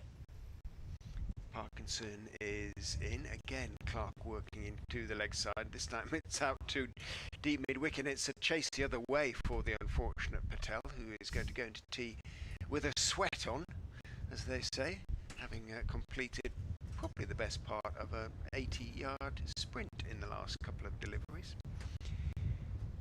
Clark just has to settle for a single. Robinson is forward to the next delivery, pushing it back down the wicket to Callum Parkinson. So it's almost like the old Sunday League structure. Like, instead of in between a county championship game, the county championship game fits in around your T20 Blast schedule. Parkinson is in, driven out into the offside by Robinson, who, having done so, immediately raised his eyes to the heavens because he realised it was going more or less straight to Ed Barnes, the sweeper, who has no one within, and I mean no one, about 60 yards of him, I would think. That family stand being empty. In goes Parkinson. Clark turns out to deep mid-wicket. Patel feels 1 is taken. There are, of course, the scoreboard operators. Bless their hearts. One of only 2 manual scoreboards. I can ask you where you know, I always ask a visiting commentator. Most know, obviously, because they've been there. But first question for you is, where is the other, as that one is pushed by Robinson out into the offside. Barnes feels well to keep it to 1. Is it somewhere I've been? I don't know. It is a first-class fixture. First-class ground. Is it Worcestershire? No. Is it Derbyshire? No. Right, hold on. Let's have a think. You will. If you don't get it, you'll picture it as soon as I say it. Is it Gloucester? So it's long established. No. Is it No, it's not Glamorgan. It couldn't be. It's not Kent. It is Kent, I beg your pardon, it is Kent. Yeah, Kent. It is. The Les Ames stand. There we go. Only took me 17 guesses. Yeah, you worked your way through a few of them, but no, in fair play, you know, that's not too bad. Yeah. At some stage today, I'm going to get you and Martin Emerson to participate in some content with me. Content. We're going to make some content, some social media content. It's just a game. I'm going to play a little trivia game with you guys. Okay. Leicester versus Durham, but in a slightly different context. Bit of spin before tea. Indeed. From both ends. As Salisbury's come out of the attack, Ackerman for the first time from the Bennett end this time, rather than the Pavilion end from which he was bowling earlier. Starts with a dot ball. Keeper's having a tough old time at the moment. Just went hands to knees there and exhaled hard, facing towards us. And Hanscom, another sort of back of a length dart from. It's going to be just the one. He's bowled the one over spells. One before lunch, one before tea. So Yeah, it's heavy workload. I get the feeling he's very much a overrate sort of fixer upper type situation, as that ball's been played just wide of the fielder at point. They'll run through for a single. He is, but he's better. He's much better than that. Actually, Yeah. he does give it a rip, and as you know, he's the world T20 record holder. Of course. Here he comes. Ackerman. This is a slightly shorter ball, but only worked as far as square leg. Most of them were caught down there somewhere, but in front of the meat. But he got him. But he got him, yeah. Now then, here is Ackerman into Clark, who pushes that one to mid-wicket for no run. Getting a little bit closer to tea. I'm just wondering how close we're going to get to your estimate. Very, very close, I suspect. 7 minutes past at the moment. 1 over to come after this. Here is Ackerman. Again, that ball's been played to cover for no run. Tidy enough over that from Ackerman. Just the 1 run from it. 260 for 4. Well, Leicestershire fans, I'm sure regular listeners would disagree, but you do eventually learn something. Even someone as dense as I. Hey, you've nailed it. Look at that. Watching all the cricket. 2 minutes to go. Come on then. How quickly can he get through this? Can Parkinson? I would imagine Durham won't be looking for too many runs from the over. They don't want to get out just before tea. Ackerman has gone in at silly mid-off, basically. A little bit wider, so go a little bit wider, says Parkinson, pushing him out to sort of shortish extra cover. Parkinson is in, gives it a little bit of air, but Robinson, very conscious of the proximity of tea, just pushes it out. In the onside. It's 8 minutes past 4. I want it to be bang on.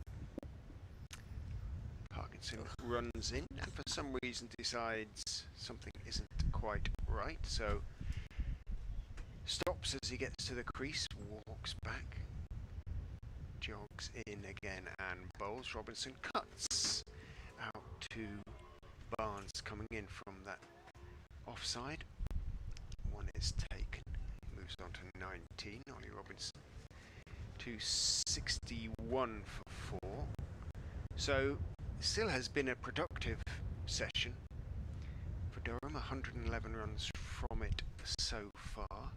They have lost 3 wickets in doing that, building on that rollicking opening partnership between Lees and Jones. Parkinson is in a bit of a drag down in his quicker delivery, a bit short as well on the leg stump. Clark just went back and turned it, but Budinger moved across to his left from almost on the 45, sort of deepish leg gully position. Parkinson is in. That's almost a seamer. He almost pushes that one through it. Mid 60s, late 60s, something like that. Pinged it in, but anyway, it didn't work. It was just pushed by Clark out into the offside for another single. 25 he moves on to.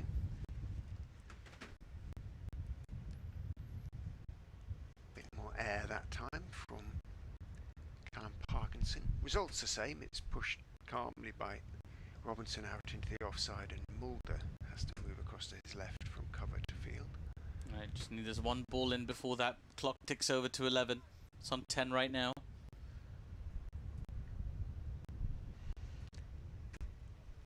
Robinson waits, watches as in goes Parkinson. Bowls to Clark, who plays it out into the offside, and that, ladies and gentlemen, at 16:10 is tea. 16-10 exactly. 263 for 4. Robinson has 20, Clark has 25. Durham have added 113. They've lost 3 wickets in so doing in the session, but I think with Robinson and Clark building the partnership for the 5th wicket, 42 it's worth now, they'll be reasonably satisfied with that. I don't know what you think. The run rate's still just over 4. Yeah, I think I mean, if they look at it and just remove the context of the first session from it, it's still a very good start. If they were offered that at the start of the day, they would have been reasonably happy with it. It is Leicester's session, just because by taking those 3 wickets, even if it cost them 110 runs, they're well back into this match. They're not going to be battered out of it, as it appeared they might after that first session. So it's interesting mindsets both sides for both teams at the moment, and a very intriguing point for the game to take a little break.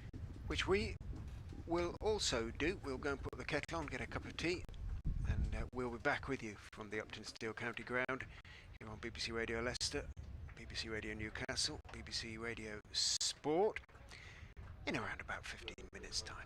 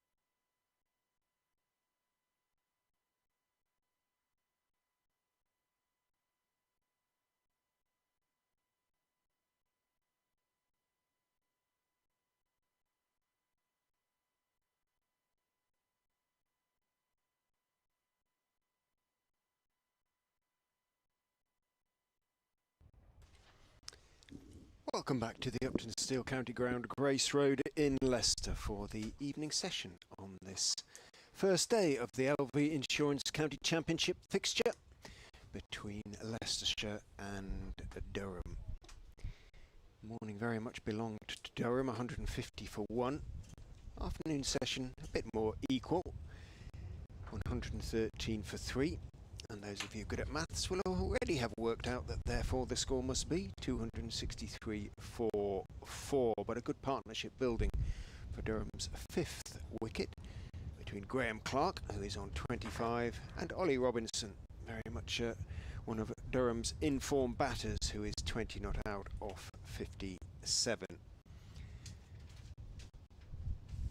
If they finish the day, if they maintain the run rate of 4.1, obviously with 32 overs remaining, Durham will still be in a pretty good position at the end of play, somewhere around about 380, but for how many, that is the question. Clark wandering out, carrying his helmet. Robinson already got his. Leicestershire, they're sort of meandering out rather. Given the time, it's 4:30 and there'll be an update for BBC Radio Leicester shortly. You would think everybody would be looking to be a little bit quicker. Martin Emerson from BBC Radio Newcastle. What do you reckon? It's too hot. Too hot to hurry to do anything quickly. Yeah. Do everything slowly. I've put the paper over the machine because the machine is extremely hot. I've got right. something that might be a little bit more effective, to wit a large sort of calendar in an envelope, which that happened to me a few years ago. Did everything go off? Yeah, it was at a Titwood in Glasgow. It was Durham up against Scotland in the one-day league, and it was a hot day and had passing thunderstorms, but the machine was just in the sun too long and it just basically switched itself off and had to do the rest of the match on the phone. Southport in the heat a few years ago It was unswitch-onable. Well, everything just got far too hot. Southport, everything was switching off a few years ago because you're commentating outdoors. Ed Barnes from the Bennett end is into Ollie Robinson, looking for the York. Robinson, it's a little bit leg side, and Robinson flicks it out to one of the two short mid wickets who are in place most of the afternoon. In fairness, the wider of the two at the moment is Ackerman. Alongside him in a white sun hat is Vian Mulder, both long-sleeved shirts. The two South Africans, although Ackerman is of course a Netherlands international. Barnes, as a cloud goes over the sun, is in and bowls. Robinson is taking one hand off the bat as he gets in position to go for the straight drive. The ball maybe moves a bit, or he gets in the wrong position, and he ends up rather shoveling it out into the covers, and there's no run.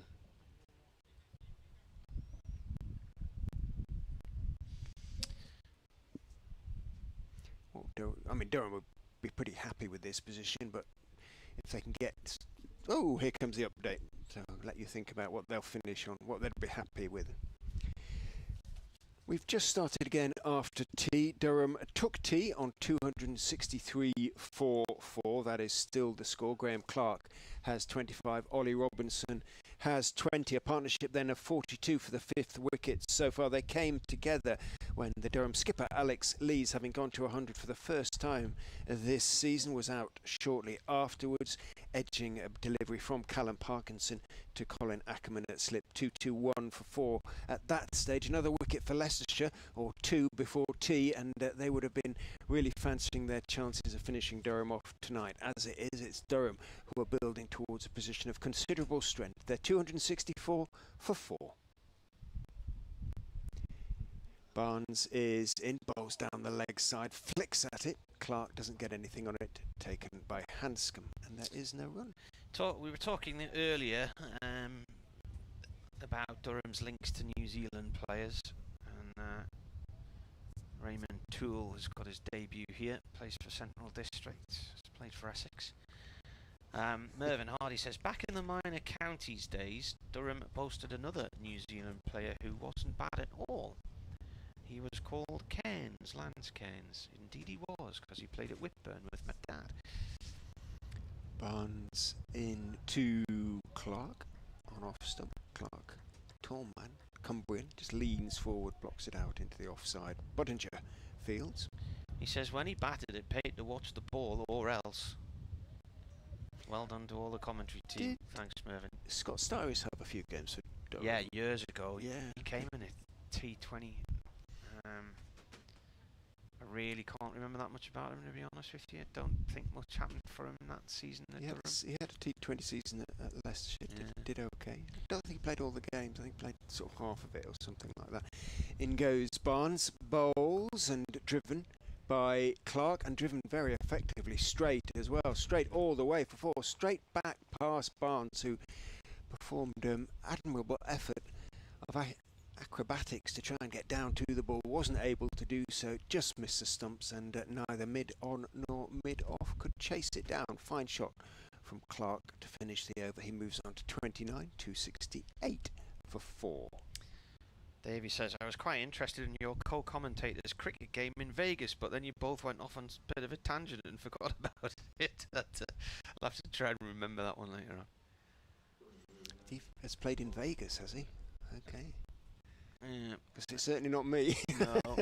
I saw a cricket match in Vancouver. There's a beautiful cricket ground in the harbour there. Yeah. Lovely. Where all the cruise terminal, the cruise ships come in. The English side, so to speak, of Canada does have a tradition. Yeah, not much cricket in Quebec, for instance. Montreal, I believe, is not a big cricket hotbed.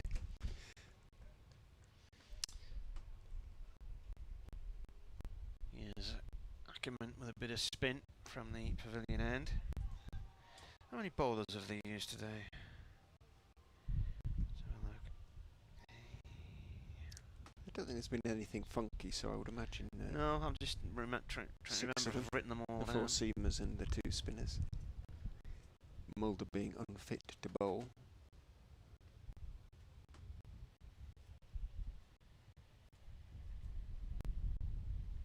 Ackerman, of course, with the world record.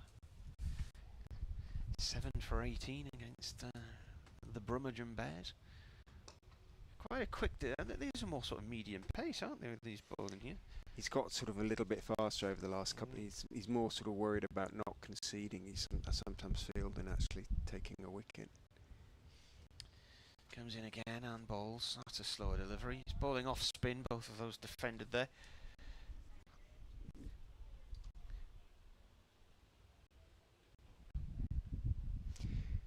We did... we went to Canada on honeymoon as Ackerman bowls again, driven by Clark, who's hit the ground as he's played it.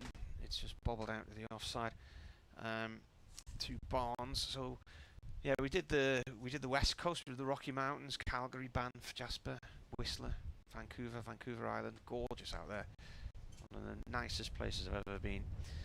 This is played away by Clark towards Deep Point, and then we went back 3 or 4 years later and did the east side and went white water rafting on the Ottawa River out in the countryside, and Toronto, Montreal, Quebec, Ottawa. Beautiful. St Lawrence Seaway, whale watching. Ackerman, played by Robinson to the covers, no run. Fielded by Lewis Hill. That's the end of the over, 270 for 4. I would definitely... Wales? Yeah. We went to a place called Tadoussac, and it was like being on a Norwegian fjord, these big mountains, and this river empties out into the sea, and there's lots of plankton, and is it krill? Do they call it krill? And the whales come in and feed on that, and what they do is they squash it against the membrane inside their mouths, and that squeezes all of the nutrients out the food that they're after. Barnes will of course continue from the Bennett end. A few of the hospitality boxes are occupied up there. In goes Barnes and bowls, dabbed out into the offside by Clark. Immediately calls no as he sees Budinger closing on the ball in the covers. I was going to say it looks like there's a few in the marquee, but actually it just looks like there's chairs in the marquee. Yeah, I'm pretty sure they'd have the covers up, so to speak, if there was anybody in there. It'd be hot baking in there, wouldn't it? Yeah. indeed. So 30 overs to go, or less that delivery. Durham would look to score at least 100, maybe 120 off them. Barnes is in, bowls, nicely turned away into the leg side by Clark, went back and turned his hands on it quickly. Salisbury came in, got away a decent throw. Clark into the 30s now, onto 31.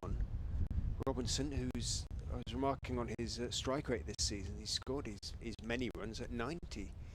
So he's having to be patient this time, but he's showing a different aspect to his batting capabilities. Can be patient if needs to be. Barnes is in, bowls to him. He's patient there, has to be. It's a straight ball on off stump, and he blocks it back down the pitch on the off side. Missed a bit of weather to the north, judging by the radar. Some pretty heavy Thunderstorms. clouds heading up to sort of Derby-ish area. We were talking about cricketing brothers, particularly twins, and then that brought us into cricketing brothers because Callum and Matt Parkinson, twins, playing against each other in this one. Only the second time they've met each other in a county championship match. In goes Barnes, defended by Robinson down the pitch on the on side this time, Mulder Fields. I remember the other one, it was at Worcester. Matt would have been playing in that game. It was in the Bob Willis Trophy, was it not? In 29, I thought it was 2019. COVID year. Because Leicestershire played Lancashire at Worcester in the first game of that competition. No, I think it was the year before they played each other. So Matt wouldn't have... I mean, Callum certainly played in that game, but you're saying that Matt might not have played in that game then? Yeah. I looked it up last night. There was one match, I think. It was September 2019. It was a draw. Okay. Barnes is in, bowls. Defended by Robinson again. Bit inside edgy this time, and he runs out to Ackerman at the wider of the two mid-wickets. The Association of Cricket Statisticians says the Wars just missed out. Both were playing county cricket in 1988, but Mark missed Essex's match against Somerset, so they didn't face each other. And a few other names pointed out to us earlier. The Kimbers have faced each other. Louis against Nick for Leicestershire against Surrey, but that was in the Royal London Cup, as it was then. Last year. In goes Barnes, bowls. Forward goes Robinson. This time he's managed to find a gap in the offside. Rishi Patel has to jog along the boundary for a few feet in front of the Stench and Benno faithful. The Currans would have played each other a few times, wouldn't they? Is it Ben Curran at Northampton? I would Sam imagine so. I Curran's- don't know how much Ben has... Because Northampton just got into the Div 1, haven't they? So, but Surrey did spend a bit of time in. Once I remember the Currans coming here with their top knots many years ago. Yeah. Some people still have them. 272 for 4 at the end of the 67th over. And again, I think that we are talking about the ball. Lewis Hill showed it to umpire Chantry, who looked at it with interest, maybe tried to fit it through the gauge, but he's handed it back to Hill. And 13 more overs, assuming it doesn't go out of shape, will have to be bowled with it. Before they're entitled to a new one, that is. Ackerman bowling to Robinson, who tries to drive at that, but it comes off the toe of the bat and doesn't really go anywhere. Short on the offside, no run. I wasn't sure if they'd changed the ball before because the umpires were having a chat, they were looking at it, and then they wrote something down in their notebook, so I wondered if they switched it or not. Next ball's played up to Tom Scrivens at mid-off, no run there. partnership from these two, 51.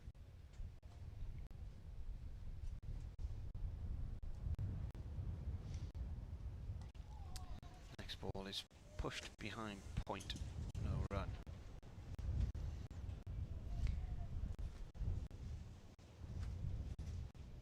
Over it is -2 now. Ackerman bowling right arm over from the pavilion end. That one's bounced out the keeper's gloves. Peter Hanscom.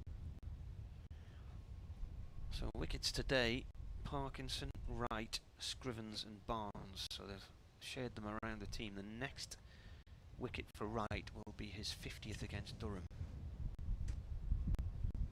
if he is to get another wicket in this game. In comes Ackerman, that's bowled and played away by Robinson out a short extra cover again. Lewis Hill fielding in there. Ackerman bowls and whipped away by Robinson up to long on to right, down to our right hand side. Don't imagine there are any bowlers playing who've got any more than that against Durham. Keith Barker did. Barker? He got 50 in 4 years.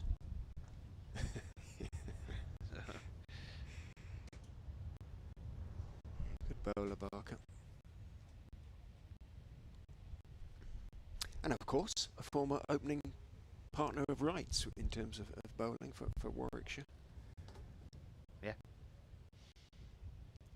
He and Wright bowled them to the county championship in 09, was it? Something like that, a long time ago. With respect to CJW Wright, who has just signed a 2-year deal with Sussex. He's going to have two years on the south coast, and why not? Who can blame him? Lovely place. Hove, in goes Barnes, bowls, defended. High left elbow from Robinson, who has really applied himself in this innings. 24 from 73 deliveries. Very different sort of rhythm to that in which he's played for much of the county championship. But that opening partnership between Lees and Jones has given him scope to do that. Run rate is still 4. Now what do we have? Oh, the ball's being examined again. Time ticketh by. From the word to ticketh. Sunderland have signed somebody I've never heard of.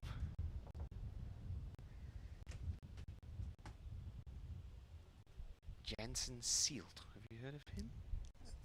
Alas, I have not. No. I'm sure he is a household name in his own household.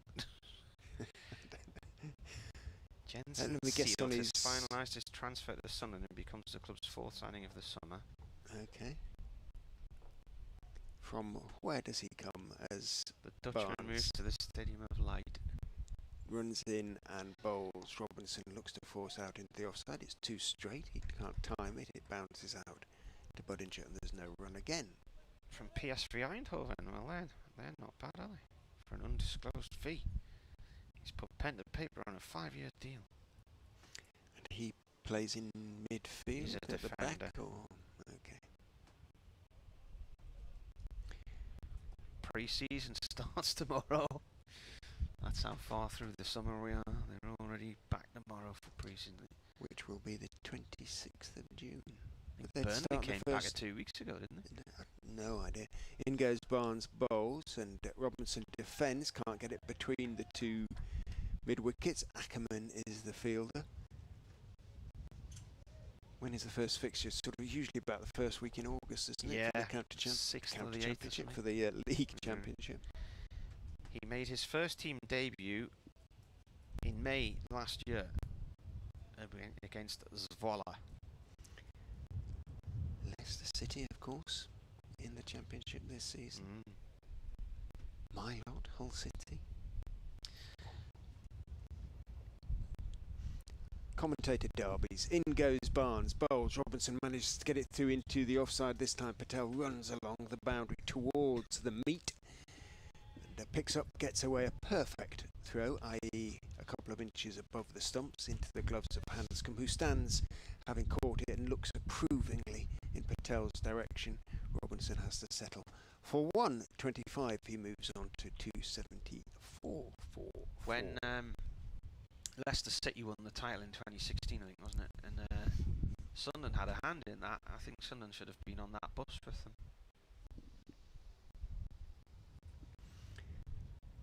Barnes chases down the slope, bowls straight to Clark, who plays out to the straighter appropriately of the two mid wickets, who is Mulder, and there's no run. Partnership of, sorry, I was going to say the 50 partnership. Yeah, it came up a few minutes ago. I did not mention, and should I have done. did. That's there you go. I didn't know how many balls it was though, and I can't be bothered to do the maths to go back and work it out because my brain doesn't work like that. Yeah, at the end of the 2015 season, Leicester City needed to get something at Sunderland to stay up. Barnes is in, Clark is forward in defence, Barnes half fields in his follow through. End of the over. 69th, 27 remain to be bowled today, 274 for 4, the Durham score. And I remember the day clearly because it was my daughter's birthday. We were having a meal in a local restaurant and there were loads of Leicester fans in there saying they were worried about going down. I said, don't worry, Sunderland will help you out, and sure enough they did, so they stayed up. And I remember it because I was driving down here that day because we had I think a one-day cup match the next day or something like that. And then the following year Sunderland played them, I think, first thing down here and got spanked 4-0. So not only did they help them stay up, they then set them on their way to the title. Here's Ackerman bowling. Start of a new over from the pavilion end. Top ball as it's played away by Robinson.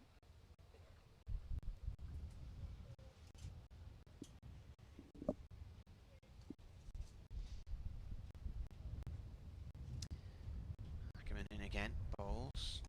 Robinson just taps that away safely on the offside, no run. Well, a lot of that massive clouds drifted off to the north now, and we got clear skies here. The sun's back out. This is pulled by Robinson out through mid-wicket for 1. So a lot of dark grey stuff has missed us. It's drifting around the north of Leicester. We're looking south and there's blue skies up above now.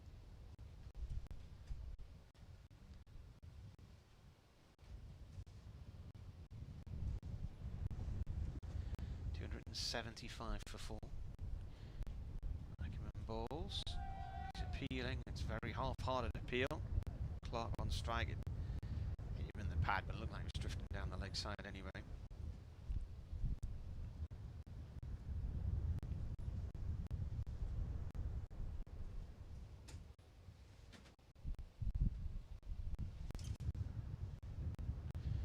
It's in again. It's cut by Clark out through the covers. Salisbury's out there sweeping up on his own. He's the only one out on this side of the field. 2 runs to Clark. He's in a different postcode to everybody else, isn't he? Cuts a solitary figure, doesn't he? Out there.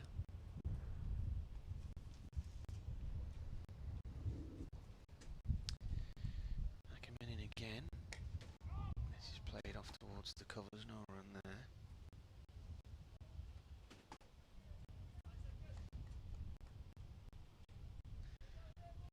Free admission to the women's test at Trent Bridge tomorrow. End of the over, 277 for 4.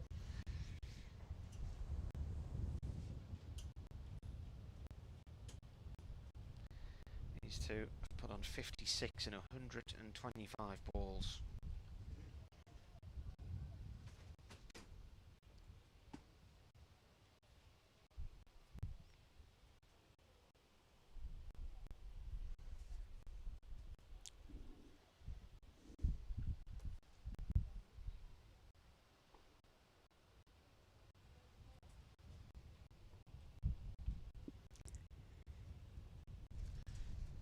Barnes continues from the Bennett end. In he goes to Robinson. Plays it back down the pitch to Barnes. Sticks out his right hand. Tries to deflect the ball onto the stumps a la Chris Wright.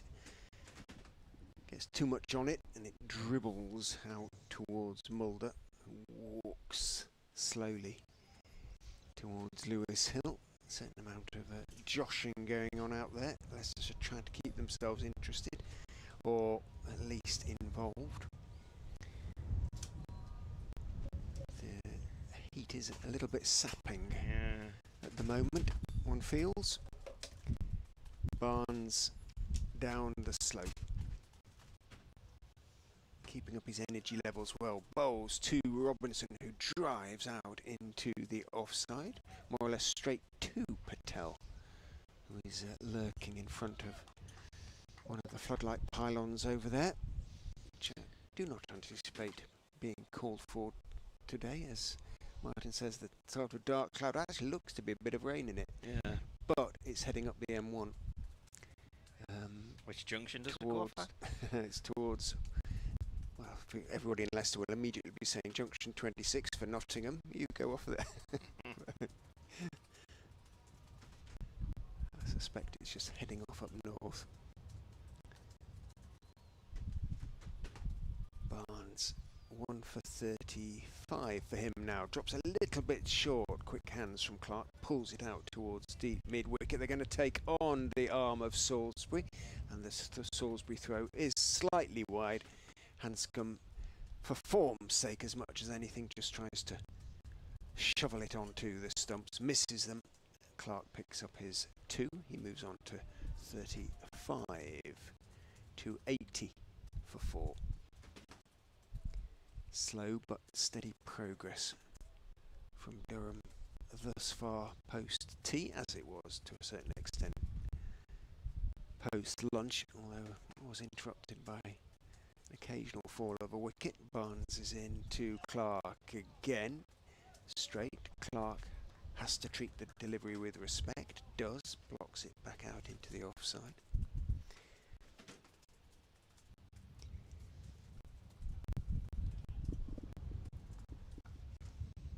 Two balls to go in this Barnes over. This is his 14th.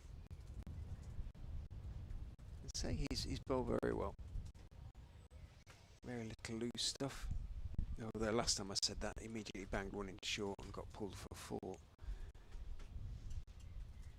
In he comes. Will he do it again? No, he won't. He'll stick to his line and length like a good one. And it is blocked out into the offside by Graham Clark.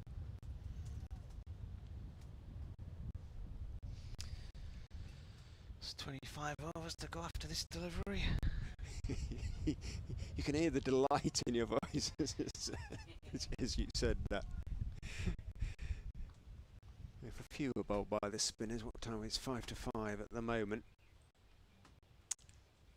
Yeah, it's not going to be much earlier than 6:30, something like that, or maybe even a bit later. In goes Barnes and bowls. Clark is dabbing that one down into the offside. Takes half a step down the pitch as though there might be a quick single in it. There never was. And that is the end of the over. 280 for 4 after 71. Run rate has dropped below 4 for the first time to date. 3.9.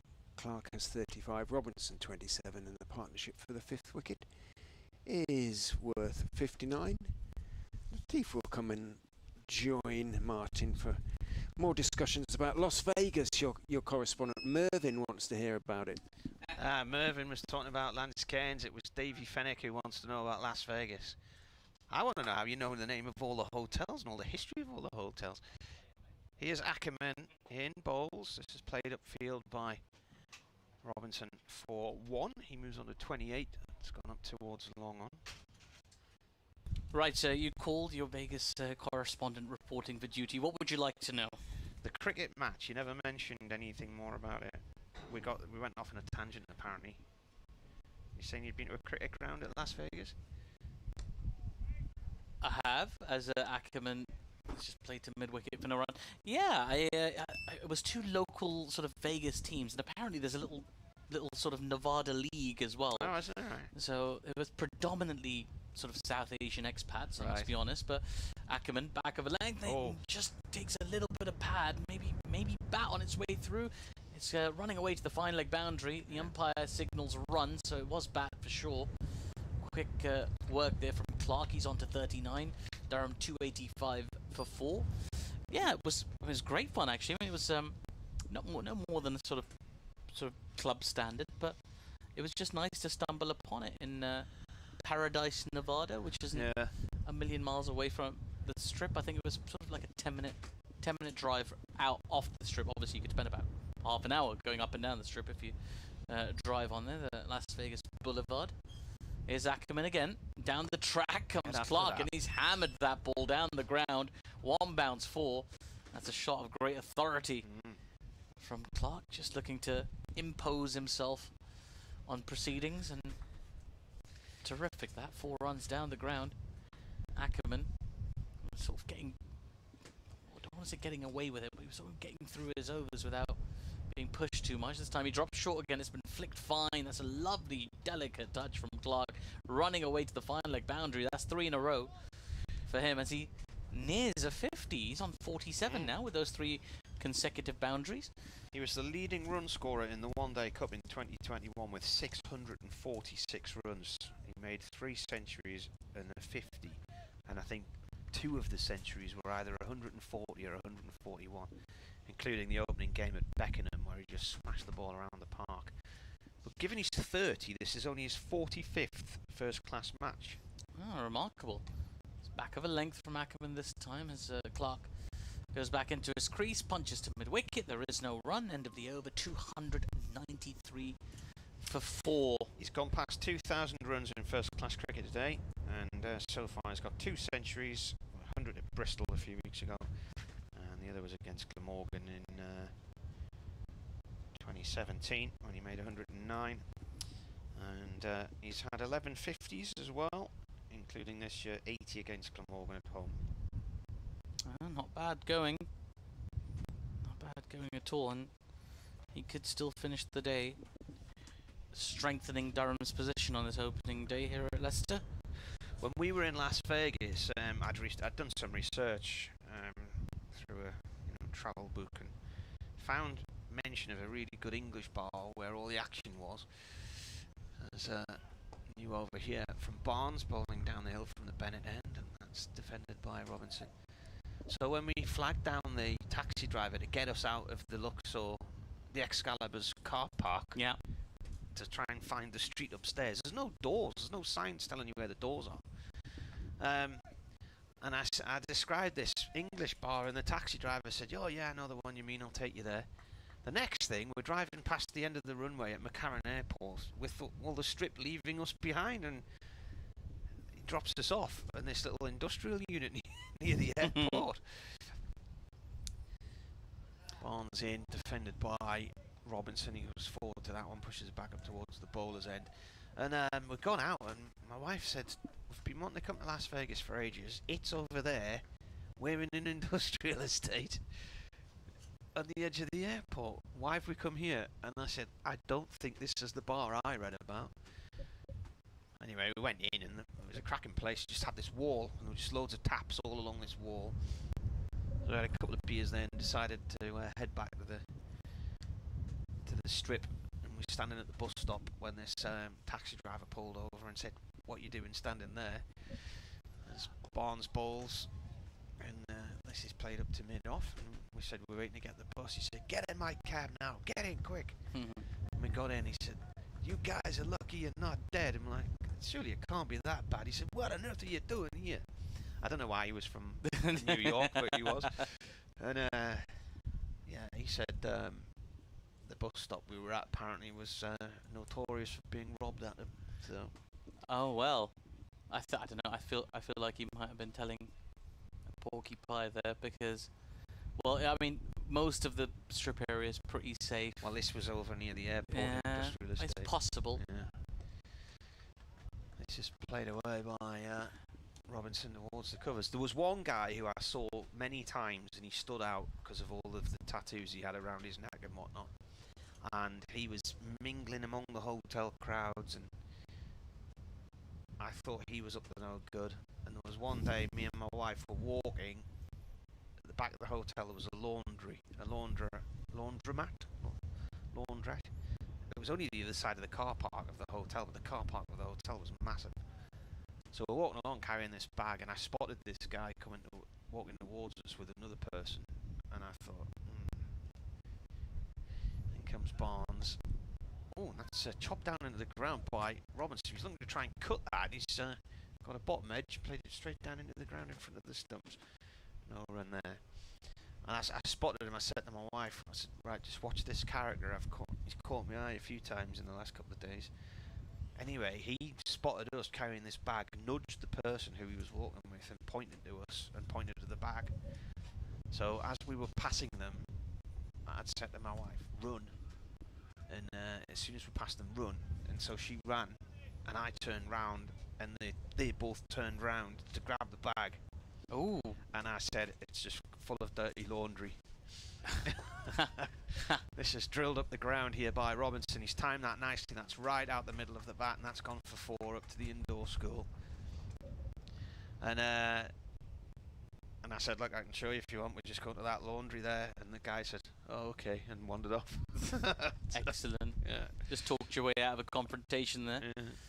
Yeah. I looked up the venue of the cricket ground that I visited. I believe it was called Silver Bowl Park. And that's where it was possibly a team from Utah who were playing against a team from Nevada. And it was great fun.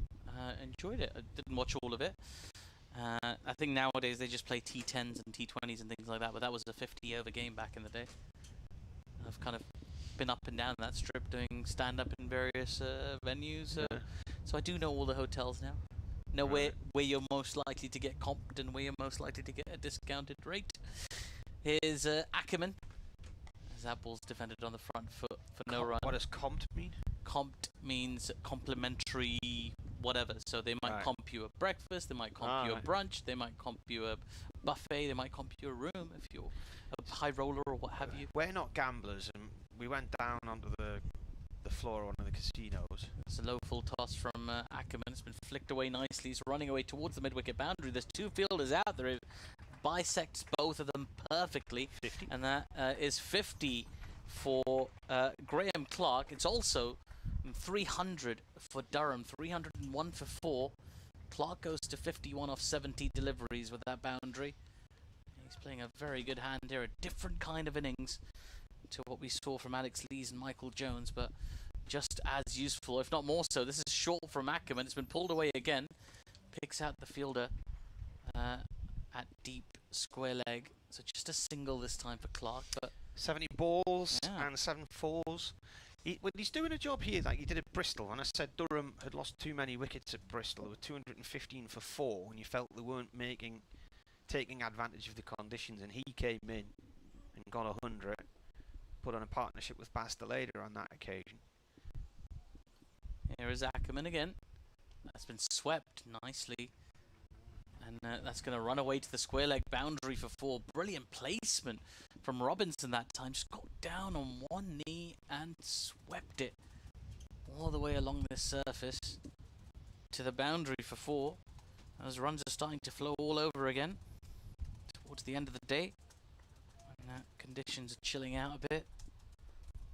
Field is tiring, perhaps. 306 for 4 for Durham. Leicestershire in trouble again. Here's Ackerman. It's a short. Robinson just rocks back in his crease and pushes that out towards deep point. They get through for another single.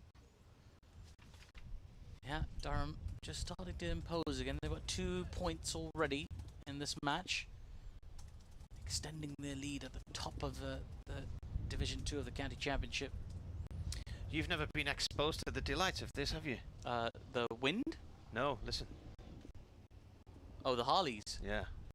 There's another back of a length ball's punched to mid-wicket.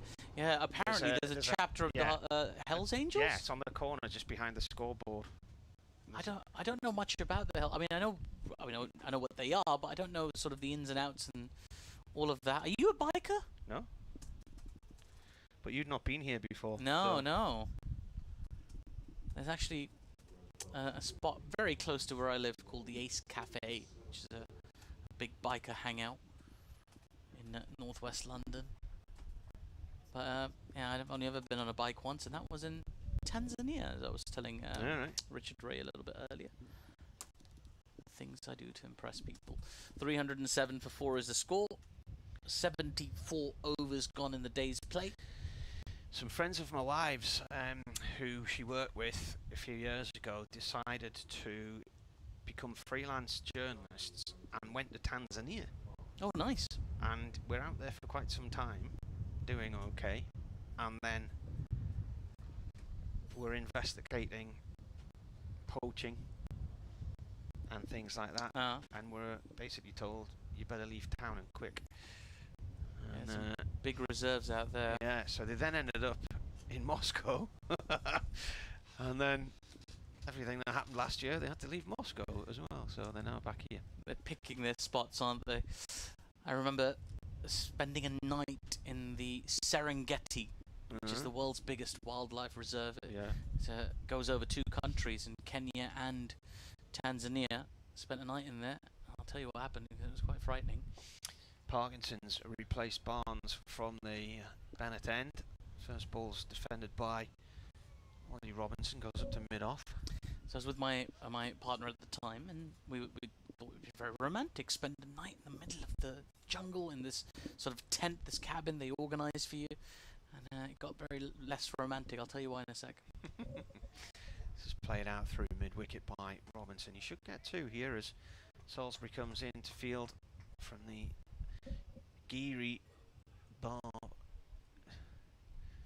boundary.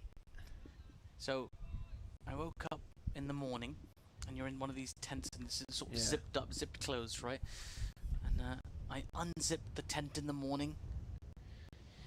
Parkinson to Robinson. And that ball is pushed away towards the point boundary for 1. To get my sort of morning nicotine hit, which I did at the time. And I unzipped the tent to find a lion, a huge lion, almost the size of myself, fast asleep, right, couldn't have been more than 2 meters away from the entrance of our tent. Ooh. So I immediately closed the zip again and went back inside. Yeah. Parkinson to Clark. That's a forward defensive shot, rolls out towards short point. And I presume you couldn't get back to sleep after that. Well, I walked over. My partner at the time was awake, and she said, "What are you doing? What's happening?" I said, "There's a lion sleeping outside our tent." She said, "Don't be silly. That can't be true." And she walked over, unzipped the tent. I would have said, "Don't unzip it." Defended by Clark. In fact, I would have just been whispering. Well, she wasn't having it. When she saw the lion, she started screaming. And I tried to calm her down, and eventually, she did calm down. I'll tell you what happened next. This is turned to square leg by Clark. Is this why she's no more? No. She's still. I'm sure right. she's She somewhere. did come home from this holiday. She did come home from this all right. holiday. So, but she's screaming, and I'm like, just calm down, relax. We'll work out what we do. We had a little walkie-talkie to keep in touch with our kind of guide, our Sherpa, whatever it was. And he said, "Oh, look, listen, calm down. Don't worry. The lion probably won't attack you." I said, "Probably? I don't want to hear probably. You're gonna get me out of it." He said, "Don't worry. You just have to wait for it to wake up, and when it wakes up, it'll just leave you. It'll leave you alone." And as he said, he did. But it was sort of a nerve-wracking 90 minutes that we had to go through until the lion sort of woke up and walked away. And then the guy drove his sort of jeep maybe about 4 inches from our tent so that we could just jump in. There was a lot of nerves there, but yeah, it's more of a close encounter than I was hoping for, and I was hoping to see some lions on that trip, but not that closely. So yeah, if you sleep in the Serengeti, it's a wonderful experience. It really is quite remarkable, but it can be quite scary. Now then, Ackerman, into figures of none for 31 from his 7 overs, is going to continue. Robinson on strike. This is short. Robinson cuts nicely, beats the diving fielder at backward point. There's a fielder at deep point who's got to cover quite some distance. It's a big boundary out there. The batters get back for 3. Get running between the wickets there to maximise the output there. And Robinson moves on to 43. I just noticed actually, because both scoreboards are either side of the commentary box here, and the manual one was updated faster than the electric one. Somebody on the tins pulling the ropes. Yeah, they're doing good. Did you ever do the tins? I didn't. We had the levers. Yeah, I had the levers back in the day. Nowadays we just have the flappy thing. Here is Ackerman. That ball's punched to mid-wicket for no run. And you just have to flip the flaps over. And I think most of the scoreboards in the North East Premier League now are all remote control, and they just work from the scorer's computer. Ackerman in again. That's been swept. Nice contact that from Clark. The fielder at fine leg is very quick to get round. That's a good effort there in the deep, because it's just a single in the end. Could very well have been 4 or at least 2 or 3, but just a single in the end. Yeah, the team we played yesterday, my team, they live streamed their game, and they had a scoring system that was using a mobile phone where it directly updated their website. So you could just we have an old school scorebook, and we just had to copy it off the website afterwards. It was very, very smart. Here's Ackerman again. There's a thick outside edge, goes to cover, and there is no run. There's a number of different scoring. There's a DCS Pro, VCS Pro, something they use. Yeah, that's the one. Yeah. Where they have that device. This is short. Again, it's been attempted to worked it to fine leg, did Robinson, but he missed it. And, the keeper, Peter Hanscom, gets behind it, doesn't take it cleanly, but he stops it. What's come through? Well, hold on, tell me after this he's back in. Peter Miller, the cricket writer. Of course. Full and driven out towards deep extra cover for a single, completes the over 315 for 5. What's Geeky saying? Well, he said, he goes under the name of the Cricket Geek, so he's just retweeted the Nottinghamshire tweet saying there's free tickets tomorrow if you want to get along to the final day of the women's test. And he said, this is well worth bunking off for. Free tickets to watch the final day of a great game. If you can go, I'm going to be very jealous. And he said, I leave home on Wednesday and I'm not back until August, so me telling my wife I'm driving to Nottingham for the day tomorrow would not go down well, so I'm not going. So he goes off every summer, and he's done some of the commentaries with us over the years. Lives down in Swansea. Yeah. So I saw him a few weeks ago at Glamorgan, but he goes off every year, and he's Caribbean Premier League. He's part of the PR team for the Caribbean Premier League. But this year there's an addition. As Parkinson comes around to start a new over, a little ramp from Robinson, that's gone past the keeper and away for 4. Nicely done. He moves on to 48. He's been in a rich vein of form. Robinson this year, he got 3 half-centuries in a week in the T20 in consecutive matches, and in the county championship he's been doing well too.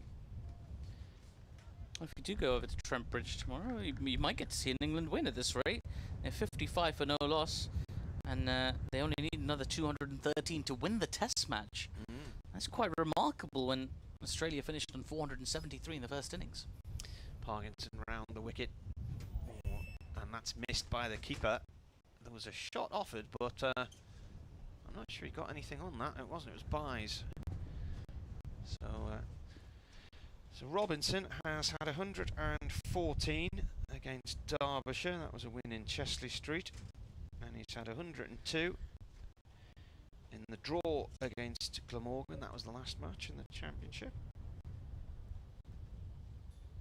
He's had a 73 against Glamorgan in Cardiff. And a 67 against Derbyshire. Against Gloucestershire and Bristol. Here comes Parkinson. This is defended by Clark. We've got a massive swathe of black cloud suddenly drifting right across us. I thought the whole weather movement had gone past us a few minutes ago, but this is right on the very edge, and if this sits right on top of us for a few minutes, we could get a lot of heavy rain here. Clark defends this one. Robinson's also had 58 against Sussex, so there's quite a few half-centuries and centuries he's got this year. Closing in on yet another one. So he's had 350s and 200s. Clark, a little nibble down to gully, no run there. The wind's getting up, this cloud is bringing the wind in. The sun's gone in. That looks nasty, that. Crucially, no rain yet, which is good, which is promising. 2 balls left of the over. Parkinson, left arm round, bowls to Clark. That's defended. In fact, the scoreboard seems to have lagged behind. It's 1 ball short by the looks of things, unless that was a short over. 320 for 4. The manual one's moved along quickly. 77 overs gone already, so 19 to get in today. And if they continue to persist with the spinners all the way through, you suspect they could do that by just after 6 o'clock. Should be good going if they can get all 96 in today. Remains to be seen. As you say, that breeze is there. I get the feeling there may well be some rain, but we'll get it later, perhaps post overs being bowled. Oh, there we go. Tell you what, the radar here from basically south of Manchester all the way up the centre of the country and across towards the coast, right up into Scotland. There's some red patches in that. That looks naughty. Oh. Meanwhile, here, that's the splodge on the radar. That's just drifting towards us, so it might miss us, it might not. There's a bit of a changing happening here. Tom Scriven had the ball in his hand down at long on, and he's been brought up to mid-off now for Robinson. I think there's just an eye to putting a bit of pressure on him as he gets closer to his milestone. Ackerman in. This is short. There's a cut shot attempted. Half an appeal from the bowler. The umpire says not out. Buddinger bowling. I beg your pardon. It is, you're right. Buddinger is into the attack. Saul Buddinger. Former Notts player, made his first-class debut against Durham here last year. There's a full toss that's been driven to extra cover. Another slow bowler. That will help the over rate for the Leicestershire team. As he bowls another loopy delivery, just dips in time, so it's not a full toss, but driven comfortably. Robinson out to extra cover for a single. What's happened? Cricketing twins. In Mr. Fennick says, have Arnold Schwarzenegger and Danny DeVito ever played cricket against each other? I haven't seen that film in years. Here's Ackerman again. The quicker ball. I beg your pardon, it's Buddinger. It's a long old spell from Ackerman, wasn't it? It's been worked out towards backward square leg for a single. 322 for 4 the score now. And Robinson's on strike within 1 of another 50 this season. This is Full's been driven out towards extra cover, who gets half a hand on it. He parries it. There'll be a 1, there'll be a 2, and there will be 50 for Ollie Robinson. A terrific run of form he's enjoying at the moment. He got 100 in the last county championship game that he played in. He's also been scoring a lot of 50s in the blast for Durham, and right now he's just reached his 15th first class 50. So next ball's been played back to the bowler. There is no run. That completes the 78th over of the day. 324 for 4. So Robinson has now got 2 centuries and 4 half centuries this year. Came in 103 balls, 4 fours. Terrific stuff. Again, as we say, very different kind of innings, different kind of partnership from Clark and Robinson. They've had to play more conventionally than Lees and Jones were earlier, both going very aggressively on their way to 101 and 78 respectively. As right now, Robinson and Clark 51 and 54 respectively. Their partnership's gone up to 100 as well, yeah. 103. And it's Parkinson who's going to bowl to Clark on 54. And that's a bump ball out in the offside. A very knowledgeable crowd here at Leicester. Nobody cheered it. Not even a crowd cheer. The bump ball. Yeah. Parkinson in again. Defended by Clark. Keeping things as tight as possible here at Leicestershire. I've got to try and replicate that spell after lunch where they bowled a sequence of dot balls to induce the mistake. This one's played by Clark up towards long on for 1. There's that protection there in the deep. Just allowing the single to these batters now. I think this is the pressure of going below the over rate. -2 at the moment. Got some catching up to do. Parkinson bowls, played by Robinson along the floor to short extra cover the Buddinger. I think that's the thinking behind getting Buddinger in as well. Yeah, I was talking to his mum at Grantham last year. It was a hot day like this. Here comes the bowler. This is pushed off towards point, and she was telling us he was about to come and join Leicestershire, wanting regular first team cricket. And Sol Buddinger. It's a long way to go to change your career, change your horizons, I guess. That's played off towards the covers. Buddinger dives down and stops it one-handed, but it is a single. Quickly threw that over there.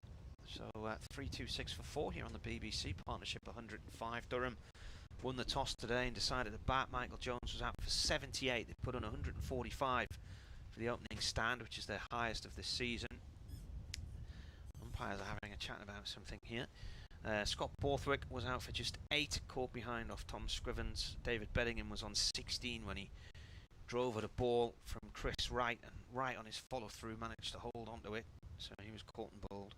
And then Alex Lees on 101, caught at first slip by Colin Ackerman off Callum Parkinson. And that left Durham on 221 for 4, 263 for 4 at T, 326 for 4 now. This partnership's worth 105. Clark 55 and Robinson 52. Buddinger to continue. Starts with another full ball. It's been driven to mid-off. There is no run. What's happening elsewhere? If we, well, I know England's women are on 55 for no loss as they take drinks on the... They're 55 for 1 on my computer. Oh dear. Who's gone? I don't know. As the next ball's been worked out towards deep extra cover for a single. It'll either be Emma Lamb or Tammy Beaumont. Both of them look to be going well. It's Tammy Beaumont. For 22. Yeah. It all seemed to be going swimmingly up until then. Maybe we shouldn't have updated the score. There is Buddinger again. Bowls a quick, fullish delivery, which Clark drives nicely, but only as far as the bowler. There is no run.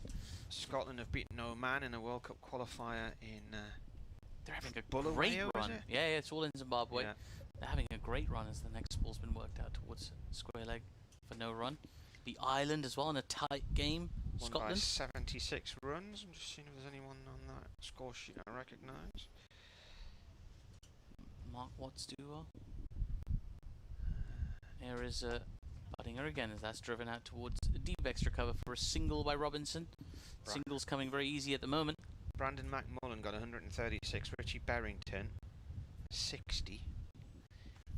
I think he might have played in the North East Premier League somewhere. Richie Berrington. How did Leask do? He was the hero of the game. I guess you can't do it every game, can you? He was the hero against Ireland, though. Incredible finish to that match. Here is Buddinger again. Big swing, no connection that time from Clark. Hampshire are batting against Middlesex at Southampton. 241 for 4. Northants are 237 all out on day 1. There's a drinks break here. And Kent are now 41 for 4 in Northampton. Lancashire all out for 274 at the Oval against Surrey. At Chelmsford, Essex 3-3-3-4-5. That almost works. Nearly. Yeah. Against Warwickshire. Somerset are playing Nottinghamshire down in Taunton and were bowled out for 163 knots, 93 for 2 in reply. Glamorgan in Cardiff 242 all out. Sussex 8 for none. And Yorkshire, are they still bottom side Yorkshire? No, they're not. Derbyshire now. Derbyshire below them. There's a punishment coming on Monday, apparently. Yorkshire 3-5-6 for 5 against Gloucestershire in Leeds. Worcestershire 2-3-4 for 9. at home to Derbyshire.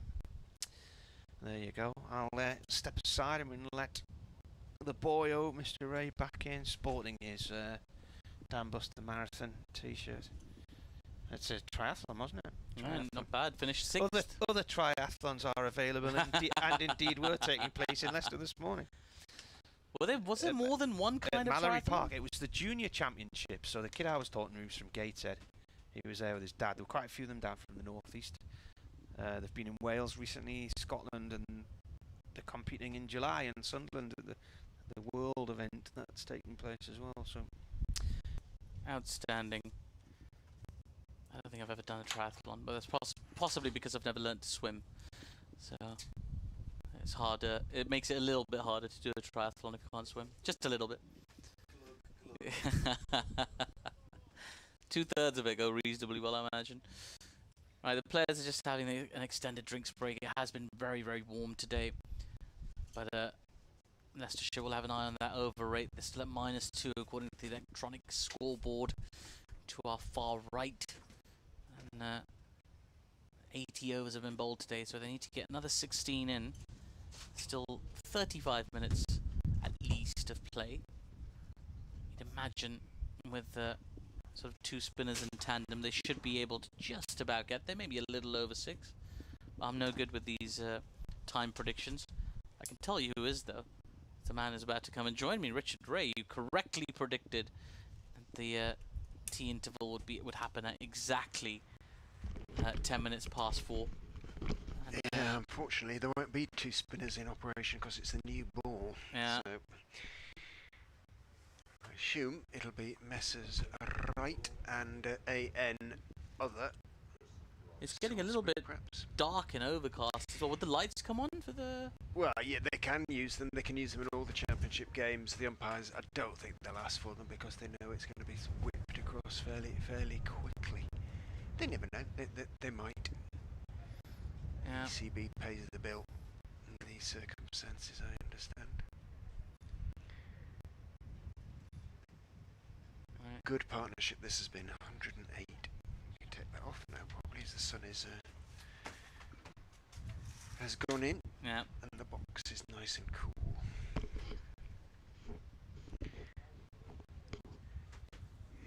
Well, this delay's gone on forever, hasn't it? I really want to get the field right. Again, just saw Yeah, more but- drops of water. I don't know if you saw those. Yeah, it blows comes off the thing, yeah. Flat roof sometimes. We may get a shower later on, but I don't think quite yet. Still, this delay goes on. We had drinks, then the change of the ball. Now, couldn't they have talked about the field while they were having drinks? But anyway, is it me? Yeah, go for it. Chris Wright down the slope from the Bennett end into Ollie Robinson, who leaves outside off stump. Lots of oohs and ahs. I don't think it was quite as close as those oohs and ahs imply. Robinson has begun to accelerate slightly. He was at a strike rate of 30% for much of the first hour or so of his innings, but now 54 off 111, so up to 50. Still well down on his usual strike rate. Wright is in, bowls to him. Again he leaves. Good leave. On length as much as anything. Bounced. Would have bounced over the stumps had it been straight. It wasn't. It was slightly wide. Did come back a bit. Got to use this new ball well. Clearly, the Kookaburra seam. Absolutely. Doesn't Very little last room long. for error. Yeah, you've got to use it while you got it. Right is in and bowls and standing up to that one. He's going to have to hurry. The throw comes in from Barnes at mid on and misses.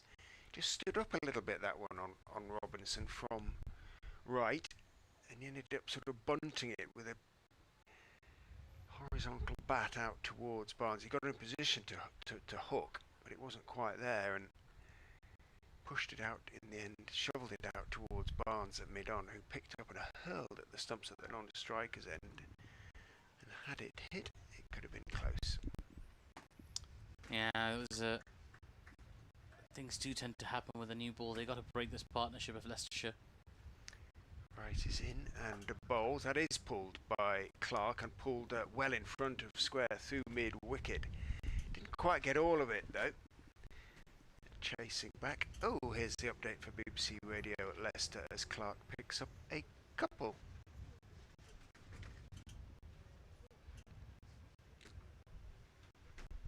I'm afraid that figure 4 is still in place, and they haven't had any breakthroughs before tea or after it so far, the Foxes. They have just taken the new ball, so they will be hopeful, however. But in the meantime, Graham Clark and Ollie Robinson have built a pretty solid partnership. It's worth 111 so far for the 5th wicket.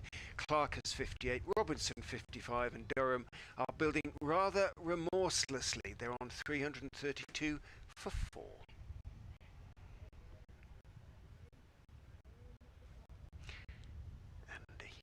Andy Pearce is our own Alan Partridge. Well, those floodlights while you were chatting to him They have flicker switched on. Yeah, fair enough. In goes right, bowls outside off stump, and this time Clark leaves into the gloves of Hanscom. It goes. So 1 or 2 interesting moments for Wright in that over, but he might be disappointed he didn't make both batsmen play rather more often than they had to. I think 4 balls that they left, 2 each in that over. Yeah, I think they're all looking up a little bit. The lights will flicker on slowly. I mean, they sort of, it's one of those sort of old school multiple bulb situations, and they'll take their time to be completely on. But with the seam bowlers running in, if the light deteriorates more and more, it's something the umpires will look at. It's going to be pace from both ends now. Tom Scriven's coming in from the pavilion end. He's got Robinson to bowl out, who's on 55 from 113 deliveries. Clark and Robinson's 50s, very, very different from the 50s we saw from Jones and Lees, and that's a full ball from Scriven. It's been driven away nicely, and he has run away to the extra cover boundary, in fact, for 4. Terrific shot that from Robinson. Just leaned into it. Didn't realise the contact was that good. It's the longer boundary as well. And he's managed to find it with ease. If they keep playing shots like that, nobody's going to worry about the light at all. 336 for 4, the score. As Leicestershire are starting to look a little bit sluggish with their body language all over again. They had that excellent phase in the middle of the day's play where they were motivated, loud. It's a different game now. Back over length this time from Scriven, who's ramped up his pace a little bit, that ball as well. It's been pushed to mid-off for no run. With huge respect to Tom Scriven, he's not really a new ball bowler, and he does swing it if there is any swing to be had, but pace-wise he's not a new ball bowler, you wouldn't have thought. But as you say, he's bending his back a little bit. They're missing Mulder. Well, there's a few drops of rain in the air, I'm afraid to tell you. A couple of droplets have just landed on my diary in front of me. Here comes... Oh, takes an inside edge, does it? Oh, was it a chance to the keeper? Is running away towards the fine leg boundary. They'll run through for 2. Keep an eye on the umpire's signal. Is it leg byes or is it runs? No, it's been given as runs, so that was a chance for the keeper, Peter Hanscom. It was a tough one because the ball was angling in towards him rather than going away from him at the conventional angle. Was it an inside edge? Inside edge, that's exactly what it was. It wasn't sure. Did it carry? No, it seems not. Well, I have to have a look at the replay. Yeah, we'll wait for the replay to load up. We're a long way back. 3:38 for 4. Here is Scriven again into Robinson. He drives nicely. That is a beautiful shot. Glorious straight drive straight into the side screen. 4 runs. Well, it is very overcast. There's drops of rain in the air. It's not bothering these batters one bit. Robinson moves on to 65. Clark's on 58. And Durham now on a very imposing 342 for 4. That's sometimes what happens when medium pacers try to bowl too fast, isn't it? Yeah, just They're not striving quite for that used to it extra yet. yard. Yeah, I'm feels just a gonna, bit that way. The crowd, a few heading for shelter. yeah, I'm closing my diary. I don't want to get it covered in spots of rain as that ball's been pushed to the onside for no run. Still not taken the plastic cover off my diary, so in theory it could be okay. Pristine. Random scorecards of games I've covered over the years in there. Well, actually, I started this one last season, towards the end of last season, in fact. You reserve it for cricket. Only, yeah, this is only for Okay. cricket. Comedy's got its own one, cricket's got its own one. Okay. I do like to write things down, like pen and paper, still. Absolutely. Those floodlights Always are all the way best. on now. All the way on, the floodlights. Here's Scriven again. It's not a bad length that time, but Robinson able to get forward reasonably comfortably and push the ball to extra cover. There is no run. That completes the 82nd over of the day's play. 342 for 4 the score. Another 14 overs to come theoretically today. Although I must say, the atmosphere is slightly ominous. Yeah, but it's really strange because it's light behind it, and just looking at the clouds, the way they're drifting or being blown, I think I think that shower's going to miss us on the other side. You know, I think we're going to be all right. You know, I've got a funny feeling. Well, let's hope so. I wouldn't doubt you or second guess you, Richard. Certainly not here. Right is in bowls, short outside off stump, cut away, clubbed away to the sweeper on the offside boundary by Graham Clark. He moves on to 59, 343 for 4. You get the feeling if rain was to intervene and they went off, they wouldn't come back on at this time of the day. Well, we shall hope to get through all of these overs. Still 13 and a half to go. Right is in bowls. Back goes Robinson, deflecting the delivery down towards wide third man. Rishi Patel gets there quickly from a deep backward point, gets his throw away, but Robinson is quick between the wickets and he makes one into 2. Did you get another drop? Yeah, there's a few of them. There you go. You can see it landed nicely on my hand, and there's another one on my arm. We might have to. Just blowing in on the wind. Yeah. But the umpires are showing zero concern. So maybe we're getting the worst of it from our end at the moment. It's possible. And I don't think it'll last long. Right is in. Robinson a bit squared up by that one. He was looking to play that straighter and it went out towards wide mid-off. There's no run. You just let me know when we have to close the window. Well, yeah, if you close it a little bit if you wish, but I think we got soaked the other night. Everything got soaked the other night. The T20, and including a lot of the kit, but that should be okay. That should be alright. Rice is in bowls. Robinson again, back foot defensive shot again, finding the gap, and again Patel out there on the point boundary is the fielder. Runs as they often do. Bit of a cliche, but they do with the new ball come a little bit more easily than against the very, very soft old ball. Robinson has accelerated nicely, 68 to him now. Building on his status at the top of the Division 2 run scoring charts. Right is in, bowls to Clark, who is forward, pushing out into the offside, and there is no run.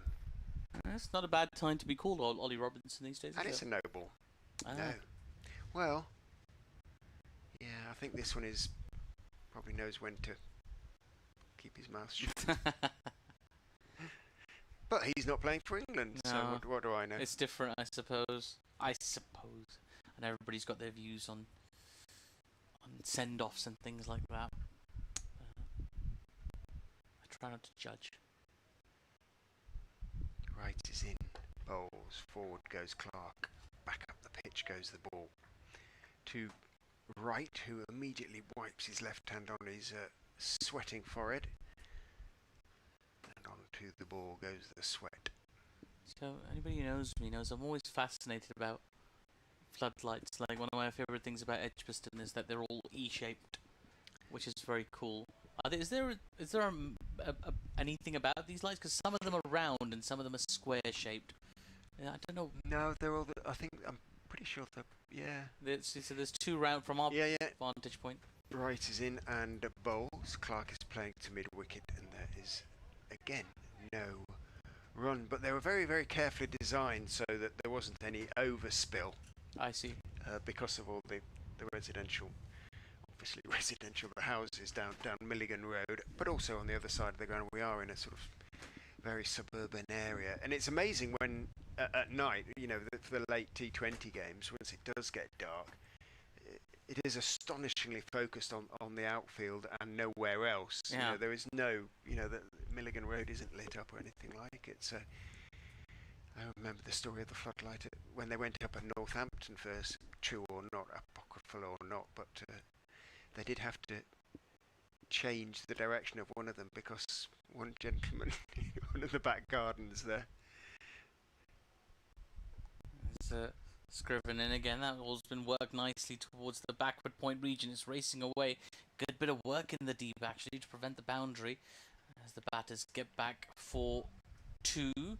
350 up now for Durham. 350 for 4 in the 84th over. And I do wonder, Richard, if having a property sort of next door to a cricket stadium increases its value or decreases its value. I'm not sure, because it certainly has an appeal for some people, but maybe less so for others. Here comes the bowler, Scriven, as that ball's been played to extra cover for no run. I guess it depends on the cricket ground to a certain extent. I suspect those that overlook Lords are probably enhanced in value. I just wonder, if I lived next door to Leicester County Cricket Ground, I mean... You get to hear Tom Jones, Elton John, and from time to time, presumably. You gotta be prepared for it, surely, if you're living near a cricket stadium. Here's Scriven, back of a length, driven nicely out towards a deep extra cover. There is a single, I beg your pardon. I feel like you should target people who like cricket if you want to sell properties near a cricket ground. I don't know what predates who predates what, whether the houses were there before the ground was there or vice versa. I suspect that the ground has grown over time. It dates from around the turn of the century. The 20th century. Yeah, just to make sure. Here is Scriven again. Back of a length, worked away towards mid-wicket. There is no run. There is as the council do, the city council, historic sites around Leicester, and there is on the railings a sort of board saying, when it was built and all that sort of thing. But they haven't played here all that time. But obviously the ground has been here they also had a home for a good few years at the electricity ground, as it's known, which is only half a mile down there on Ayleston Road. Scriven in. This is full and fast, but driven nicely to mid-on for no run by Clark. He's timing it very well. He'll probably be a little bit frustrated not to find the gap each time he's timing it. So 1879 is when Leicestershire was established as a county cricket club. And they would have been here from the 1890s, would you say? I ought to know, shouldn't I? But I believe so. They've also played on Victoria Park. Of course. Briefly. Which was also a race course. There is Scriven. That ball's been driven off a thick outside edge by Clark. He's looking to get on with it a bit. Goes out to deep third. They take a single. That completes the over. He's a long day, Scriven. Bowled 15 overs. 1 for 70 is figures. Durham, 252 for 4. There's 12 overs to come today. Clark on 60, Robinson 71. And we're talking about properties near cricket stadiums. And maybe chime in, let us know, give us your thoughts on that. I mean, if you're a big cricket fan, would you care if a floodlight shone its light into your back garden? It's how many times a year? Not often, is it really? No. And you know, for the T20s, at the most, that's going to be 7 times a year. Not if I have my way. No, indeed.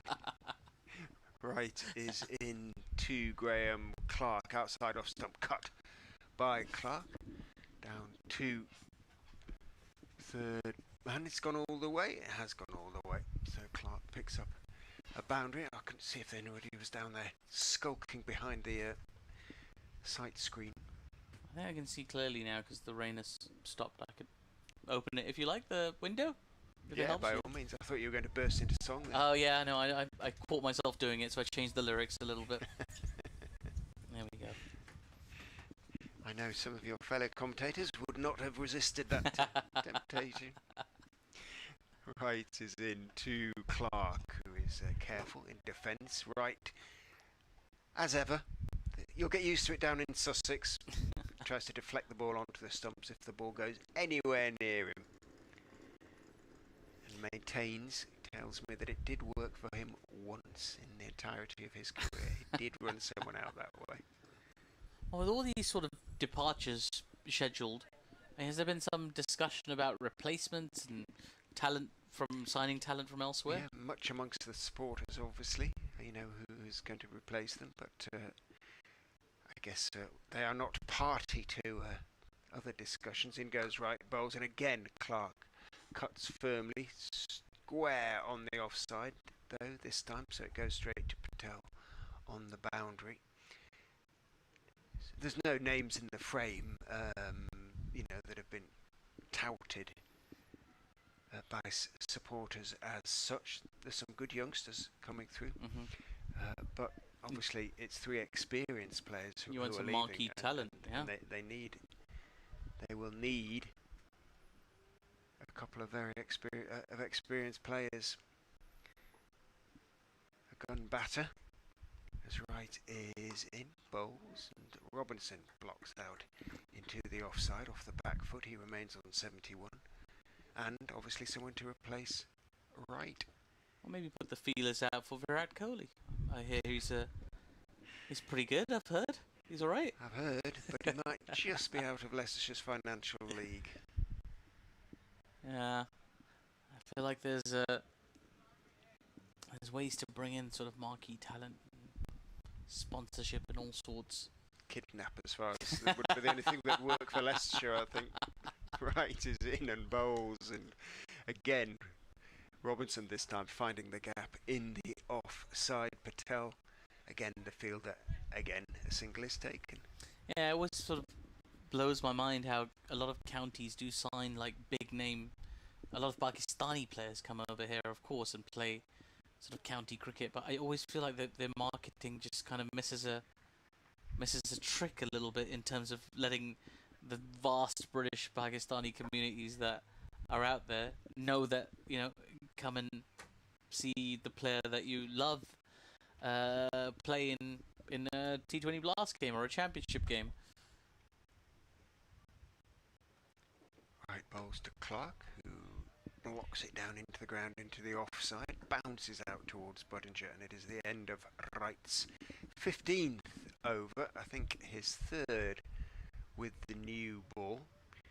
Umpire Watts is signalling to the ground staff. He's anticipating showers, but I think this is blown over now. Essentially, it's heading from the southwest up to the northeast, and I think we're going to be okay. Yeah, I have a feeling you're right. I think the drops that we got seem to have gone away. And like I said earlier, I dare not challenge your predictions, especially when it comes to Leicester. Here's Scriven to continue. Into Robinson. It's beautifully driven by Robinson out towards the extra cover boundary. There is a fielder out in the deep, and it's a very, very big boundary. Will the fielder cut it off? Yes, he will. Terrific stuff there. Saving a run there. Salisbury there in the deep. The batters get back for 3. Wow, what a gorgeous shot that was, though. From Is Leicester a good venue from your in your other sort of profession? Stand-up comedy? Yeah. There's the festival, isn't there? The comedy festival. Leicester Comedy Festival, usually in February and March every year, and then there's the Curve Theatre, which I've played a couple of times in recent years. And there's another venue as well, which always escapes me. Which will come back to me. It's not the Sue Townsend Theatre, is it? No. Scriven in again. De Montfort Hall. Defended into the onside for no run. I have performed at De Montfort Hall, but not for many years now. It would have been pre-COVID that I performed there. That was great fun, though. Always have a lovely time here in Leicester. Good food, good entertainment, and a nice, easy journey back home. That's always quite high up on the agenda. It is. I mean, Manchester's wonderful and everything, but you know the drive isn't fun, and often, especially after cricket or gigs, it's got to be a drive, not a train. Here's Scriven, shorter this time, but cut away elegantly by Robinson out towards deep point. Has to cover a bit of ground so the batters can get back 4-2. I beg your pardon. 364 for 4 now. Robinson on 78 of 130 deliveries. Clark 65 of 102. Covered a lot of ground, Salisbury, out there. Yeah. Be interested to know his stats at the end of the day. They're all recorded. They have those fitness trackers on. Oh, they've got the chest one. Yeah, they all wear them. Here is Scriven again, full and driven, and can't beat the fielder. Extra cover. There is no run. Back out. Yeah, I can see a bit of sun, a bit of brightness. I think those lights will stay on till the end of the day now, but I think they were completely superfluous, to be honest, even when the cloud was overhead. But they look nice. Yeah. There's somewhere in this ground there's a photographer who enjoyed them, I reckon. I think tomorrow evening I'll try and get a nice photo of the ground and bathed in lights. It's not there's nothing sort of remarkable about the ground architecturally, with the exception of the cupola clock on the scoreboard, basically. But Scriven in again. This is full driven as far as mid-off, who does enough to prevent the ball going any further. That was Lewis Hill, the captain, fielding. For an inner city ground, it has a sort of pleasing openness, I think. Yeah. Absolutely, trees yeah. Mostly mature around the ground these days. What's mature, I beg your pardon? The trees. The trees, yes, of course, yeah. Yeah, it's lovely. I think we're going to have a fun few days. It's a huge outfield as well. Biggest in the country. There is Scriven. Driven nicely. And that's going to run away to the long on boundary for 4. Terrific shot that from Robinson. Scriven, as he's done far too often today, I'm afraid, is overpitched. And he's been punished down the ground.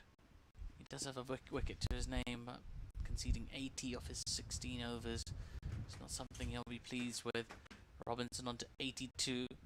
He's got 10 overs to come today, potentially, to try and get to that 3-figure mark again in back-to-back first-class games. Be a terrific achievement if you can do it, Ollie Robinson.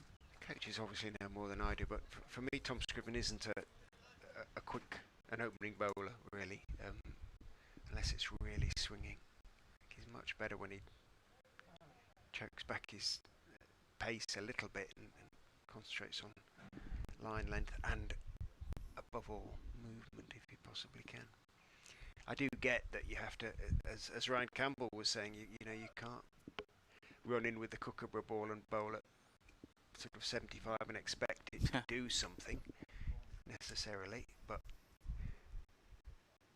I just don't think Tom's a sort of 83, 84, 85 mile an hour bowler necessarily. Chris Wright is in, bowls outside off stump, steered, calmly by Clark out to Patel.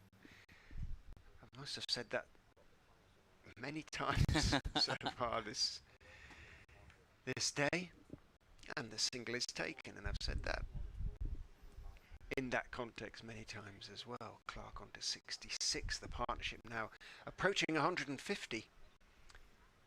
And, Yeah.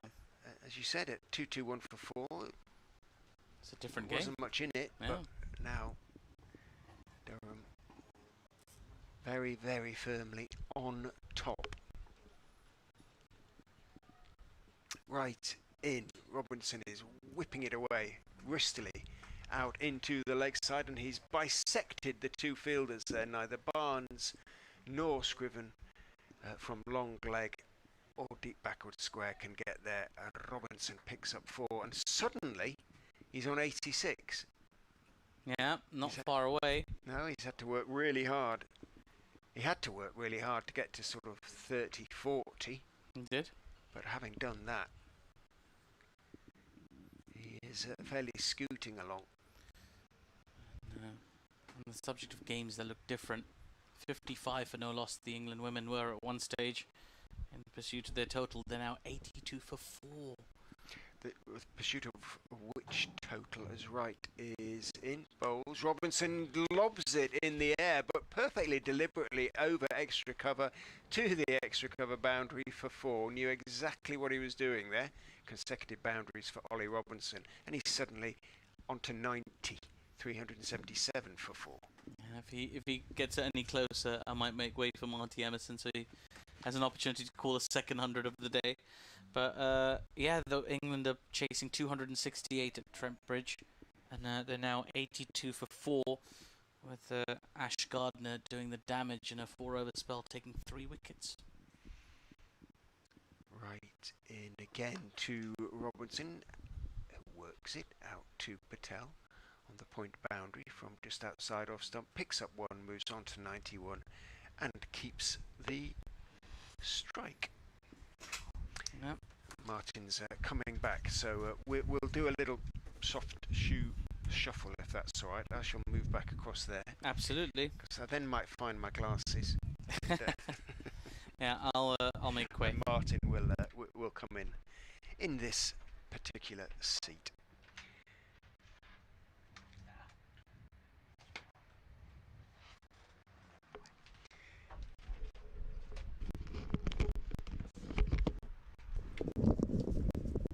Right is in, turned again into the leg side, this time by Clark, down to long leg, and takes 1. The runs coming apace now for Durham, who've moved on to 379 for 4. Partnership 158 now.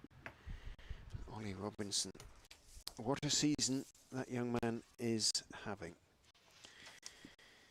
If, and I'm genuinely not trying to jinx him here, he goes to 100, it'll be his 3rd to go with 3 50s, well 4 50s if you include this obviously. Right is in, Robinson turns him out towards wideish mid-on.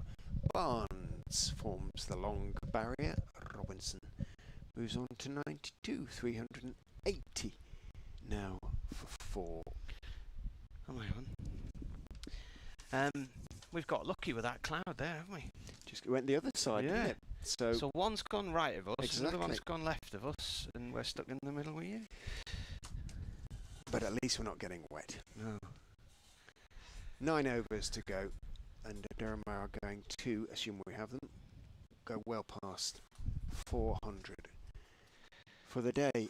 And Just talking to some of the Durham lads downstairs, and they're saying it's a good batting track. They hope it takes some spin later in the game. Yeah. I've been looking at Parkinson's stats. He's bowled a lot of overs for not much, hasn't he, today, really?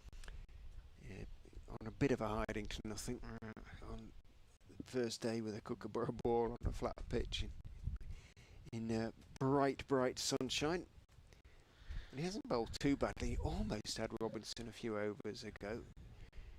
Played and missed at one that Hanscom missed as well, went for 4 byes. It went pretty close to the stumps, but otherwise Did you write down when the 350 came up? I didn't. No. But it'll be on the ESPN Quick Info scoreboard. Well, I use NV Play. 2 tabs. Eh? You could use 2 tabs. That should be a nickname for somebody, shouldn't it? 2 tabs. Yeah. Open another. Yeah. Well, okay, it's not in the. It's barely in the sun now. Parkinson in. Oh, bowling here too. Robinson, who chops down on one, gets a bottom edge, and it bounces down in front of the stumps and bounces away to safety. NV plays very quick because it updates more or less as soon as a shot's being played.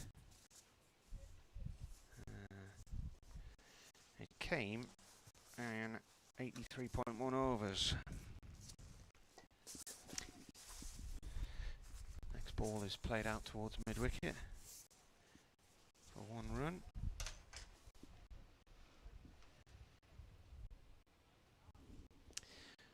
I take it you haven't biked here today, have you? Because you did your... I did. I thing did this enough morning. biking Yeah. today. No, I had things to bring as well. So Parkinson round the wicket. This is whipped up to right at mid-on by Clark. Right, signalling for drinks from everybody. Look, when Clark hit that as if he was pulling that right the way through deep mid-wicket there. I wasn't expecting to see it go where it went. Next ball is cut down to third man, who's on the Almost discs. almost carried. Looking a late cut, and it's lofted off towards the fielder there. Who is that under the wide rimmed hat? Mr. Barnes. He's doing a bit of stretching and warming up. Parkinson left arm round. Oh, playing a miss there from Clark. Partnership's 160. Clark's faced 108 balls for his 67. Robinson 139 for 93.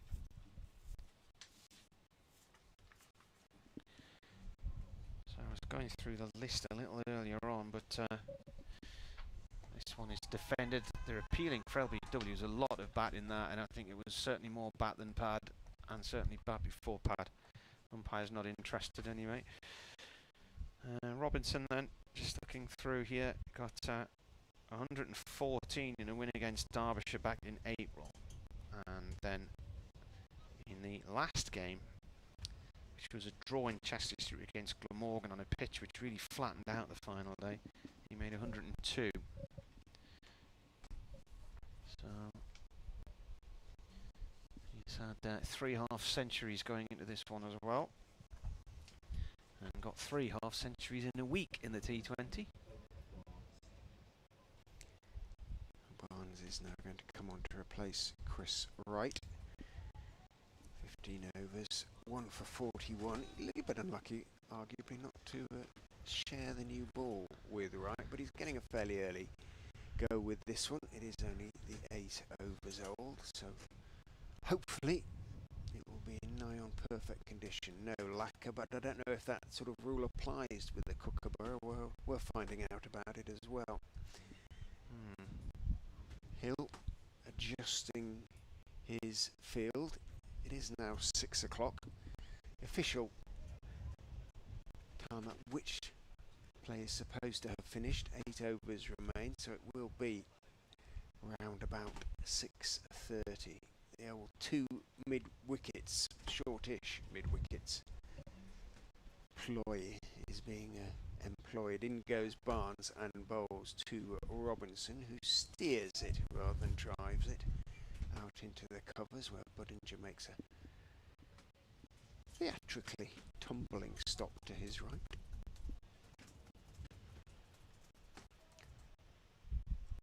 Wind has calmed a little, but the trees are still moving. Way above the scoreboard there. Barnes turns in front of the indoor centre. The Turner indoor centre bowls. Robinson is looking to work it into the leg side. Pad drops it out to short leg. He's called to for the leg by Graham Clark. Looks initially slightly startled. to be so called, but he responds, and they pick up the extra. Durham move on to 3-8-2 for 4.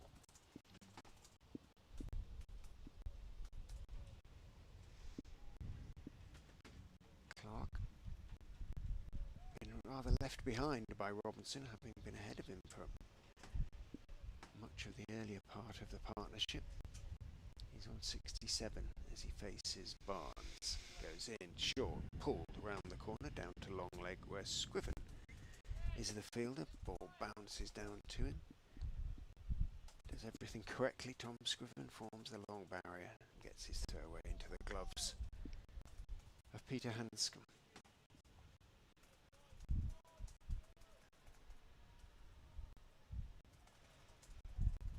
Barnes marches rather back to his mark. Big Leeds United supporter Eddie Barnes. Not had a great couple of months. In he goes, bowls. Robinson drives and drives successfully to the long off boundary for 4. For a moment it looked as though Lewis Hill might be able to get across from mid-off to cut it off. He couldn't. Robinson had got too much of it and is now within a blow of that third 100 of the season. 97 he's on from 142 deliveries out of 387 for 4, and to see if he can get it. Martin, do you want to see if you can see him over the line? If he doesn't get over the line, it's not necessarily my fault, by the way. It's just coincidence. 97 from 142 balls. In comes the bowler, and he guides that down to third man, and it's 4. There is a man down there, but he's got there. 143 balls, his third century of the season, and what a signing he's been. That's come in 11 fours. Got 102 in the last match against Glamorgan. He's had 3 half centuries in the county championship this year as well, and another century, plus 3 in a week in the T20. 101 in 143 balls. So did Marcus North bring him here? Or yeah, I think so, yeah. He came on loan last year during the T20 and then came back permanently. And he drives at this one. He's going to go for a quick single and risks being run out, but the shy at the stumps misses. Lots of dust comes up as he gets to the crease at the other end. All in all, that's his 7th century in his first class career. Durham 392 for 4. I've nearly got to a 4th batting point. Graham Clark gives him a little hug there.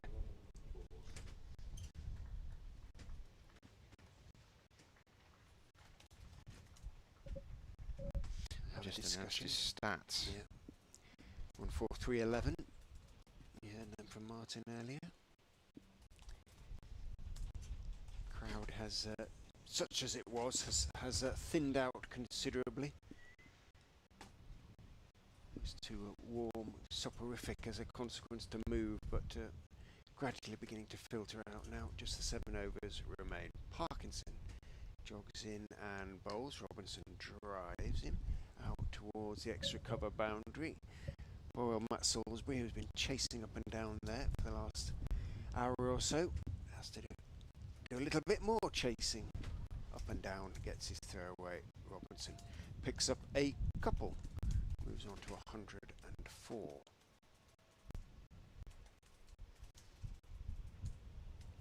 Parkinson in, bowls. Robinson goes back and chops him away off the stumps, but with absolute certainty out into the offside. Salisbury comes into field. Robinson takes 105. 395.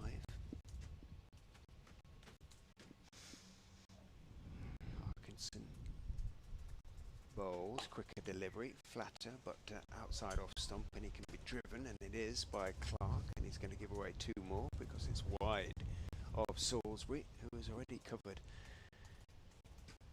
a good bit more than 100 metres in this over in terms of sprints up and down, and adds another to that total. Parkinson is in, drifts on the leg side this time, taken by Hanscom. As Clark leaned forward, tried to flick it on its way. Hanscom whipped off the bails. His back foot, however, Clark's that is, had gone nowhere. He politely picks up the bail, which had been knocked off by Hanscom, who hands it to the umpire. All is well.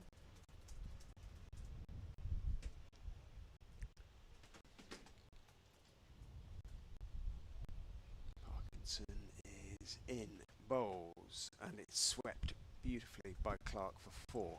Behind square on the leg side, there isn't a long leg, just a shortish backward square leg, and all he can do is turn and run slowly and a little wearily after the ball. Well, having come back well in the second session, the afternoon session, Leicestershire have found themselves chasing leather again in this post-tea session, which began as Robinson watches as Parkinson goes past him and Clark is forward defending out into the offside end of the over, which began on with Durham on 263 for 4, past 400 now, so 138 runs have been added with no wickets lost. Still 6 overs to go, so that's from 26 overs, so no wonder the run rate has gone back up to 4.5. They've got a decent chance of finishing around about 430 for 4.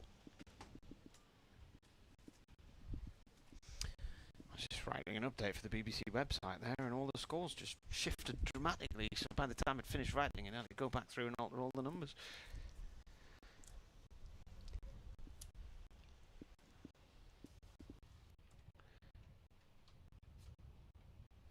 Barnes with the ball up at the Bennett end, ready to bowl to Robinson, who is on 105. The sun's shining, it's a hot day in Leicester. Comes in right arm over, and that's driven off towards the point boundary 4-1. Who'd want to be a bowler on a day like this with a kookaburra ball in your hand? There's been a lot of, I don't know whether the expression is still hard yakka, but that may have been a thing from the 80s when Simon Hughes wrote his book. He also wrote a book from minor to major about the first year of Durham in first class cricket, which I've got on the shelf somewhere at home. In comes Barnes, and Clark looks to whip that through the leg side, and there's muted appeals. Had to be high, didn't it? That was clearly the opinion of umpire Watts.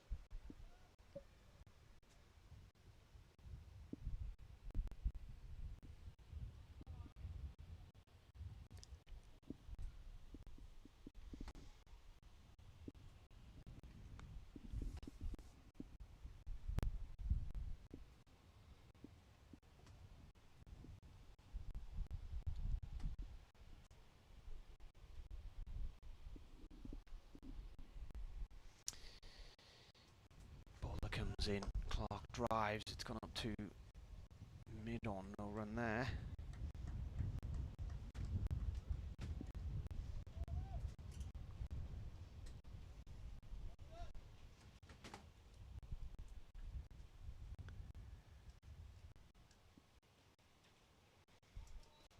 The wickets, such as they are, been shared equally, one each. The 4 bowlers, 4 main bowlers that is. I shall have to pick one of them to elicit an opinion on the kookaburra ball. Clark guides that one down to third man, it bobbles down there, 1 run. Whether that opinion will be repeatable remains to be seen. Callum Parkinson fielding just in front of the end of the pavilion. Yeah. What was the reasoning behind them doing this? Well, Ryan was talking about it, Ryan Campbell, he was saying that the ECB, obviously they want England to, not that they're playing, none of their players are playing, but...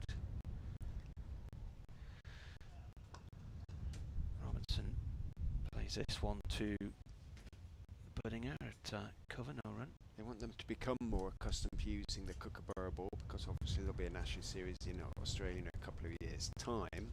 However, it's to a certain extent, I think, a reaction against the problems that there have been with the Duke, although I think they've been reduced a bit this year. Certainly that's been our experience, although Ryan was saying that you had a game the other day when it had to be changed 4 or 5 times. So you got one of the old batch, perhaps. Last ball of the 91st over, and Robinson defends it, and it just rolls out short on the leg side.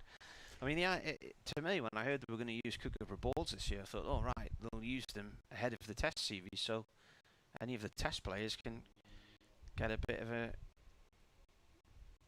advantage with them. But then, of course, they're not using the Kookaburra ball in the Test series, and I was thinking, well, why? What is the reason for it then? So in the end, he said, basically, it's to make bowlers in England realise or develop new skills, essentially, so that they have a ball that isn't automatically going to swing in English conditions. So they can't run up at and let it go at, sort of 77, 76. They have to find different ways, or bowl faster or whatever, and theoretically, therefore, become better bowlers. But as Eddie Barnes said to me at lunch, he said it's just like bowling with a white ball. It's become like bowling with a white ball. And I suppose using a white ball has seen bowlers develop new skills and variations and slower balls and what have you, but well, it doesn't swing, does it? Seems to me there's far too much emphasis placed on the Ashes, and they only play Australia every 2 or 3 years.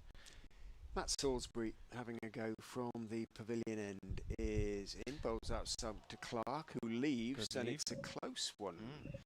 Certainly Hanscom took it falling away to his left behind the stumps, but genuine reaction that it wasn't too far away.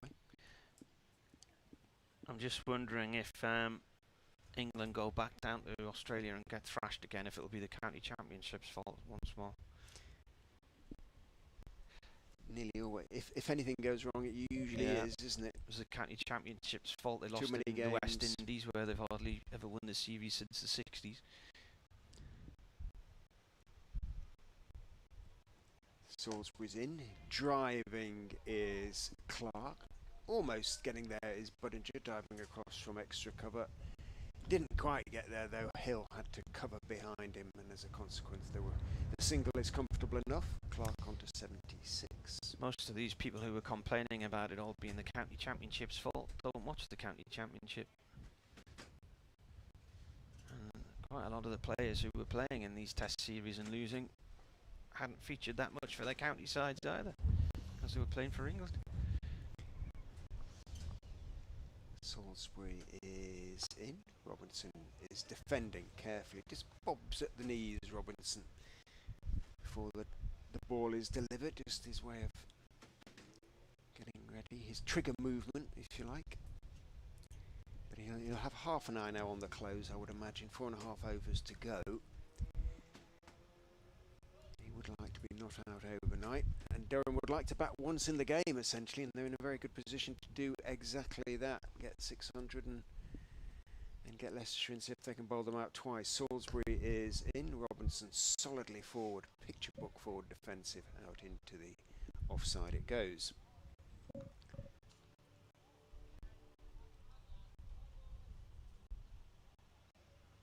don't know what's Robinson's biggest 100 this season. Has he gone on to a couple of big ones? 109, was that something? Oh, okay, not so.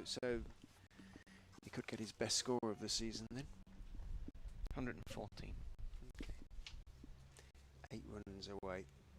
Salisbury is in, bowls to him, and again forward defensive, and with his right hand indicates there was a little bit of movement on that occasion. That was against Derbyshire in Chesty Street in April. Had 102 against Glamorgan. I bet they were different conditions back in April. Yes, it was back in the days when I was writing down overs lost every match.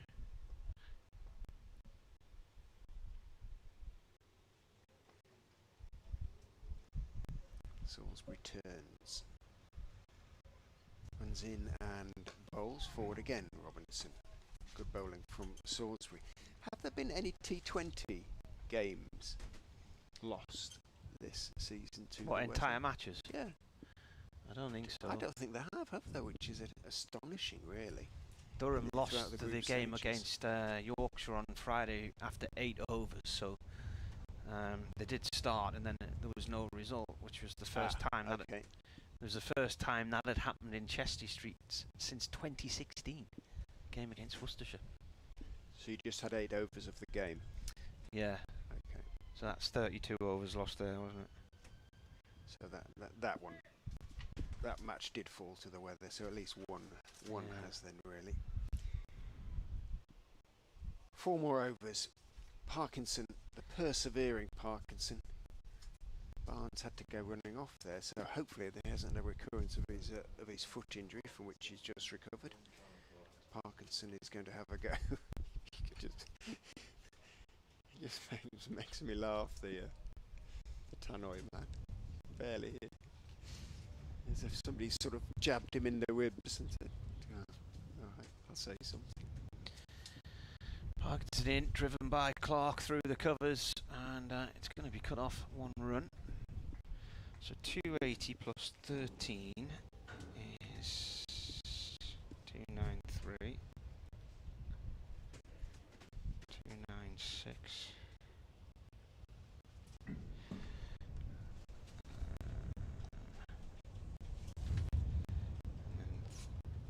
then 32.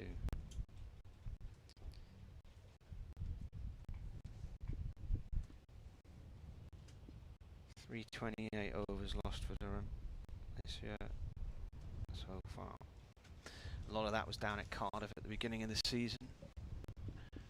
I think the Derbyshire match was weather affected as well.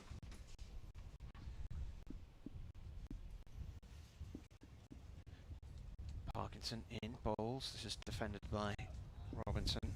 Runs up to mid-on, no run there.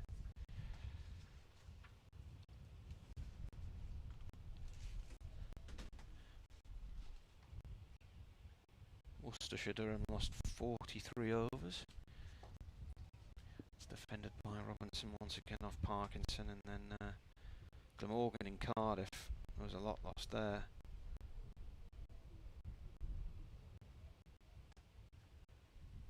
And 53, I think. No play at all on day 2. Parkinson bowls. Cut down towards deep backward point. No run. Buttinger fields that one. 88 overs.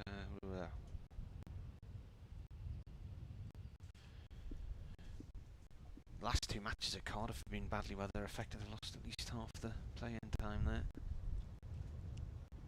Parkinson balls again, and forward comes Robinson and defends. Is the block on now, Richard, do you reckon, to the end of the night? 3 overs to go, 110 for Robinson. Wouldn't blame them. They only need another 12 for the 200 partnership. I'll have to start checking records for the Durham 5th wicket partnership against Leicestershire. I'll do that tonight, though. Oh, I'll do it now. Yeah, there you go. Did you do that knowing I would look it up? No. Is that what you No. did, didn't you? No, I genuinely didn't. But you know where to go. I would have done it tonight if I could have levered myself out of the bath at some stage. Is that what you're looking forward to? Yeah. Begin to feel it a bit now. Salisbury is in to Clark, who is on driving elegantly, stroking the ball back past Salisbury, past the stumps, past umpire's chantry, past mid-on to the long on boundary. Ooh, aye, this is a record. There you go. The previous 178, Paul Parker and Ian Botham at the racecourse in 1992, the first match between the 2 sides. Well, that's kind of a record worth having, given the names involved, really. Illustrious indeed, Paul Parker and Ian Botham.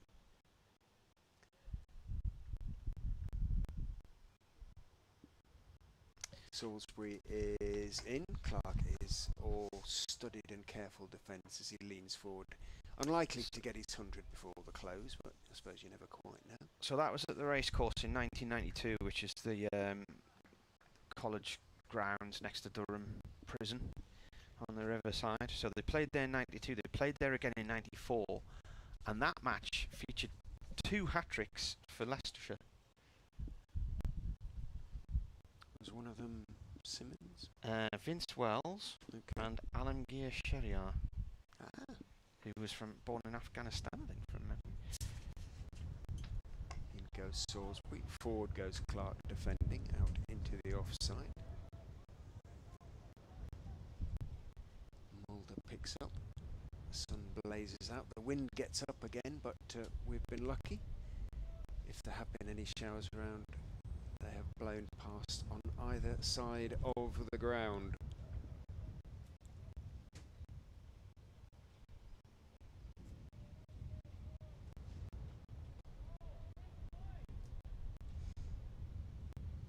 Salisbury hasn't had a massive workload today. This is only his 12th over as he goes in and bowls. Good line, good length, and Clark has to cover up, does so.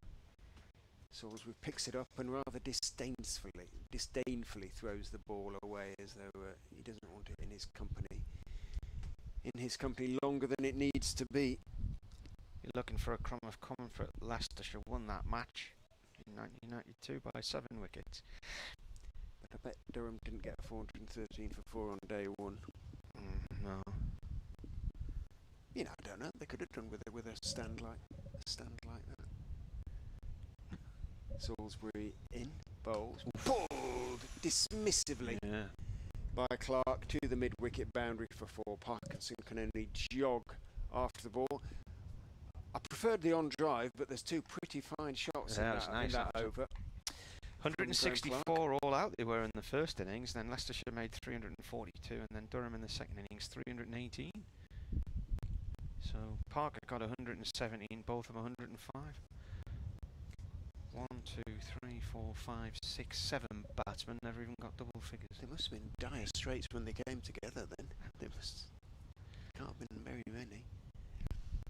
Salisbury in, bowls. Oh, thick inside edge, and Clark wonders where it has gone for a minute. It didn't go behind him or anywhere near the stumps. It dropped out towards short leg. 112 for 4 there were. Okay. House Martins, that was your neck of the woods, wasn't it, Hull? I believe so. Did they meet at Hull Uni? Hull Poly?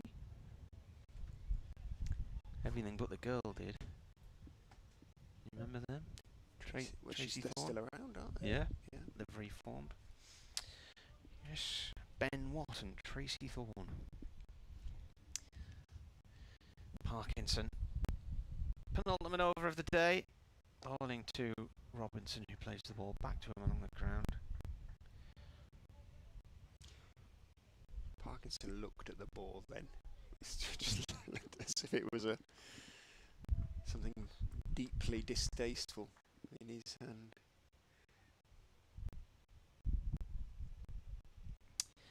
Parkinson bowls, and Robinson goes back into his crease, defends that one.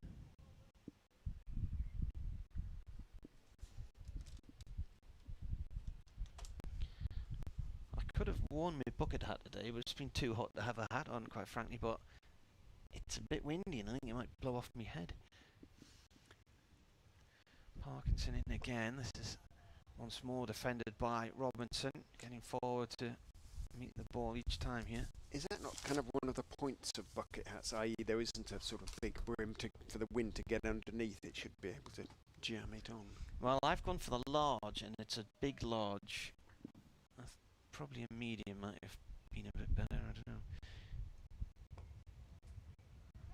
Oh, no. Sets off for a single, that's never on there, and is told to get back by Clark, and he's tippy-toeing around trying to get back to his crease, Robinson. Durham ordered 200 of them, and they came in on Friday, and they were doing a roaring trade in the club shop on Friday evening. Gets in again. And this is played back to him by Robinson. I put a little video on my Facebook feed, and a girl who I went to school with who now lives in Canada has messaged me asking if I can send one out to her in Canada. So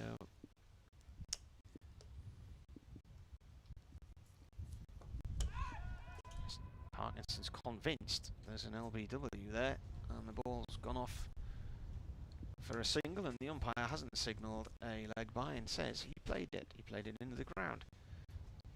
1 over to go. 418 for 4 on a hot and sticky day in Leicester. A day in the dirt for the bowling team. A day's players dread.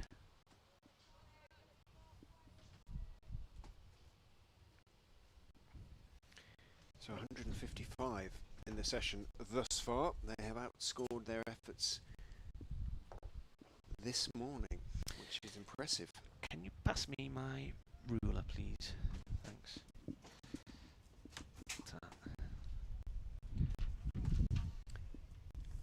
And they haven't even lost a single wicket in the session, which was all that they lost in the first session. Salisbury is in to Robinson, who is on Nelson.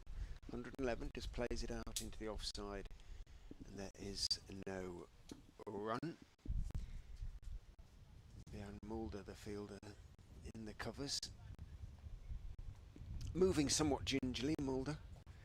They'll be tired. There'll be some tired legs out there.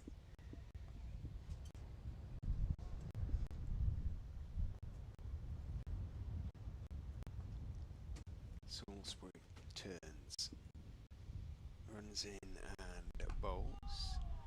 Robinson is solidly forward.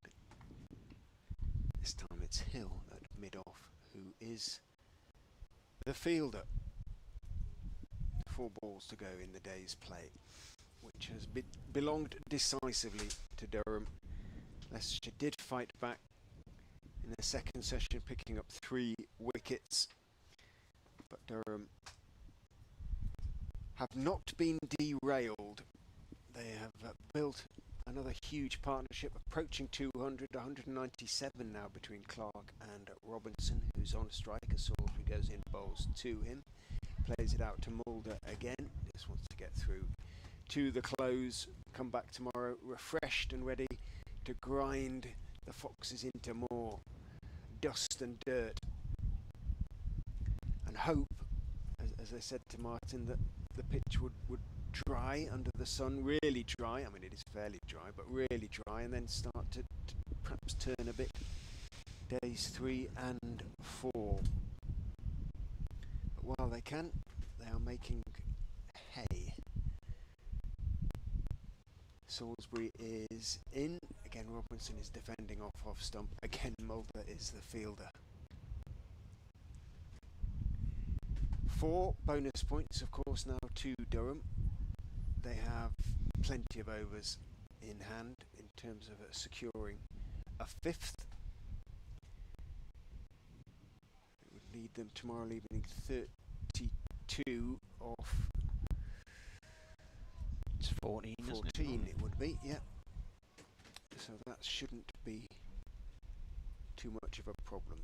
Salisbury in. Robinson again, straight delivery, this time on the back foot, defending off middle and leg out towards right at mid-on. 1 ball to go. It's been a long old day. Time did it start for you? Time you up? 3:30. 3:30? Yeah. That's daft. That's in the middle of the night. night. At 5. Did you? Yeah. Why? We're in the water at 6. Because there was closed roads around, you know, and they're quite big roads, so they had to reopen them by 9. In goes, oh no, Salisbury. It's played out into the offside, and I say oh no because it was supposed to be the last ball of the day. It's a no ball. Was it based around Hambledon Village then, or not? No, but you came out of Rutland Water and went down to Oakham, back up there, you know, down the other side to, you know, some of the villages on that side. Bit rolling, isn't it, around there? Yeah, there were some decent climbs. Do Did you win? Against the climbs. In goes Salisbury, bowls and steered by Robinson. He is going to pick up a possibly couple of runs. He is going to go for the second as it's picked up by Scriven, thrown in, and Robinson does take 2. And that, ladies and gentlemen, is the end of a long old day for Leicestershire and a very successful one for Durham. They close day 1 of this game on 422 for 4, which is a very strong position. We've seen 200s for Alex Lees, and now for Ollie Robinson. We've seen Graham Clark closing on 100. He's going to finish 85 not out, and we saw a flamboyant and effective 78 from Michael Jones earlier today. Just the 4 wickets for the Foxes, the wicket takers. Callum Parkinson, Chris Wright, Tom Scriven and Eddie Barnes, but that is the only joy that they had, and Durham firmly on top. From a records point of view, a record first wicket stand.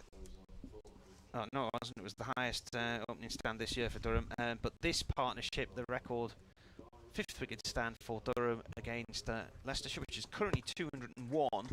The best 5th wicket for Durham in a championship match was 254. David Beddingham and Ned Eckersley against Notts at Trent Bridge in 2021. That was the opening match of the season on a dead track, and it snowed on the final day. But yeah, it's been a good day for Durham. They won the toss, and it's been a hard day for Leicestershire with a Kookaburra ball in the heat. Martin, Atif and I will be back with you tomorrow morning. Atif's going to be a bit late, he says, inexcusably so. Provincial sloppiness. But we'll all be with you by hopefully around about 12, one way or another. But whatever happens, we'll be with you, and hopefully the stream will be first thing tomorrow as well. It was explained what would have happened to me at lunch, and lunch was so good we forgave them all. But it was nice of them to go and cook us lunch, wasn't it? After that, the circumstances. So from Uptonsteel County Ground, a sun-drenched Uptonsteel County Ground. We'll see you tomorrow. Good night.